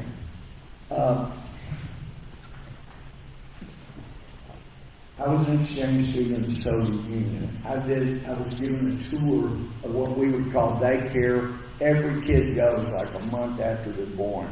And this director was telling us that here in the Soviet Union, children do not belong to the parents. They're just temporary caretakers. That we, the government, we own those. They're our children. And we monitor very carefully what every parent tells their kid. We interrogate the children daily. We're constantly got spies out watching. And if anybody says anything inappropriate to a child, we yank them out of those children out of the home. They never see them again. We put them with somebody more deserving. And I thought, thank God I grew up in America. And now we're seeing those same tactics here. Now, we do have a problem with children being abused, and it's up, I think, to all of us to watch out for that, report it. But when it comes to Child Protective Services, we also need to observe parental rights and make sure kids are protected. But as Attorney General, for example, it is child abuse to have a sex change. And if one parent is saying that, the Attorney General takes that opinion and they ought to be able to enforce it. As AG of Texas, what can you do that Paxton has not to better Texas? Well, for one thing, I think there should have been a better job done in advising the governor when it comes to mandates, when it comes to changing election law. I mean, the AG is the state's top law enforcement officer. He's a lawyer. So if you have the governor thinking, you know what, I'm going to change some of the early voting requirements, and we'll just change that. Well, the U.S. Constitution says that's got to be the state legislature that does that. So you go to the governor and say, hey, I hear you're thinking about doing this. You can't do that. So let's work it out so I don't have to go into court and expose what you're doing. Let's work it out so it's legally done. And that way, when you want to sue the swing states for changing election laws by other than the state legislature, you don't do the lawsuit by filing it, which was done just to change the narrative about his staff reporting to the FBI. He should never file that lawsuit. He should have gone to the governor and made sure the governor didn't change election laws so that he would have clean hands to go in court. But he doomed that lawsuit the moment it was filed, and we were trying to find a state, hoping South Carolina would file that, because they didn't have a governor to change any election laws. But he filed it knowing full well it would change the narrative. He'd become a Republican hero. I don't do things to be a hero. I do it to fix it. Are you willing to stand up to the rhinos in Texas and also the Democrats who want to ruin this country and the state of Texas? Well, the best indicator of future performance is history. And even when nobody, not a soul, stood up with me, and I got some wonderful friends in Congress, but nobody stood with me against Boehner when he was going to take our party, take our country down the wrong road. And I stood up alone, confronted him, knowing I didn't have anybody with me, but knowing I was planting the seed with the 80 new freshmen that had just come in, so they would know what to watch for. And within a year, the freshmen started coming to me going, wow. Thomas Massey, graduated from MIT, he said, you know, when you stood up by yourself at that conference, I told somebody he's the greatest guy in Congress. And he said, and within 6 months, I was saying, I think Louis is the smartest guy in Congress. Everything he said was right on. So that's the best indicator of what I'll do in the future. I'll stand up to anybody. These people I care deeply about. if they're wrong, because the country's got to be saved.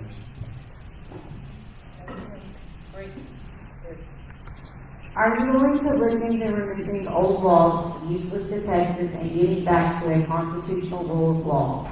Example, break the law, accept the consequences. Yeah, well, sure. And that is an area where the AG's office, with all its lawyers, could be immensely helpful to the legislature. But the AG won't be changing the laws. You know, I'll let the bench to run for Congress so I can change laws. That's the legislature's job. But I can sure be a big help.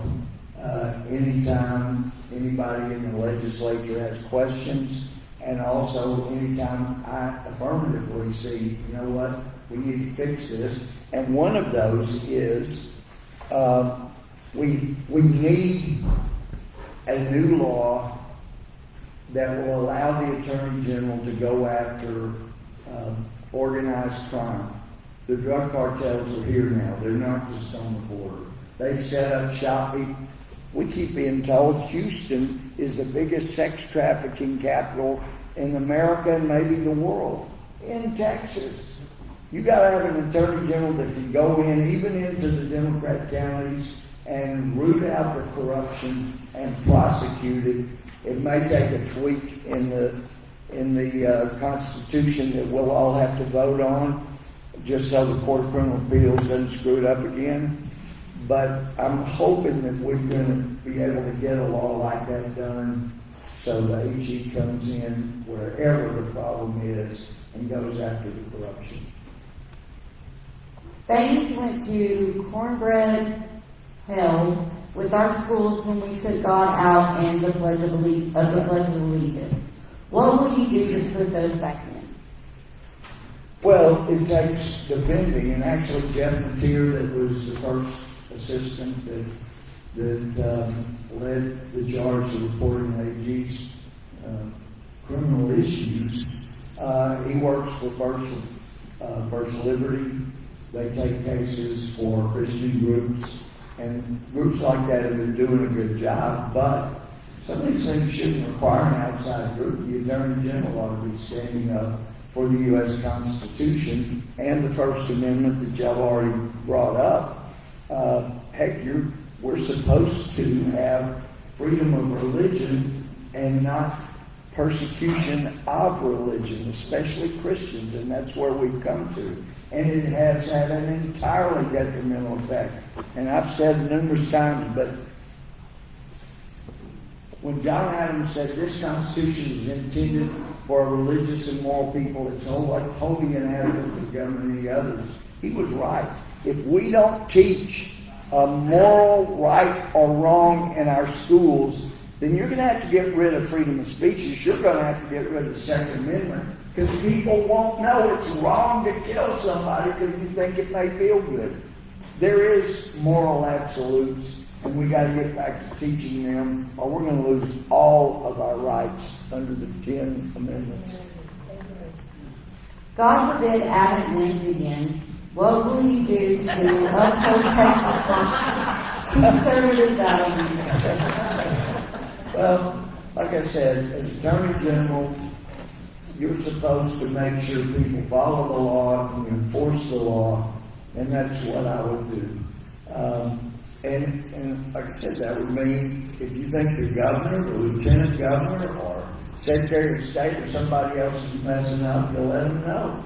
And you do it quietly and make sure that they understand if they don't follow the law, they're going to end up in court, and you're going to have to sue a friend, or in some cases not a friend, but you're going to have to go after people that are not following the law. Look, this republic is on the verge of being lost, and I could not sit in when people say there's a safe seat where you would won about 3/4 of the vote. I couldn't sit there and watch, because if we lose Texas, a Republican cannot win the White House in 2024. Can't. It's not a route to get there. So it's all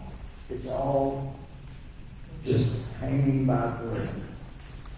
And so I have friends from A&M that say, you know, hey, it's time to sit back and enjoy life. I can't do that with it hanging like this.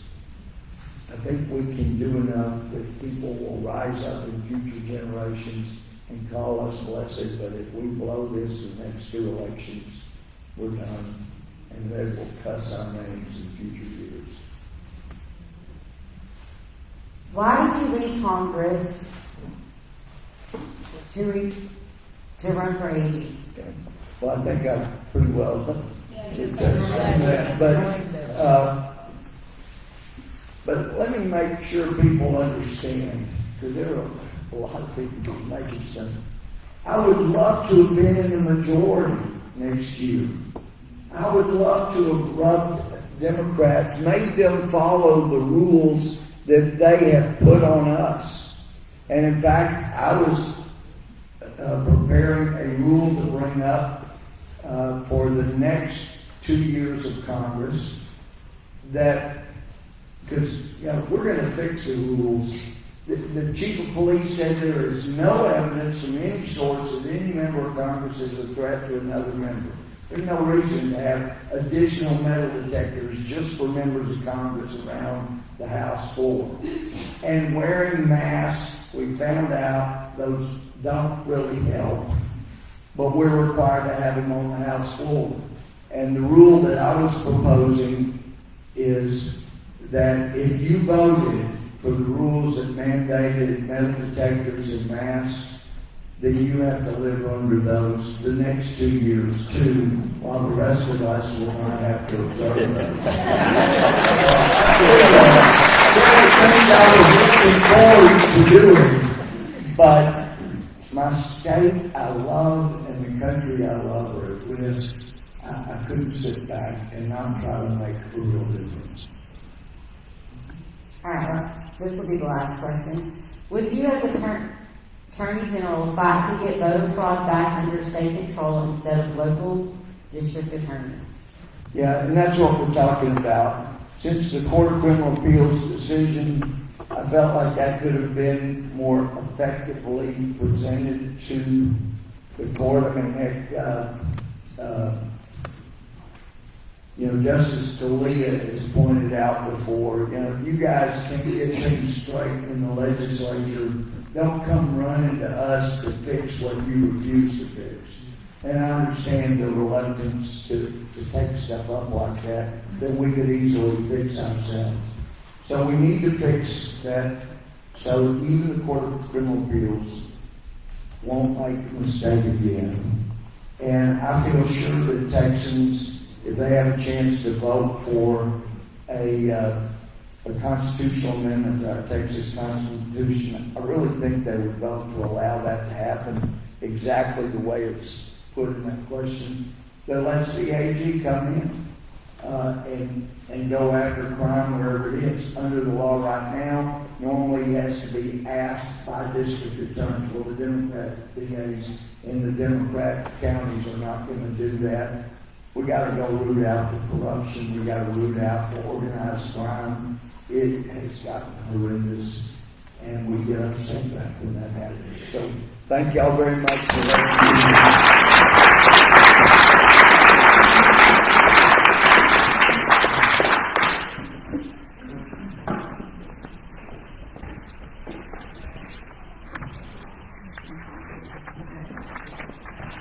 All right, the next guy that we're going to have is actually not a politician, but he drove from Houston today to talk to us about something that's very near and dear to his heart.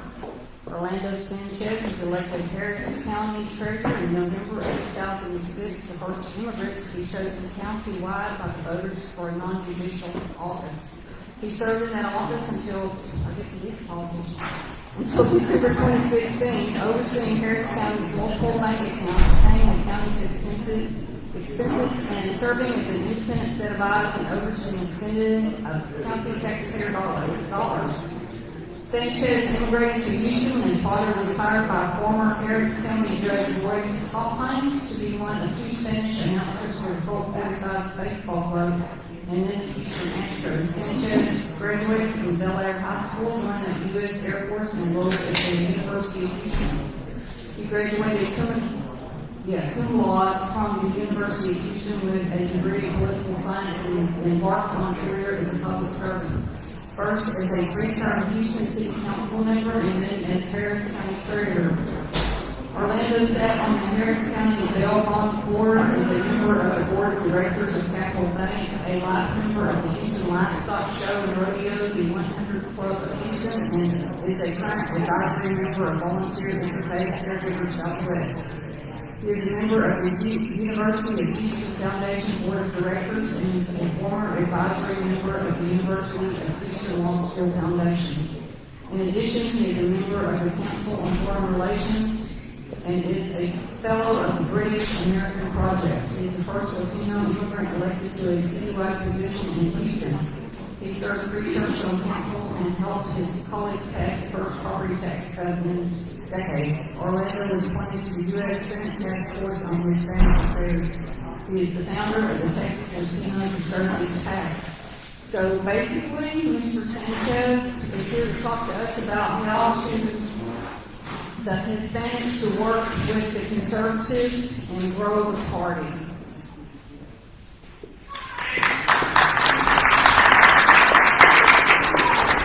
Good afternoon. Thank you for the information. This is the only state that you can leave in the morning when the sun's shining. It's about 68 degrees. Drive through Freestone County in a snowstorm. Right in the rain, and now sunshine. So I'm delighted to be here. I'll be real quick. When I was elected county treasurer in Harris County, our county was completely Republican. From the county judge to the commissioner's court to the district attorney, the district clerk, county clerk, treasurer, sheriff, and then in 2018, we were completely swept out. And I saw the trends coming because I was watching and following Dr. Richard Murdoch over at Texas A&M, and he was talking about the demographic trends in Texas. And there was going to be an explosion of the Latino or Hispanic community. And if we didn't get them voting the values which are naturally conservative, we're going to be a minority party in Texas. And in fact, we've lost every major county in Texas. We've lost Harris County, we've lost Dallas County, we've lost Tarrant County, we've lost Bexar County, we've lost Travis County, and we've lost El Paso County. And so I know Republicans and conservatives are very excited about what's going on down in the valley, down in South Texas, because Hispanics started voting conservative, for the conservative. But let me tell you something, and I always think it's great not to hold public office because I can be a burr in the saddle and tell it the way it is. What happened in South Texas was not anything the RPT did or the RNC did. It was organic. It was the Mexican-American community getting fed up by getting trampled on by the immigrants, and then the Democrats gave us a gift. There's 3 tickets out of poverty in South Texas: law enforcement, U.S. military, and CBP, Customs and Border Patrol. So if you're down in South Texas, the majority of law enforcement are Hispanic. About 70% is Customs and Border Patrol are Hispanics, and there's an overwhelming number that join the military. So when the Democrats started trashing those 3 institutions, they got better. So we saw the changes in Stark County, Madera County, Val Verde County, and Hidalgo County. But as good a news as that is, folks, there ain't enough people down there to carry the state of Texas. The growth is in the urban areas. And as the urban areas continue to grow and we continue to decline, then we're in bad shape. So everything we're talking about here will not come to fruition. We might as well, as Louis said, just enjoy it. And so we are hanging by a thread. So in 2017, I started a political action committee, and I named the Texas Latino GOP PAC. The first invitation I get to speak is to a traditional Mexican-American neighborhood. If you've been to Houston, the big Chip Channel Bridge, that neighborhood is called Manchester. About 80% Mexican-American. I go in there and they say, we've never seen a Republican here. And I said, hopefully it won't be the last time. So I talked to them about who I am and my values and why I vote conservative and why I am a conservative. And at the end of the talk, the vice president of the Civic Club came to me and said, we're conservatives, but we're not Republicans. And as I traveled around Harris County, I kept hearing the same thing from Mexican Americans, Catholics, pro-life, family-oriented, entrepreneurial, seeking a good life for their kids, but they all said we're not Republican. So I knew we had a problem. So I changed the name of the PAC from Texas Latino GOP PAC to Texas Latino Conservative. More acceptable, more palatable for the Mexican American community. I've been across the state in the last 2 years. So in 2017, when I started the PAC, the owner of the Houston Texans, Bob McNair, had heard about it, and he wrote us a check for $100,000. Wrote another check for $100,000, which was a matching grant that we took on. So in 2020, it was all hands on deck, because you guys know that we had redistricting coming up. And if we lost the Texas House, we would be in really bad shape in Texas. So we focused on 24 legislative races in Texas, and we identified what we call the low propensity Hispanic voters. These are Hispanic voters that at one time had voted conservative for the Republicans. Remember, George Bush won with almost 47% of the Hispanic vote in Texas. We're down in the 20s. But we cannot continue to be a majority Republican conservative state with those statistics. And so we targeted the low propensity Hispanic voters in the 24 House districts that we had in the state. And we blocked those districts, we texted in those districts, we phone banked in those districts, we did mail in those districts, we did digital ads in those districts. And the Hispanics turned out, and fortunately, we won. But we still got a lot of work to do. So now I have a 501c4 where I go across the state through an organization called Leadership Latino. And I tell everybody that what I'm trying to do is build a farm team. We use a lot of baseball, but it is true. If we don't develop a farm team of young conservative Hispanics that'll run for offices across the state of Texas, whether it's a school board, whether it's a MUD district, whether it's a community college trustee or a city council member, then we're in bad shape. So we've got to start training these young Hispanics. I did one training in South Texas in Hidalgo County in 2018, and a young lady showed up, never been in politics, and her name was Mayra Flores, the daughter of 2 Mexican immigrants. She knew she was conservative. And after she took our training, she went online, and in short order had about 40,000 followers. I don't know if y'all know, but Mayra just announced last year that she was going to run for Congress. I got a call from Kerrville, Texas. There was a young man, 18 years old, that was running for city council. His name is Ramon Garcia. His vision and his plan is to go into the Naval Academy. He was running against a former Port Arthur liberal Democrat. Kerr County is 67% Republican. Kerrville is 64% Republican. And yet the young conservative Hispanic was leading. So we went in there and held a rally at the Ohio Ranch Hotel the Friday before the Saturday election. And I thought we'd get maybe 40 people to come listen to Ramon. We had over 380 people showed up, and Ramon won the race with 54% of the vote. And so we have a lot of stories like this. We just have to elect the first Hispanic conservative in Midland, Texas, an Army veteran licensed to practice law in New York and Texas. And so that's what we're trying to do, but we need everybody's help. I'm one organization. It is a huge state, 254 counties, and we can't do it alone. We need the grassroots to get involved and talk to the Hispanic community, talk about our values, and invite them to vote their values, and talk to them about conservatism, because at the end of the day, it's not only our children's future, but their future. And I'm just like Louis, I was comfortable. I could have retired. I had a house in Montana. I like to fly fish. I don't know why I'm doing this, but I'll tell you why I'm doing it. Because I'm an immigrant. I came from a communist country. And I tell people all the time, English is my second language. I didn't learn how to speak English until I was 7 or 8 years old. What country in the world will allow anyone who doesn't even speak the language? And by the way, we slept on donated mattresses when we got to Houston. May 14th, 1962. That's how poor we were when we left a communist island known as Cuba. No country in the world will elect a young man to be a city council member. I ran for mayor twice. It's still the most historic race in the history of Houston. And then I was elected countywide as the first Hispanic man. Try to go run for mayor of Houston. Try to run for mayor of Mexico City, or somewhere in Guatemala, or in Russia, or even in the UK or Canada. It won't happen.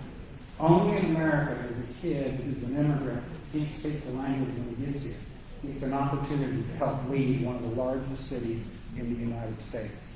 That is covered by the Constitution. That this is a great experiment, that this Constitution covers everybody, is blind to color, it's blind to race, it's blind to ethnicity, it's blind to sex. If you're a citizen of the United States, you're covered under the same Constitution. And let me tell you, that is a beautiful thing, and that's worth fighting for. And so that's why I'm involved with the Texas Latino Conservatives. Because if we don't get Hispanics voting conservative in Texas, we're done. So thank you for inviting me. We are a volunteer organization. By the way, we have an online show we do live every Wednesday. If you just go to Texas Latino Conservatives on Facebook, you can watch it at 11 o'clock, or you can watch us on our YouTube channel. My co-anchor on the program is also an immigrant from Colombia. And so we've got a lot of work to do across the state of Texas. Last year, we worked to pass a resolution through the Texas House and the Senate that recognizes the contributions that Tejanos have made in Texas. You know, the first Declaration of Independence in Texas was 1813 by the Mexican Tejanos that lived here because they got fed up with Mexico City. And so this year, we're doing a tough Tejano year where most of you know that we made history this year by electing John Lujan to House District 118 in southern part of San Antonio, which is Bexar County. It's a Democrat district. We just elected a Republican. And so John is going to be our Tough Tejano Award recipient this year. We're going to take it right to where AOC and the Castro brothers are this weekend, by the way. Y'all didn't know that. AOC is in San Antonio today with the Castro brothers and a gentleman running for Congress that is now on the Austin City Council, and he wants to be the AOC of Texas. So we're going to go right into San Antonio, the heart of Texas blue, and let them have it. So we depend on contributions. So if you want to help us, no contribution is too small. It's TexasLatinoConservatives.com, and I'll be around to answer any questions if there are any. And if not, thank you for the invitation. It's my first time to Mineola, but I'm a neighbor. I'm a taxpayer in Freestone County, by the way.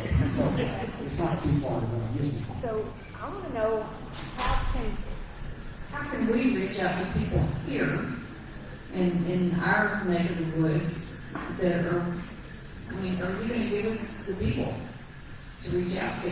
Because we don't know who's a conservative Latino here. And sometimes we have a language barrier. Well, look, Hispanics want the same thing we all want.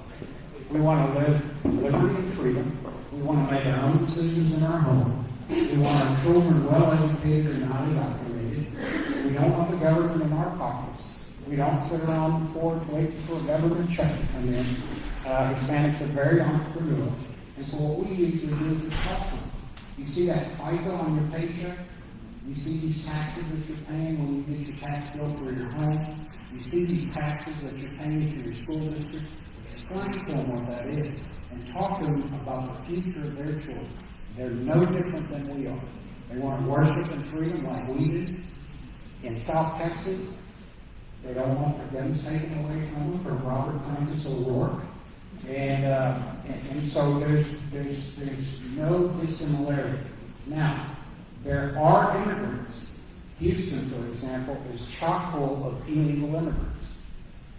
And I have been grappling with this issue for a long, long time, but I think Louis said it a while ago. That's a failure of the United States Congress.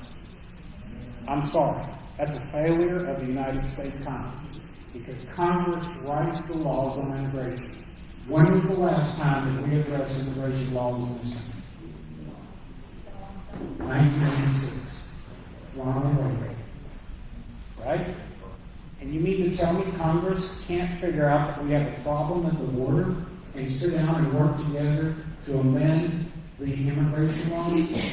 And so we, the taxpayers, bear the burden of it. So in Harris County, we have a hospital district. Our schools are overrun. And, and unfortunately, there's a magnet in this country. It's called cheap labor. And as long as we have an appetite for cheap labor, they're going to be coming.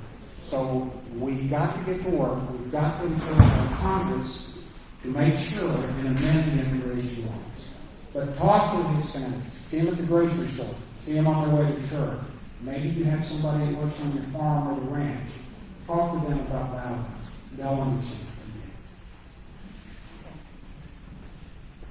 Thank you very much. We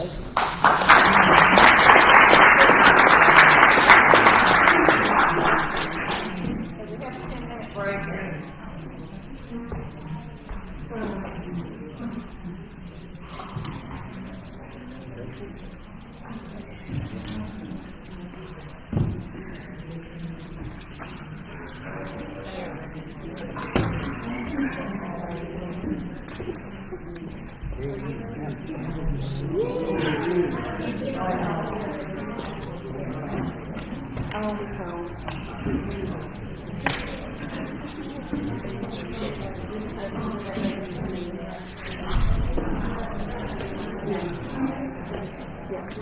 Enjoy that part.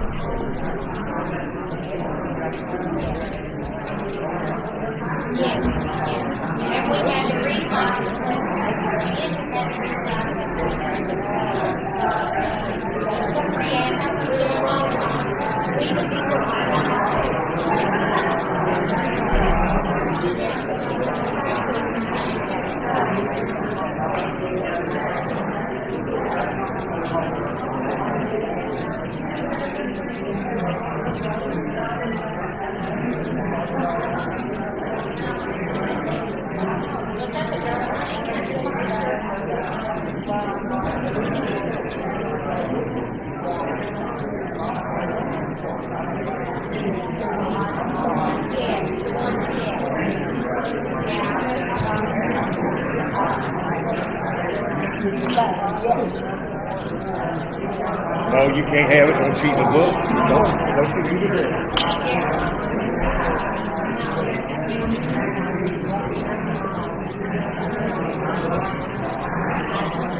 So you will make one picture?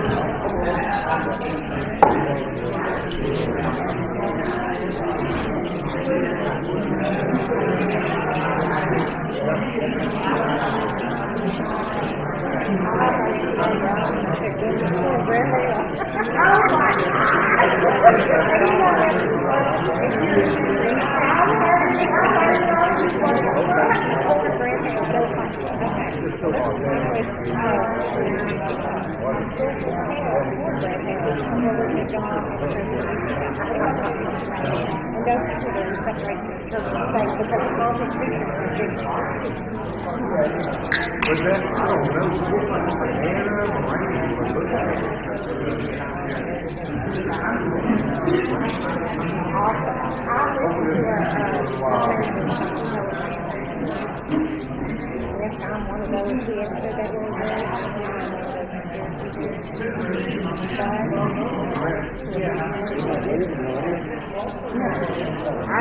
I've got two more. I know it.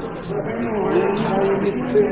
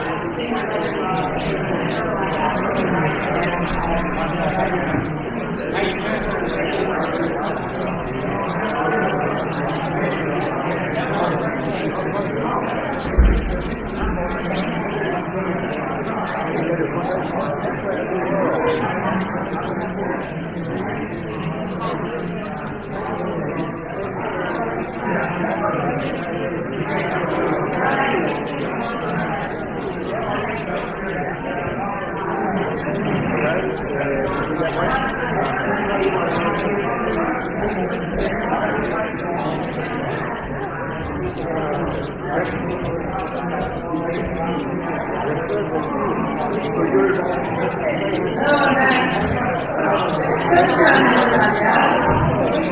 We're going slow sunshine. We're going to start the countdown because I'm going to get making our sheets. We got the next candidate for office coming up. 10, 9, 8, 7, 6, 5, 4, 3, 2, 1. All right, next candidate is Dewey Collier. He is running for House District 5 for House of Representatives. Thank you very much. Like I said, my name is Dewey Collier. I'm running for House District 5, State Representative. A little closer. And I do talk songs, so I apologize for that. Just let me know if I'm a little bit too soft. Basically, like I said, I'm running for District 5 House of Representatives, and District 5 consists of 6 counties. The 6 counties you guys are all probably very familiar with: Wood County, northern part of Smith County, Rains County, Upshur County, which has been added this session, and then Hydas County and Camden. And I'm really looking forward to this race. I'm really energized in how everything's been going. All the participants have been really great, supportive. I am a conservative Christian. I am married. I have 9 children total. And we have a 6-week-old sitting right there, so if we go allowed to go upstairs with her. And so we, have really set down roots in the state of Texas. But to give you a little background on myself, I have been in the service of our country and had the privilege to do so for the last 26 years. I've retired. I've set my roots up in Talco. Been made familiar with Talco, but it's the northern part of this district. I bought a little hobby farm there. I've got some cattle, some chickens, some turkeys, which is basically going back to the roots I came from. I was born in Cotton County. It's a small ranching community. We had a small family farm there. My granddad was a sheriff. My dad was a deputy sheriff. We lived there until I was about 8 years old, and then my dad decided he wanted to become a U.S. Marshal. So he applied to become a U.S. Marshal, was accepted to the program, through the training, and so he became a U.S. Marshal and worked in the Narcotics Division, and basically the southwestern part of the United States. So it was really entertaining because we kept moving around a lot because he did undercover, and undercover you can only be there so long and you just have to keep moving on. Well, that became a habit, unfortunately, because then at 17, I decided to go on. I did what we call high school to flight school. So I took the ASVAB test, and I took the pilot training test, and I passed it all, and they said, "It's okay, so we got a contract for you to go to flight school, but you got to be 18 years old, and you're only 17. So you have to do something before that." So I became an aircraft mechanic. So I figured I'd work on the aircraft I was going to be flying.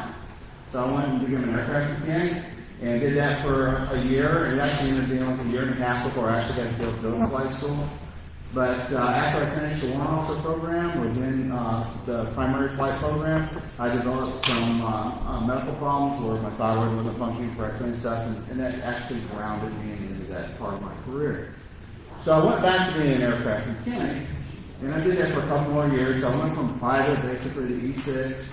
And then I decided I wanted to get a college degree. So I got out, got my college degree. I started out as a respiratory therapist, and then I got my nursing degree. And then the Army says, "You can come back in as a nurse. Please come back in." So I went back in as a second lieutenant. And then I spent another 18 years in the Army, and went from the rank of second lieutenant to lieutenant colonel before I retired. I've had great opportunities in assignments. The ones I love the best is the field assignments. I've deployed multiple times, multiple combat zones. I've received many honors and awards. As a matter of fact, I've received one of the highest awards that the country offers a soldier for heroism. And I can tell you that story a little later if you want to talk about it. But basically, it's given to people for risking their lives for saving somebody else's life, like the Silver Star, like the Congressional Medal of Honor, like Legion of Merit. This particular one's called the Soldier's Medal. I don't know if anybody's familiar with that. And it's actually equivalent to the Flying Cross, is where it falls in the order. So that talks about a little bit about my background as far as my service to my country and service to the people that I plan on representing. Now, as far as my education goes, I've got 4 degrees. They're all in science, the highest one being a Master's of Science. I have actually my last assignment for the Army, I was the director of the surgical program at Fort Sam Houston, where I instructed all the Navy, the Air Force, Army, doctors, PAs, nurses, and surgical technicians on how to perform battle-related injury combat surgeries. And that was actually an outstanding job assignment because it allowed me to liaison with the Navy and the Air Force. And that is probably my first experience getting into politics. Because let me tell you, the 3 branches don't talk well.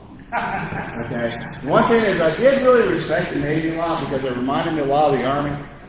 Get the job done, we'll ask for permission later. Okay, and I did appreciate that because that's why the Army is get the mission done. So that was my last assignment before I retired, and I decided to retire. They actually offered me to give me my 06 if I would stay on for another 4 years. But I had just reached the end of what I felt I could contribute to the service because I pretty much wanted to set down some roots somewhere because I traveled my entire life and never had a community, never had a place I could call home. And one of the things I thought was really, really exceptional is in this county, as I've been going around talking to people, you guys are wonderful. I've never met people like you guys. You guys have reached out, you've opened your hearts, you've opened your homes. I get phone calls and text messages from people all the time checking on me, seeing how things are going. And it's not because they want anything. They're truly concerned. So I know everyone here today is concerned about what's going on. And that's why you're here. And I appreciate your braving this cold weather, because it was mighty cold when I left the Dalco this morning. And my cows didn't want to get up off the ground. But anyway, so that brings me basically to the point of why I'm running. There's a lot of things I think that need to get passed that are being overlooked, and some of them to me seem to be fairly simple. One of the things that is really important to me is parental rights. As a parent of 9 children, I think parental rights is very, very important. And I think it's important for grandparents as well.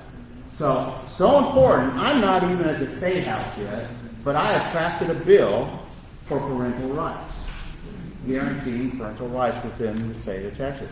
And if I, for some reason, fail to win this election, I already have a representative that's going to be able to put that forward for me.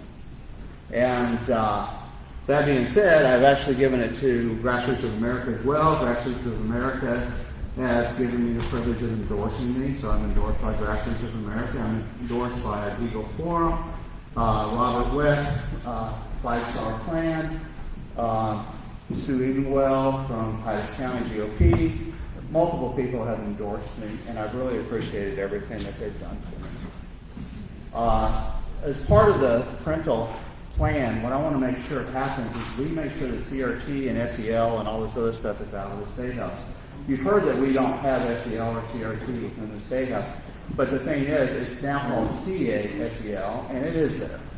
It's under that $6.5 billion plan that they submitted that is allowing a bunch of social workers and stuff like that go in there and talk to our children and see how their social and emotional learning needs are. I have little kids in the school system, and let me tell you, it's there. They come up and make sure that they are safe and they feel comfortable about their life and they're comfortable in the gender that they're in. And they even sent spelling words home or vocabulary words home. Said one of them had woke on it. I asked my 8-year-old daughter, I said, "Why is this on here? It's not in proper context." And she said to me, she goes, "Well, that means to understand." And I'm like, "No, ma'am, it doesn't." And so I corrected her on that. But that was in our school system. And I brought it up to the principal, and we've since corrected that issue. But the thing is that it's sneaking its way in. One of my daughters is a school teacher in Fort Worth. She's got a double master's, and she plans on being a principal. The thing is that she's told me, she feeds me all this information, how SEL is being backdoored in, and how CRT is being backdoored in through SEL. And so we've got to be on the outlook for this stuff. We've got to watch this stuff. All this money we keep giving to the school systems without accountability is just not working for us. We've got to make sure we have accountability for all of that. And then the second part of my pillar for my plan is property rights. Property rights are very important, especially in the farming rural areas like this. Do you know how many foreign countries are coming and buying up their land here in Texas? A lot. There are 8 states that have already outlawed foreign countries from buying, purchasing land, farmland in their states. Texas needs to be number 9. Should have been number 1, but they're not looking out for us. The other thing is that I think that you should be able to own your property. You buy your house, you pay it off. Shouldn't be renting it back in the state. Well, they've got all these plans out there how to fix that thing. I actually have one as well that I've actually talked to some of the candidates that run for governor about. And the thing is that it actually, if you're homesteaded in the state of Texas under my plan, you would actually not be paying property tax on your homestead property. And that would still allow enough money to fund all of our school systems at the adequate spending level that we have right now. The other thing that I really am pushing for is personal freedom. Because that's one of the biggest things that's really bothered me a lot while I've been running, talking to all the constituents within the district. You realize they had 7,000 bills submitted this year, something like that, and they were that number, but they actually worked on 1,000, and not all of them actually got through. But the thing is that these bills, if they're tacked to a requirement like a regulation, they're taking away your freedoms. They're taking away your freedom. A bill at a time. Why do we pass 1,000 bills every year and not rescind bills and restore freedoms? Why are we just doing, if you look at these bills, they strike through very little on the ones that they're trying to fix. They're just really adding to them. They're just taking away more of our freedoms. We need to stand up against that. There are a lot of representatives that do that in the State House, and I respect them. But we need to make sure that we are represented by somebody with the moral clarity to do that as well. Pretty much, like I said, I've just been fighting for Texas rights and basically human rights my entire life. And that's for the born and the unborn. It is very important to me about abortion and preventing it from ever occurring. The heartbeat bill is a great bill. I'm not going to ever knock it. It's a great bill. But the thing is there's more we can do. And there's more that they're trying to do. But I have some different approaches to that because I have so many years in the healthcare system. And same with gender modification. With gender modification and with abortion, both of those could actually be written in on licensure restrictions. And I believe Tenderhold, I believe it was, correct me if I'm wrong, actually tried to do that at one point against the abortion bill. But the thing is those are two avenues of approaches where we can actually legislate that, because guess what? What doesn't belong to the federal government belongs to the state. And managing our licensures within the state is our preview. So we could stop the abortions tomorrow if we chose to do so. Basically, I'd like to turn it over to you for open questions, because my thing is that I really just I really like to hear from you guys. I don't like to sit up here and speak and talk a whole lot, because I feel it doesn't benefit you other than get a little bit of knowing me. But I need to know you if I'm going to represent you, because I'm not going to go up there and sit there and say, I want to do this. I'm not in charge. You guys are in charge. And I get so tired of representatives thinking they know better what the people want than what the people want. And I think we need to be represented by somebody that listens. And actually, I may want to share one story with you before we turn it over, if you don't mind. When I first got into the medical field, at that time I was a respiratory therapist. And I was working at a major medical center. And I walked into the room, and there was this really frail lady sitting on the edge of her bed. And she's staring at the wall. Like I did every time I walked into anybody's room, I took my stethoscope off my neck, and I sat there and I said, "Hi, I'm Julie. I'm here to listen to you." Well, she burst into tears.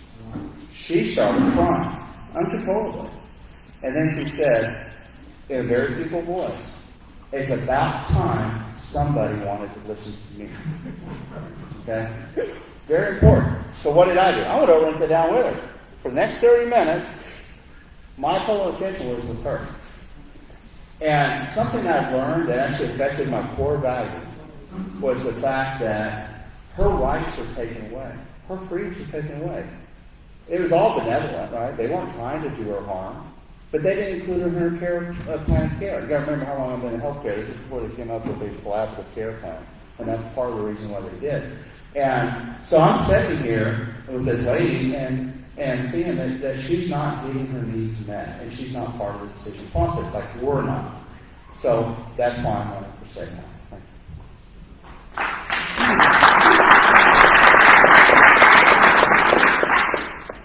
So I see you're wearing a CLS pin. But do you support conventions of states? Is that CLS? No. Oh, it looks like CLS, sorry. No, it's DAV, the Federal American Veterans, and I'm a lifetime member, and I do support them. So you support convention of states? I support the Constitution, and I support the principles of the Convention of States. I believe as voters, as citizens of this country, we have a right to declare that we want to hold or have our voices heard, and through Convention of States, under that article, is one of those ways to know that. Okay, would you be willing to sign a pledge for Convention of States? I would have to read the pledge, because I sort of had the same problem with Texas, because with Texas they sat there and said I had to place a bill every year, whether I supported them or not. And the thing is that with Texas, what I told them is I support my constituents. If my constituents are telling me overwhelmingly that we need to have a vote on that, then we need to have a vote on it. I'm not your boss. You're my boss. And so therefore, I would submit for a vote on that. However, only based on your feedback. And I told them I would not do it always. I would not do it every year. And I'll read this in a second. Okay, yeah. Sorry. Do you support, banning taxpayer-funded law? Oh, absolutely. I don't believe that we should have taxpayer-funded law. And there was a new article that just came out just recently talking about people that are on the taxpayers' payroll and that are actually going out lobbying for other politicians, and I'm totally against that. Considering your nursing background in education and microbiology, can you speak to the efficiency of the COVID mandates? Efficacy. Sorry. That's okay. And the efficacy is a great question because I actually am an infection control nurse because I was a surgical nurse, and one of the options that I could have is I could actually move out and branch into infection control. And so I have many years of infection control knowledge and studies and learning and CEs that I've taken while I was in the service. Now, the thing is that most viruses, because it is a virus, and it's a cold virus, that's why it's so contagious, is transmitted person to person, and you want it to reach herd immunity. And bottom line, because I'm out of time here, is that what we needed to do is we needed to educate the people who were at risk, provide services to those people that were at risk, and allow the rest of the people to work and continue life as normal.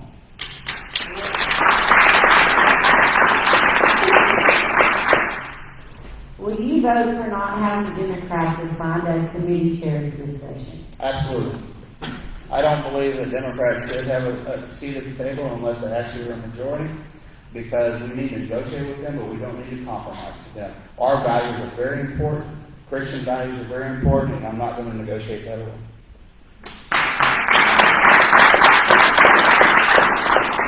Will you vote for Phelan for speaker? I would have to evaluate that. What I've read on Phelan so far is mixed, and I really need to do a little more deep dive into that, so I really cannot give you an answer. As we now speak about federal overreach, we also need to speak about the state of Texas overreach using eminent domain without our consent.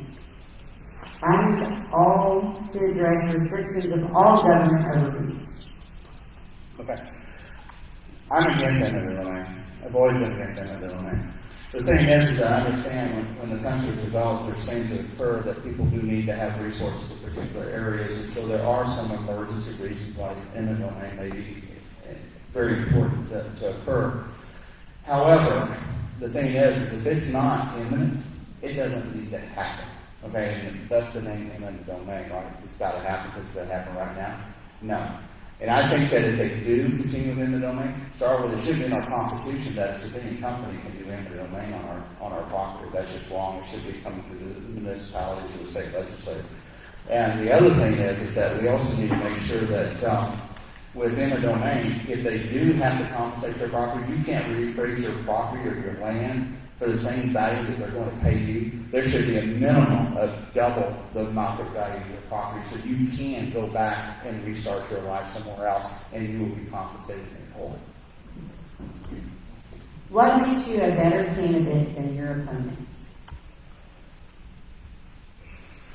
Well, I only have one opponent, but the thing is that my thing is that I've lived my whole life with a core value system, and my core value system is basically, I'm not always sometimes when I speak my mind, I shouldn't have opened my mouth because sometimes I hurt people's feelings, but the thing is I'm honest to fault, and that's my problem is I'm honest to fault.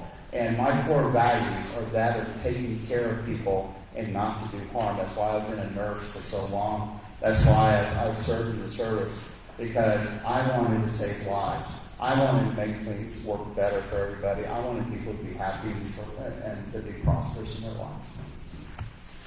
How do you intend to get your agendas passed when you're elected with all the establishment politicians that are not looking out for the interests of the people who will be electing you? Okay, I've been looking at that a little bit because the thing is you can't work in a vacuum. You have to work with other people. And there's a lot of people out there, I'm sure, that are borderline tilted one way or the other in their voting and how they're going to work.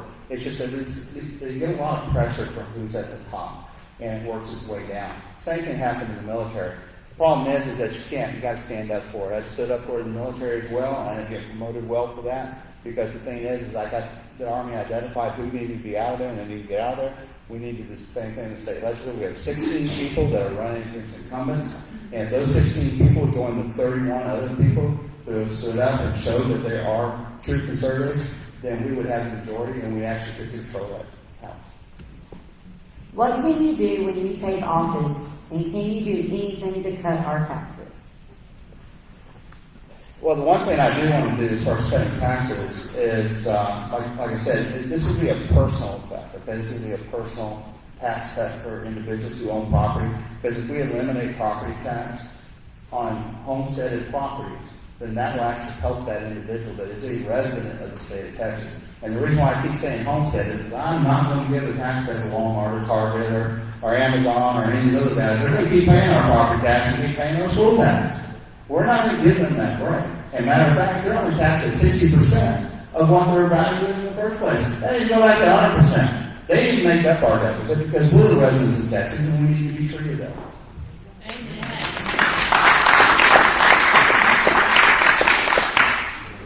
What will you do to institute term limits? Well, I was the first candidate that declared candidacy in the state of Texas, and you can Google this, but I signed a pledge that I believe in term limits, and I would support any legislation that will actually enforce term limits. I believe that you should never be in the state house and be able to retire and draw a pension or draw medical benefits from the state house. You shouldn't be able to. This is a service. This is you volunteering your life, your family's life, to serve other people within the state, not to get wealthy.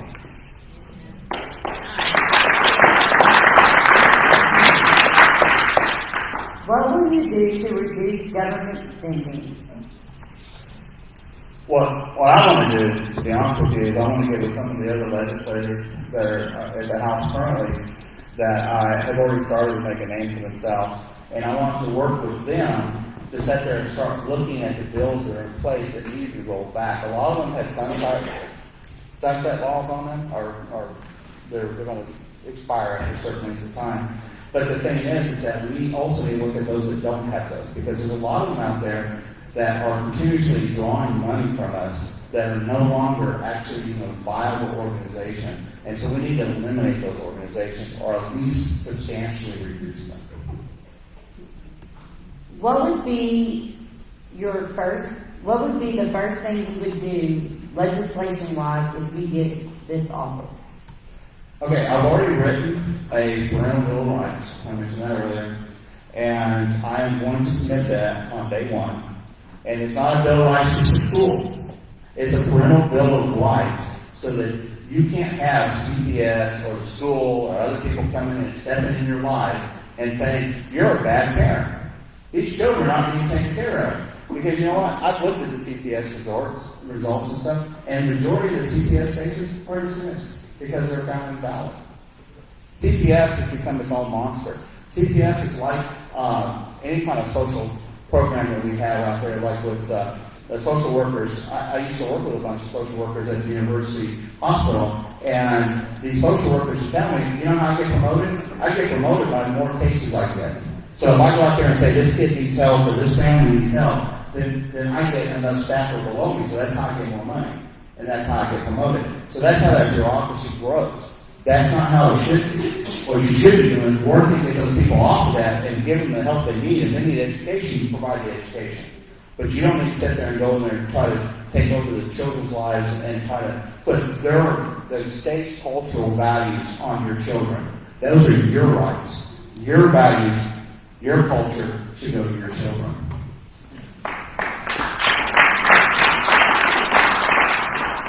Would you be willing to be held accountable by your party that you have chosen to represent?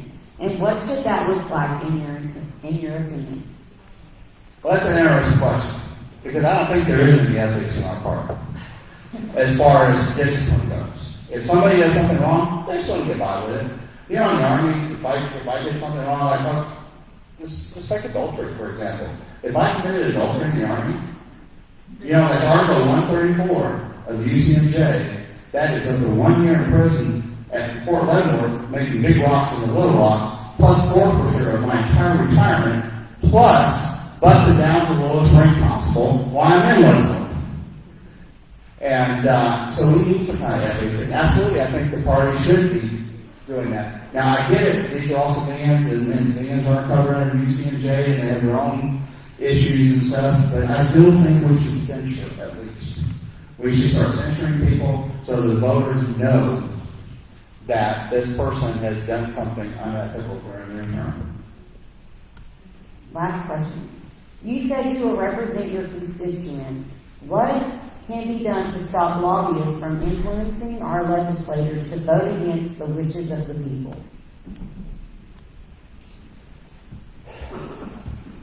That's a difficult question. You said the difficult one for last.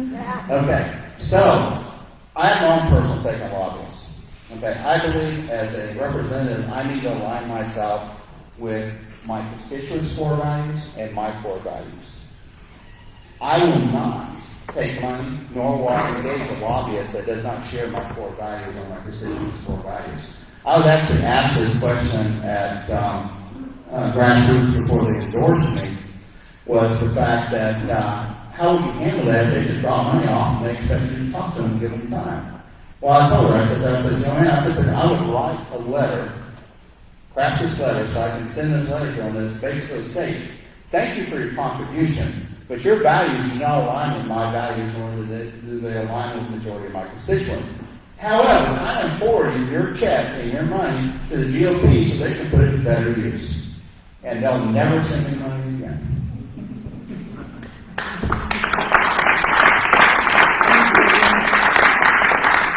That was the last question. That's the last question? Yeah. Well, like I said, I'm here to fight for Texas. I'm here to fight for all Texans, born and unborn, because I guarantee you that's very important to me. And your personal freedom, your property freedoms are very important. So if you consider me for a vote come March 1st, I appreciate it. Thank you.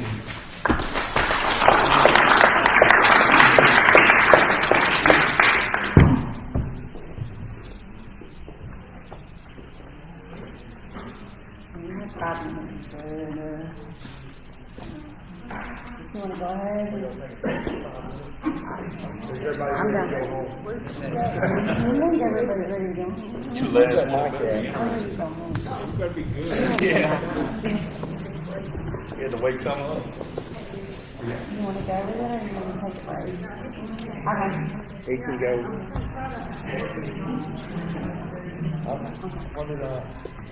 His own, how are you?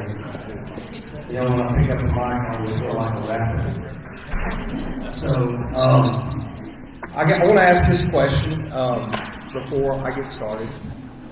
How, and I know this is a split district, or a split audience. How many folks are in Congressional District 1, and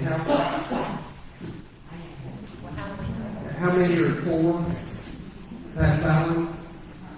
Okay, so anyway, okay, is it 5 or 4? It's 5. 5 is late. That's right. Okay, I can't remember where. You know, this is all messed up. Wow. So here's where we're at. It's the end of the day, and you've got no youth ministry or microphone. Okay? So what I would do back in the day is I would have done like we did this tonight, but there's 7 days. I would have asked everybody to get closer so we can make a little circle and talk. But anyway, so I'm running for Blue Golden Spot. My name is Joe McCain. And I want to tell you what this is about for me. It's about freedom. It's about liberty. And it's about the pursuit of happiness. And it's about stopping people that are trying to take that away from us. Somebody asked the other day if I knew what a Democrat was. And I knew it was a joke.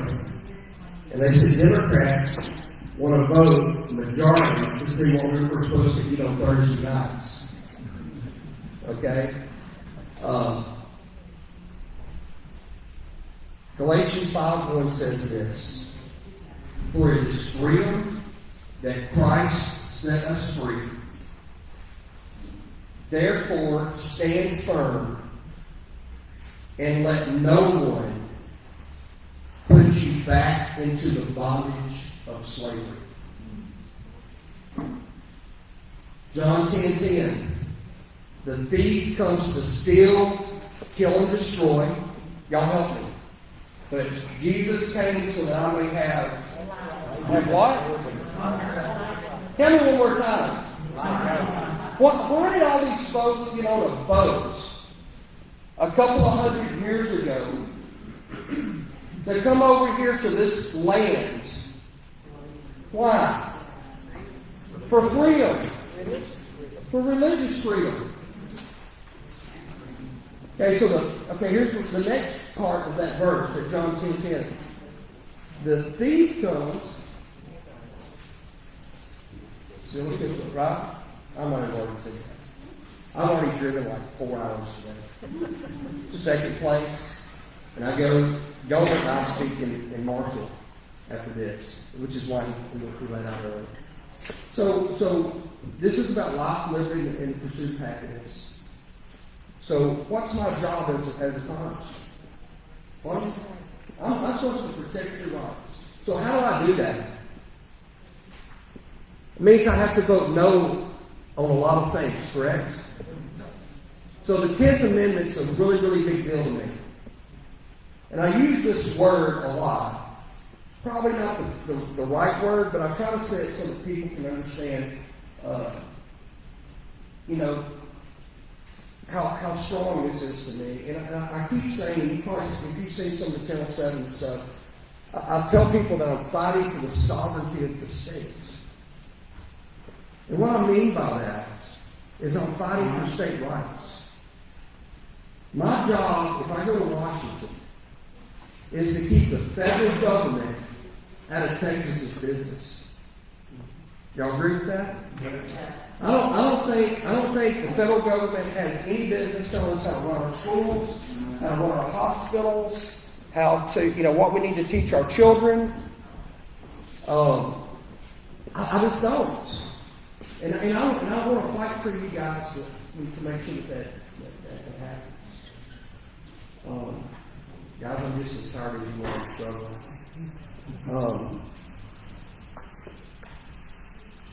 I want to say this as well. I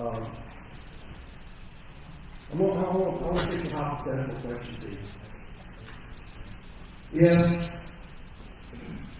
If you elected me to be your congressman, and I went to Washington, and I introduced a bill to be presented in the House for a vote that raised taxes, would you vote for me? You wouldn't? You promise? You swear? On the Bible? Okay. Okay, I did that. There's something that differentiates me from another candidate in this race. We're not supposed to badmouth each other. But I want to say this to you because I want you to truly understand this, because this is a big, big deal. There's a candidate in this race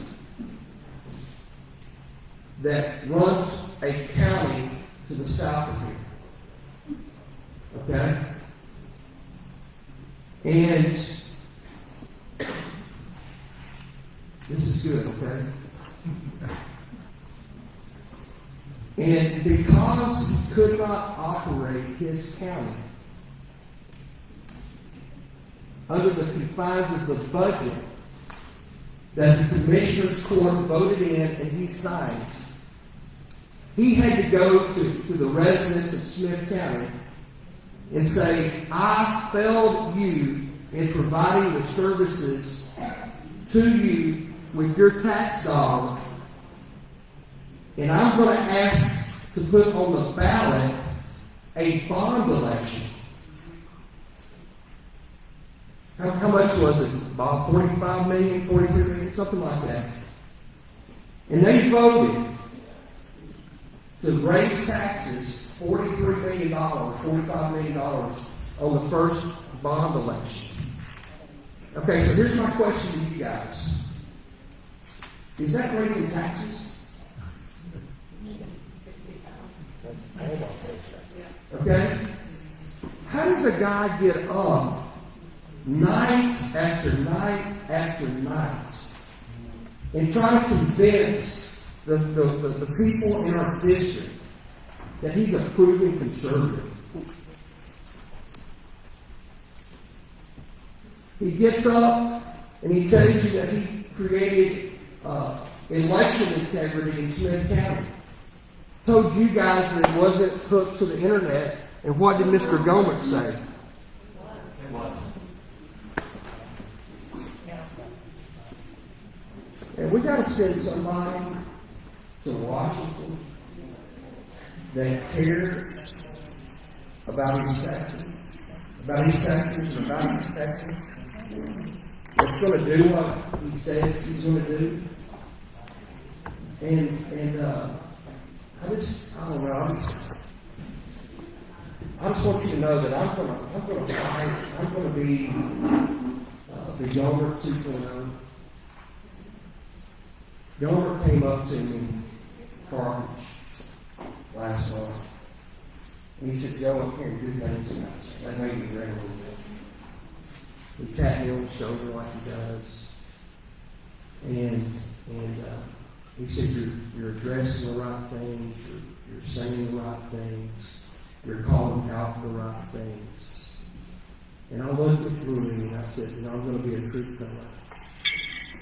I'm going to be a guy that stands for the truth, just like you did."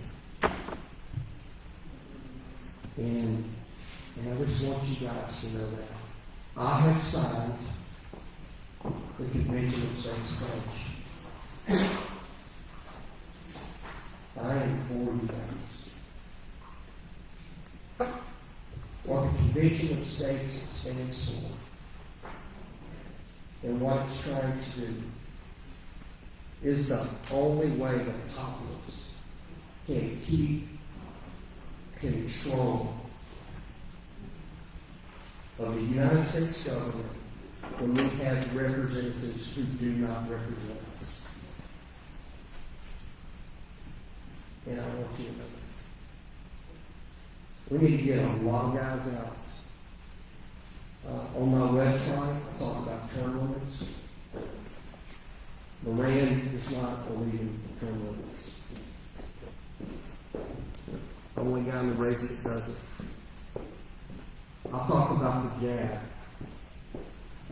and vaccine hesitancy and not being forced to do anything or put anything in your body that you don't want to put in your body. I'm for freedom, and I'm for liberty, and I'm ready to I cannot wait to have a conversation with Nancy Pelosi. Or PNC, or all those other crazies. I mean, gosh, I hear some of this. We had a forum in Henderson a couple of weeks ago that the Chamber of Commerce hosted. And the three of the four Democrats on the Democrat side, John was there. Gosh, it was so hard to sit there and listen to these guys talk about the Green New Deal. And this guy got up in Henderson, Texas, and said he wanted to do away with all those jobs. Okay? And I had a little break, and I grabbed, I think it's Toast or something like that, and I said, "Dude, you're the dumbest guy I've ever I mean, I'm like, let's go to the grader because we need to have a talk. And I said, you know how stupid you sound.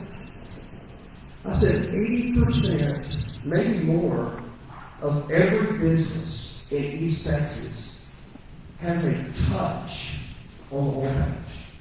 It might be a restaurant or a convenience store or a cleaning service or a dry cleaners or what it doesn't. I mean, when the patch does good, we all do good. When the patch hurts, we all hurt. And I said, man, you're just dumb as a rock. And he looked at me and he said, Joe, he said, I respect your passion. But anyway, guys, I just love these Texas. I've got it all over my website, all about East Texas. I will never pass a bill, vote a bill, introduce a bill that doesn't benefit East Texas. If it's not good for East Texas, check that no box. It's not going to do it. We've got one of the greatest places in the world to live. And I'm like some of you, maybe all of you, we can live wherever we wanted to, right? You know, and I think my kids get so mad at me. I've got a 20-year-old that's at the University of Arkansas, and I've got a son that's 28, graduated from Baylor and something in Fort Worth. And I'm like, I'm going to build you guys a house for them. You know, because I just want them to come back. You know, I want them to have a place to come back that they can make a living and they can thrive and they can build relationships and be involved in church and community. Just like all of us experience. And that would be my job as a representative to promote East Texas. What else I need to add? Tell me what you guys want to know. I got you right here. You got it right there? Okay. I mean, I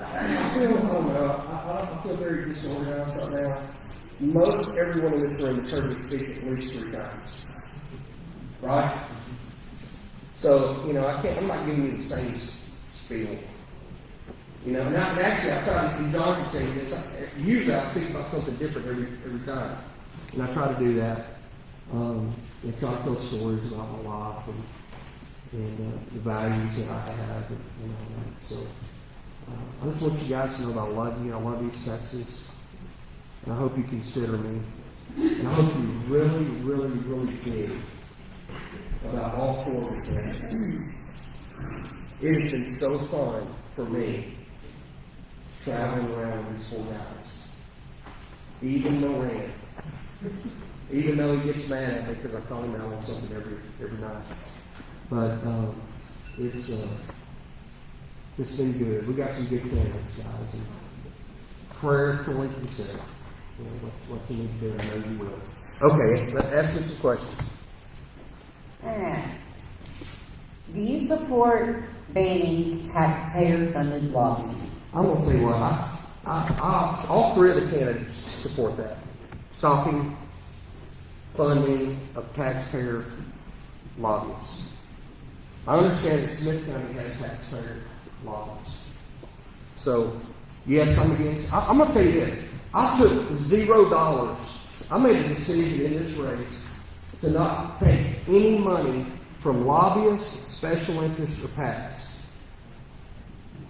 I don't want to be owed, or owned would be the better word. I don't want to be owned by anybody except the people in East Texas.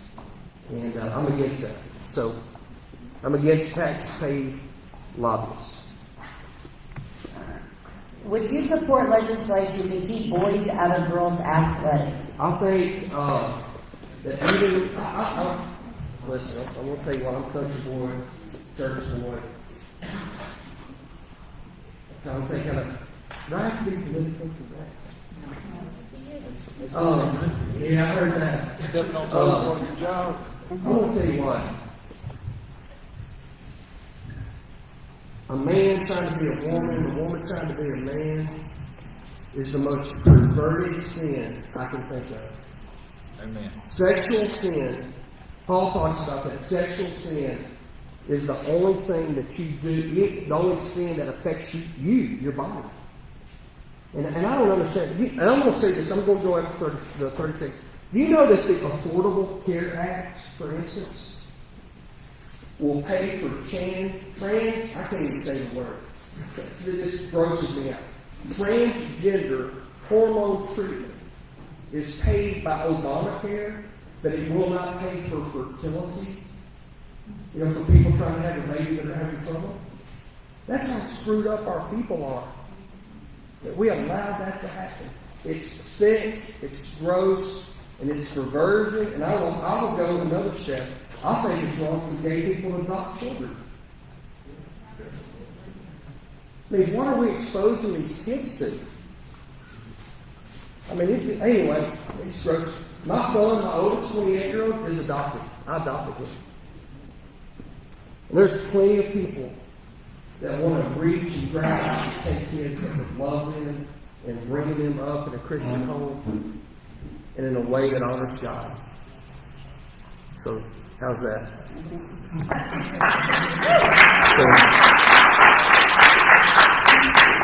My father is a veteran living in the VA Watkins Logan nursing home. He is healthy, yet being quarantined because staff are sick. What would you do to stop this imprisonment of our veterans? Is that the facility in Smith County? Lindale. Lindale, okay. I have to say, my father was at age 62, 2012, was diagnosed with Alzheimer's. And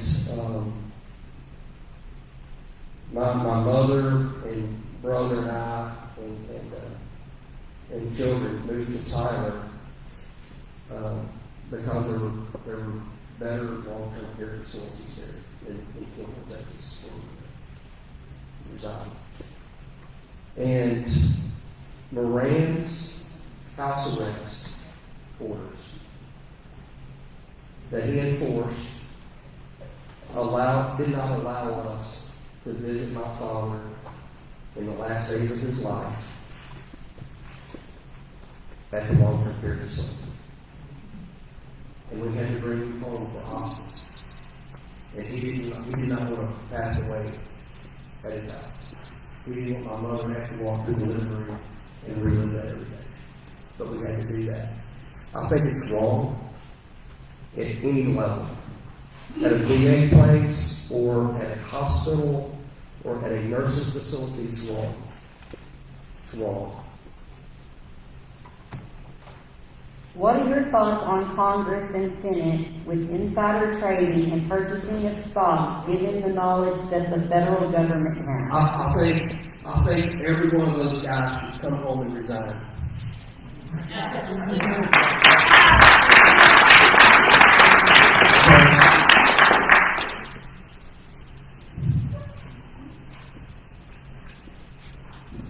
Lance is accused of that, and Pat Fowler's accused of that.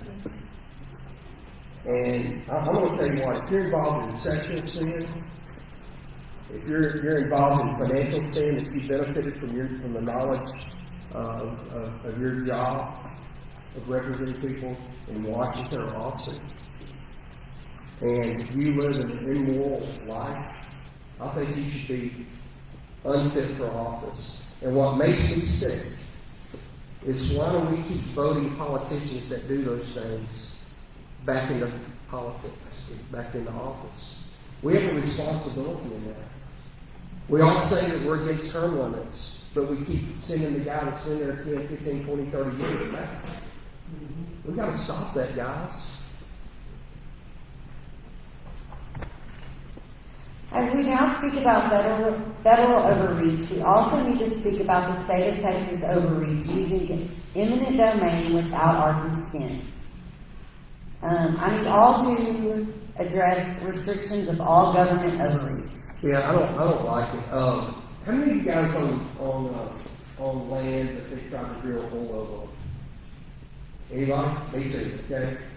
So I had a 160-acre tract in Smith County, and JMax wanted to drill a well on it.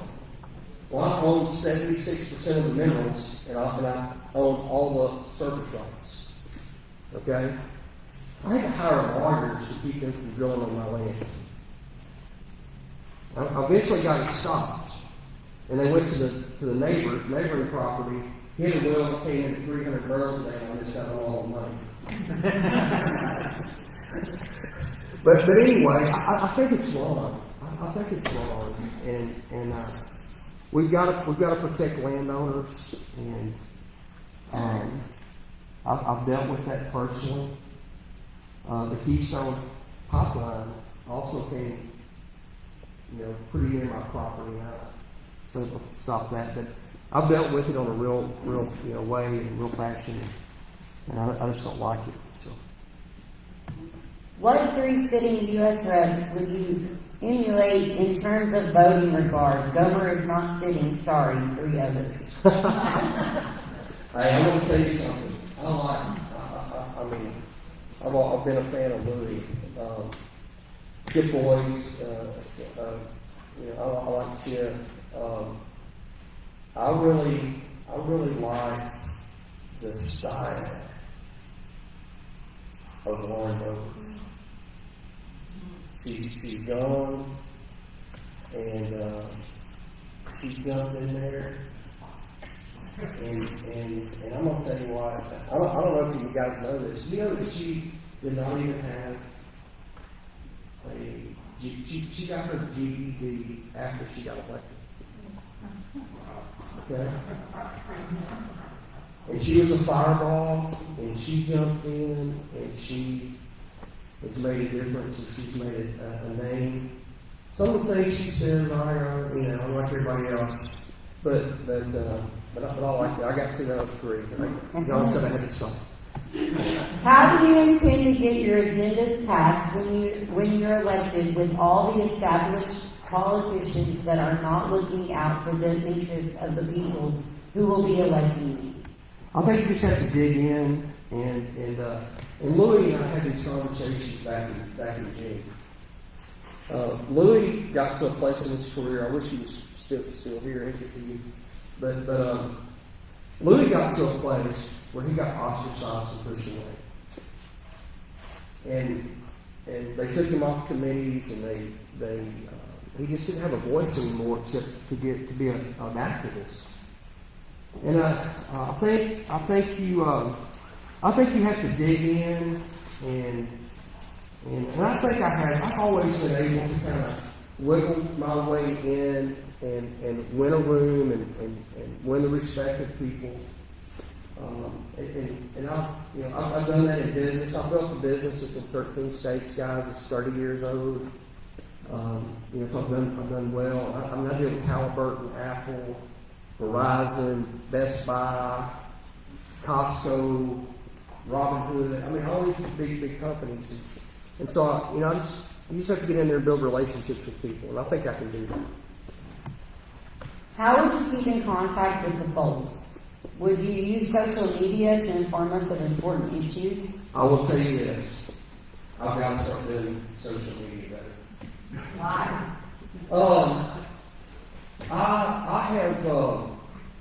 I'm not a very boisterous person by nature. And I don't like to use the word I like to use the word we. And I think social media has really turned into a look at me type of environment. Boom, you're a rock star. Instagram and Facebook's gone, and your identity's gone.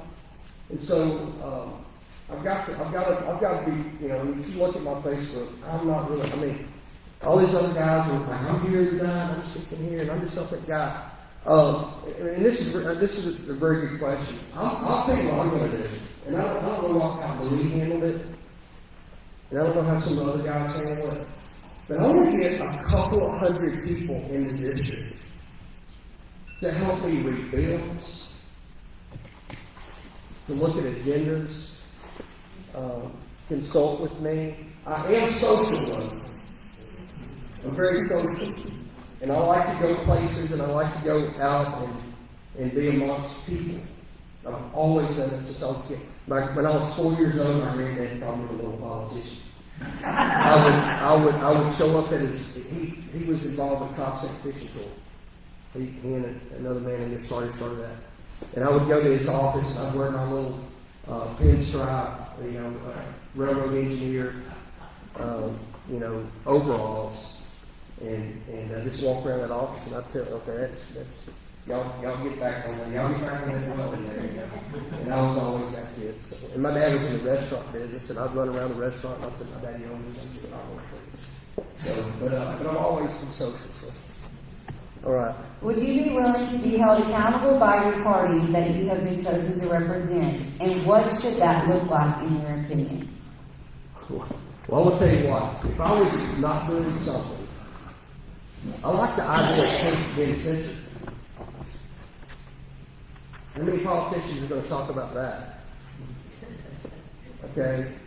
It holds you accountable to why they sent you there. And I've talked about this earlier. My job is to represent you guys. I'm not going to be a lone bullet trying to do what Joe wants. I'm only going to do what East Texas needs and what East Texas wants. So I've never had to, I grew up in a ministry world, so I'm used to being held accountable. So there you go. Yeah. Guys, thank you.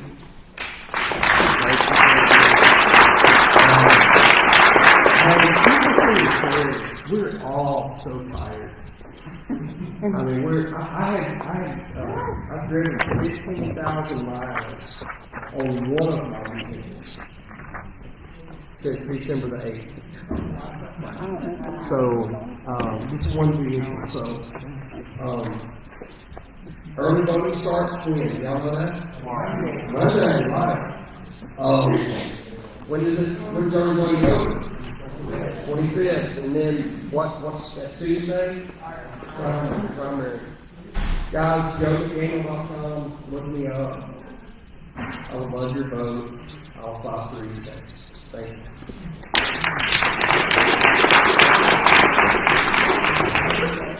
Thank you to all the candidates that came today. We have a backdrop over here that hardly anybody is used, so while you've got a couple of candidates in the house, you might want to get your picture made with them. The only other thing I was going to tell you is next. Oh, wait a minute. I was going to have Mr. Hubbins come up here. I did tell him I would do that, so I'm glad you stood up. Well, thank you. My name is Sam Mayfield. I work with the Don Huffines campaign for the great state of Texas. I would like you guys to ask yourselves 3 questions. Is our border secure? Have our property taxes gone down or been eliminated? No. Is gender modification of children illegal? These are some of the main reasons that Don Huffines is running for governor. He doesn't need a new job. He has one. Starting day 1, he will use Article 1, Section 10 of the U.S. Constitution. Instead of sending letters to Joe Biden like Adam does, Huffines will shut down all 25 ports separating us and Mexico. That puts economic pressure on Mexico. Right now they're being a bad neighbor. That'll make them become a good neighbor very fast. He will finish Trump's wall. And then using that Article 1, Section 10 of the U.S. Constitution, it doesn't rely upon the federal government. If they don't secure our borders, that falls back onto the states. So no more excuses. We'll just stand up and do it ourselves. He will also outlaw gender modification of our children. No more vaccine, no mask mandates. You see Kroger and even Chick-fil-A requiring the vaccine or weekly testing because it hasn't been addressed in the 4th special session like we've asked at it to do. Don has a 10-year plan to eliminate property taxes using our billions of dollar state budget every single year, as well as our rainy day fund. He will reduce pork and then increase sales tax with a consumption tax at a very small rate, and you'll finally own your own home. and everyone will have skin in the game at that point. Don Huffines is a businessman. He's not a politician. He was in commercial real estate just like Trump. He does have some legislative experience. He was a state senator in Dallas County from 2014 to 2018. During that time, he uncovered a large corruption scandal in Dallas County. He took it back to the Texas State Senate, and no one wanted to help him with it. There was this agency that nobody knew what it did, and they were lining their pockets with taxpayer dollars. So he got the Texas Rangers involved. He got the FBI involved. He sent 6 people to jail. He lost re-election in 2018 to a Democrat because his district was turning blue, Dallas County.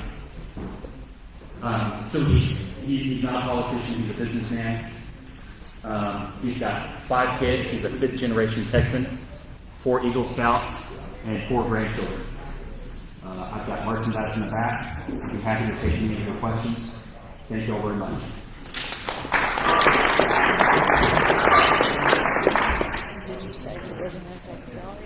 No.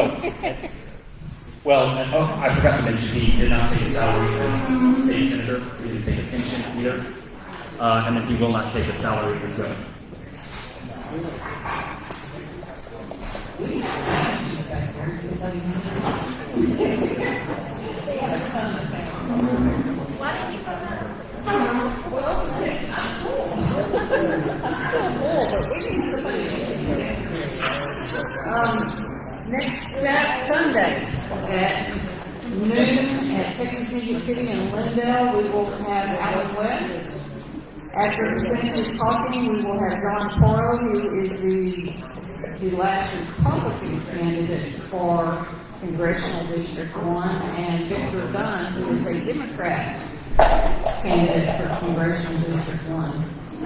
And then the only other meeting I have planned is March 5th in Pittsburgh at the Anvil. We have Mr. Alex Sudek coming to tell us about what it's like to live under communism in Czechoslovakia and the federal government and their role, and then Article 5, because he's one of us. Thank you all for coming. If you want sandwiches, in there. Good job. Appreciate everybody being here and staying to the end, too.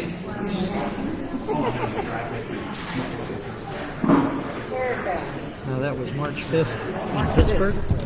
Yes. You can take this. Then I'll just do that. Maybe something I can put on the calendar slide now. We are always wanting people to come to our meetings and bring kids. Yeah. I'm trying to get kids to come to this.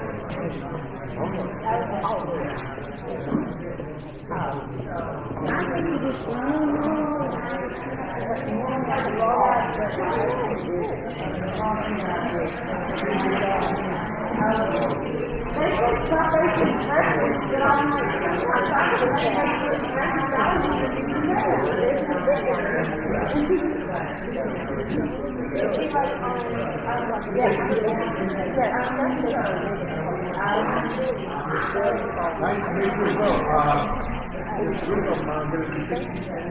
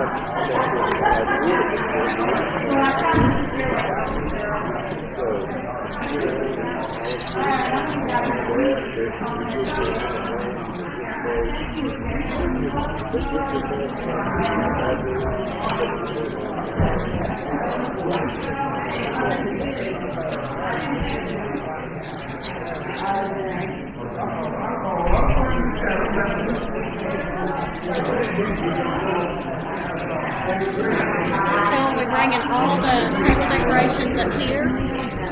So there was something to put the pine cones in. It's that, it was a box over there, right there. Okay. That blue box. And we got to get the blue box. Gotcha. Okay.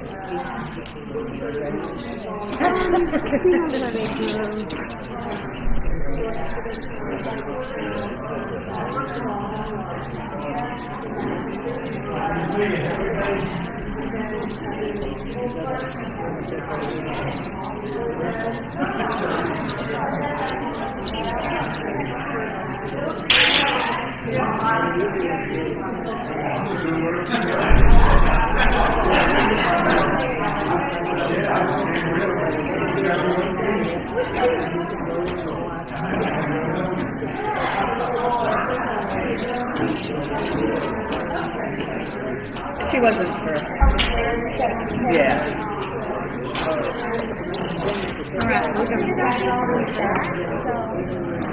Oh, there you go. That's a good idea.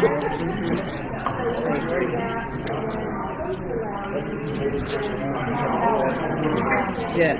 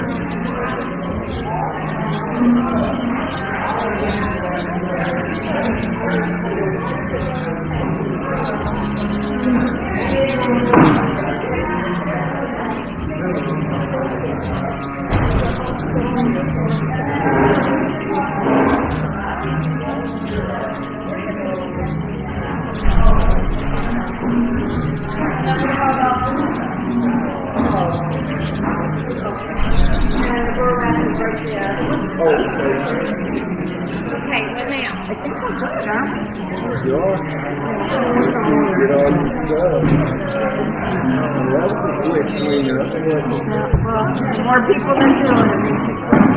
I think y'all were funny. Thanks for having us. It's a beautiful venue. Beautiful.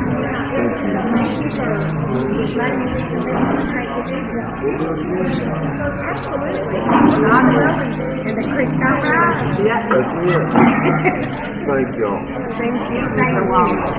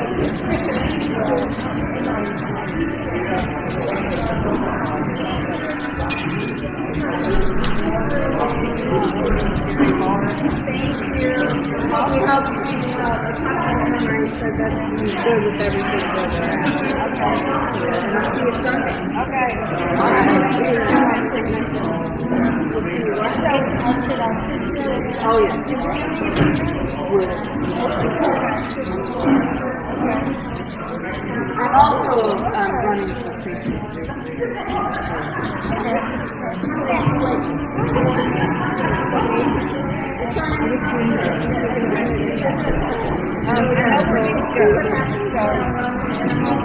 There's a green.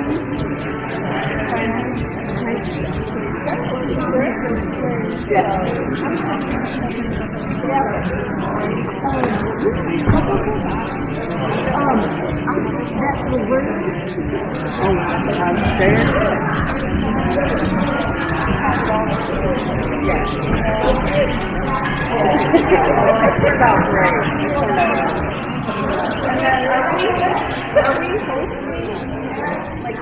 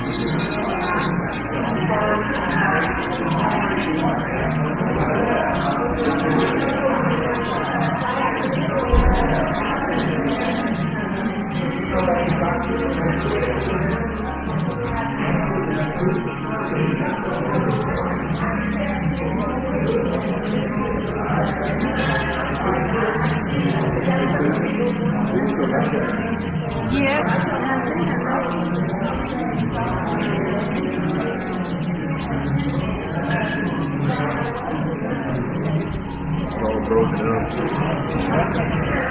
About this tablecloth there. I'm not sure.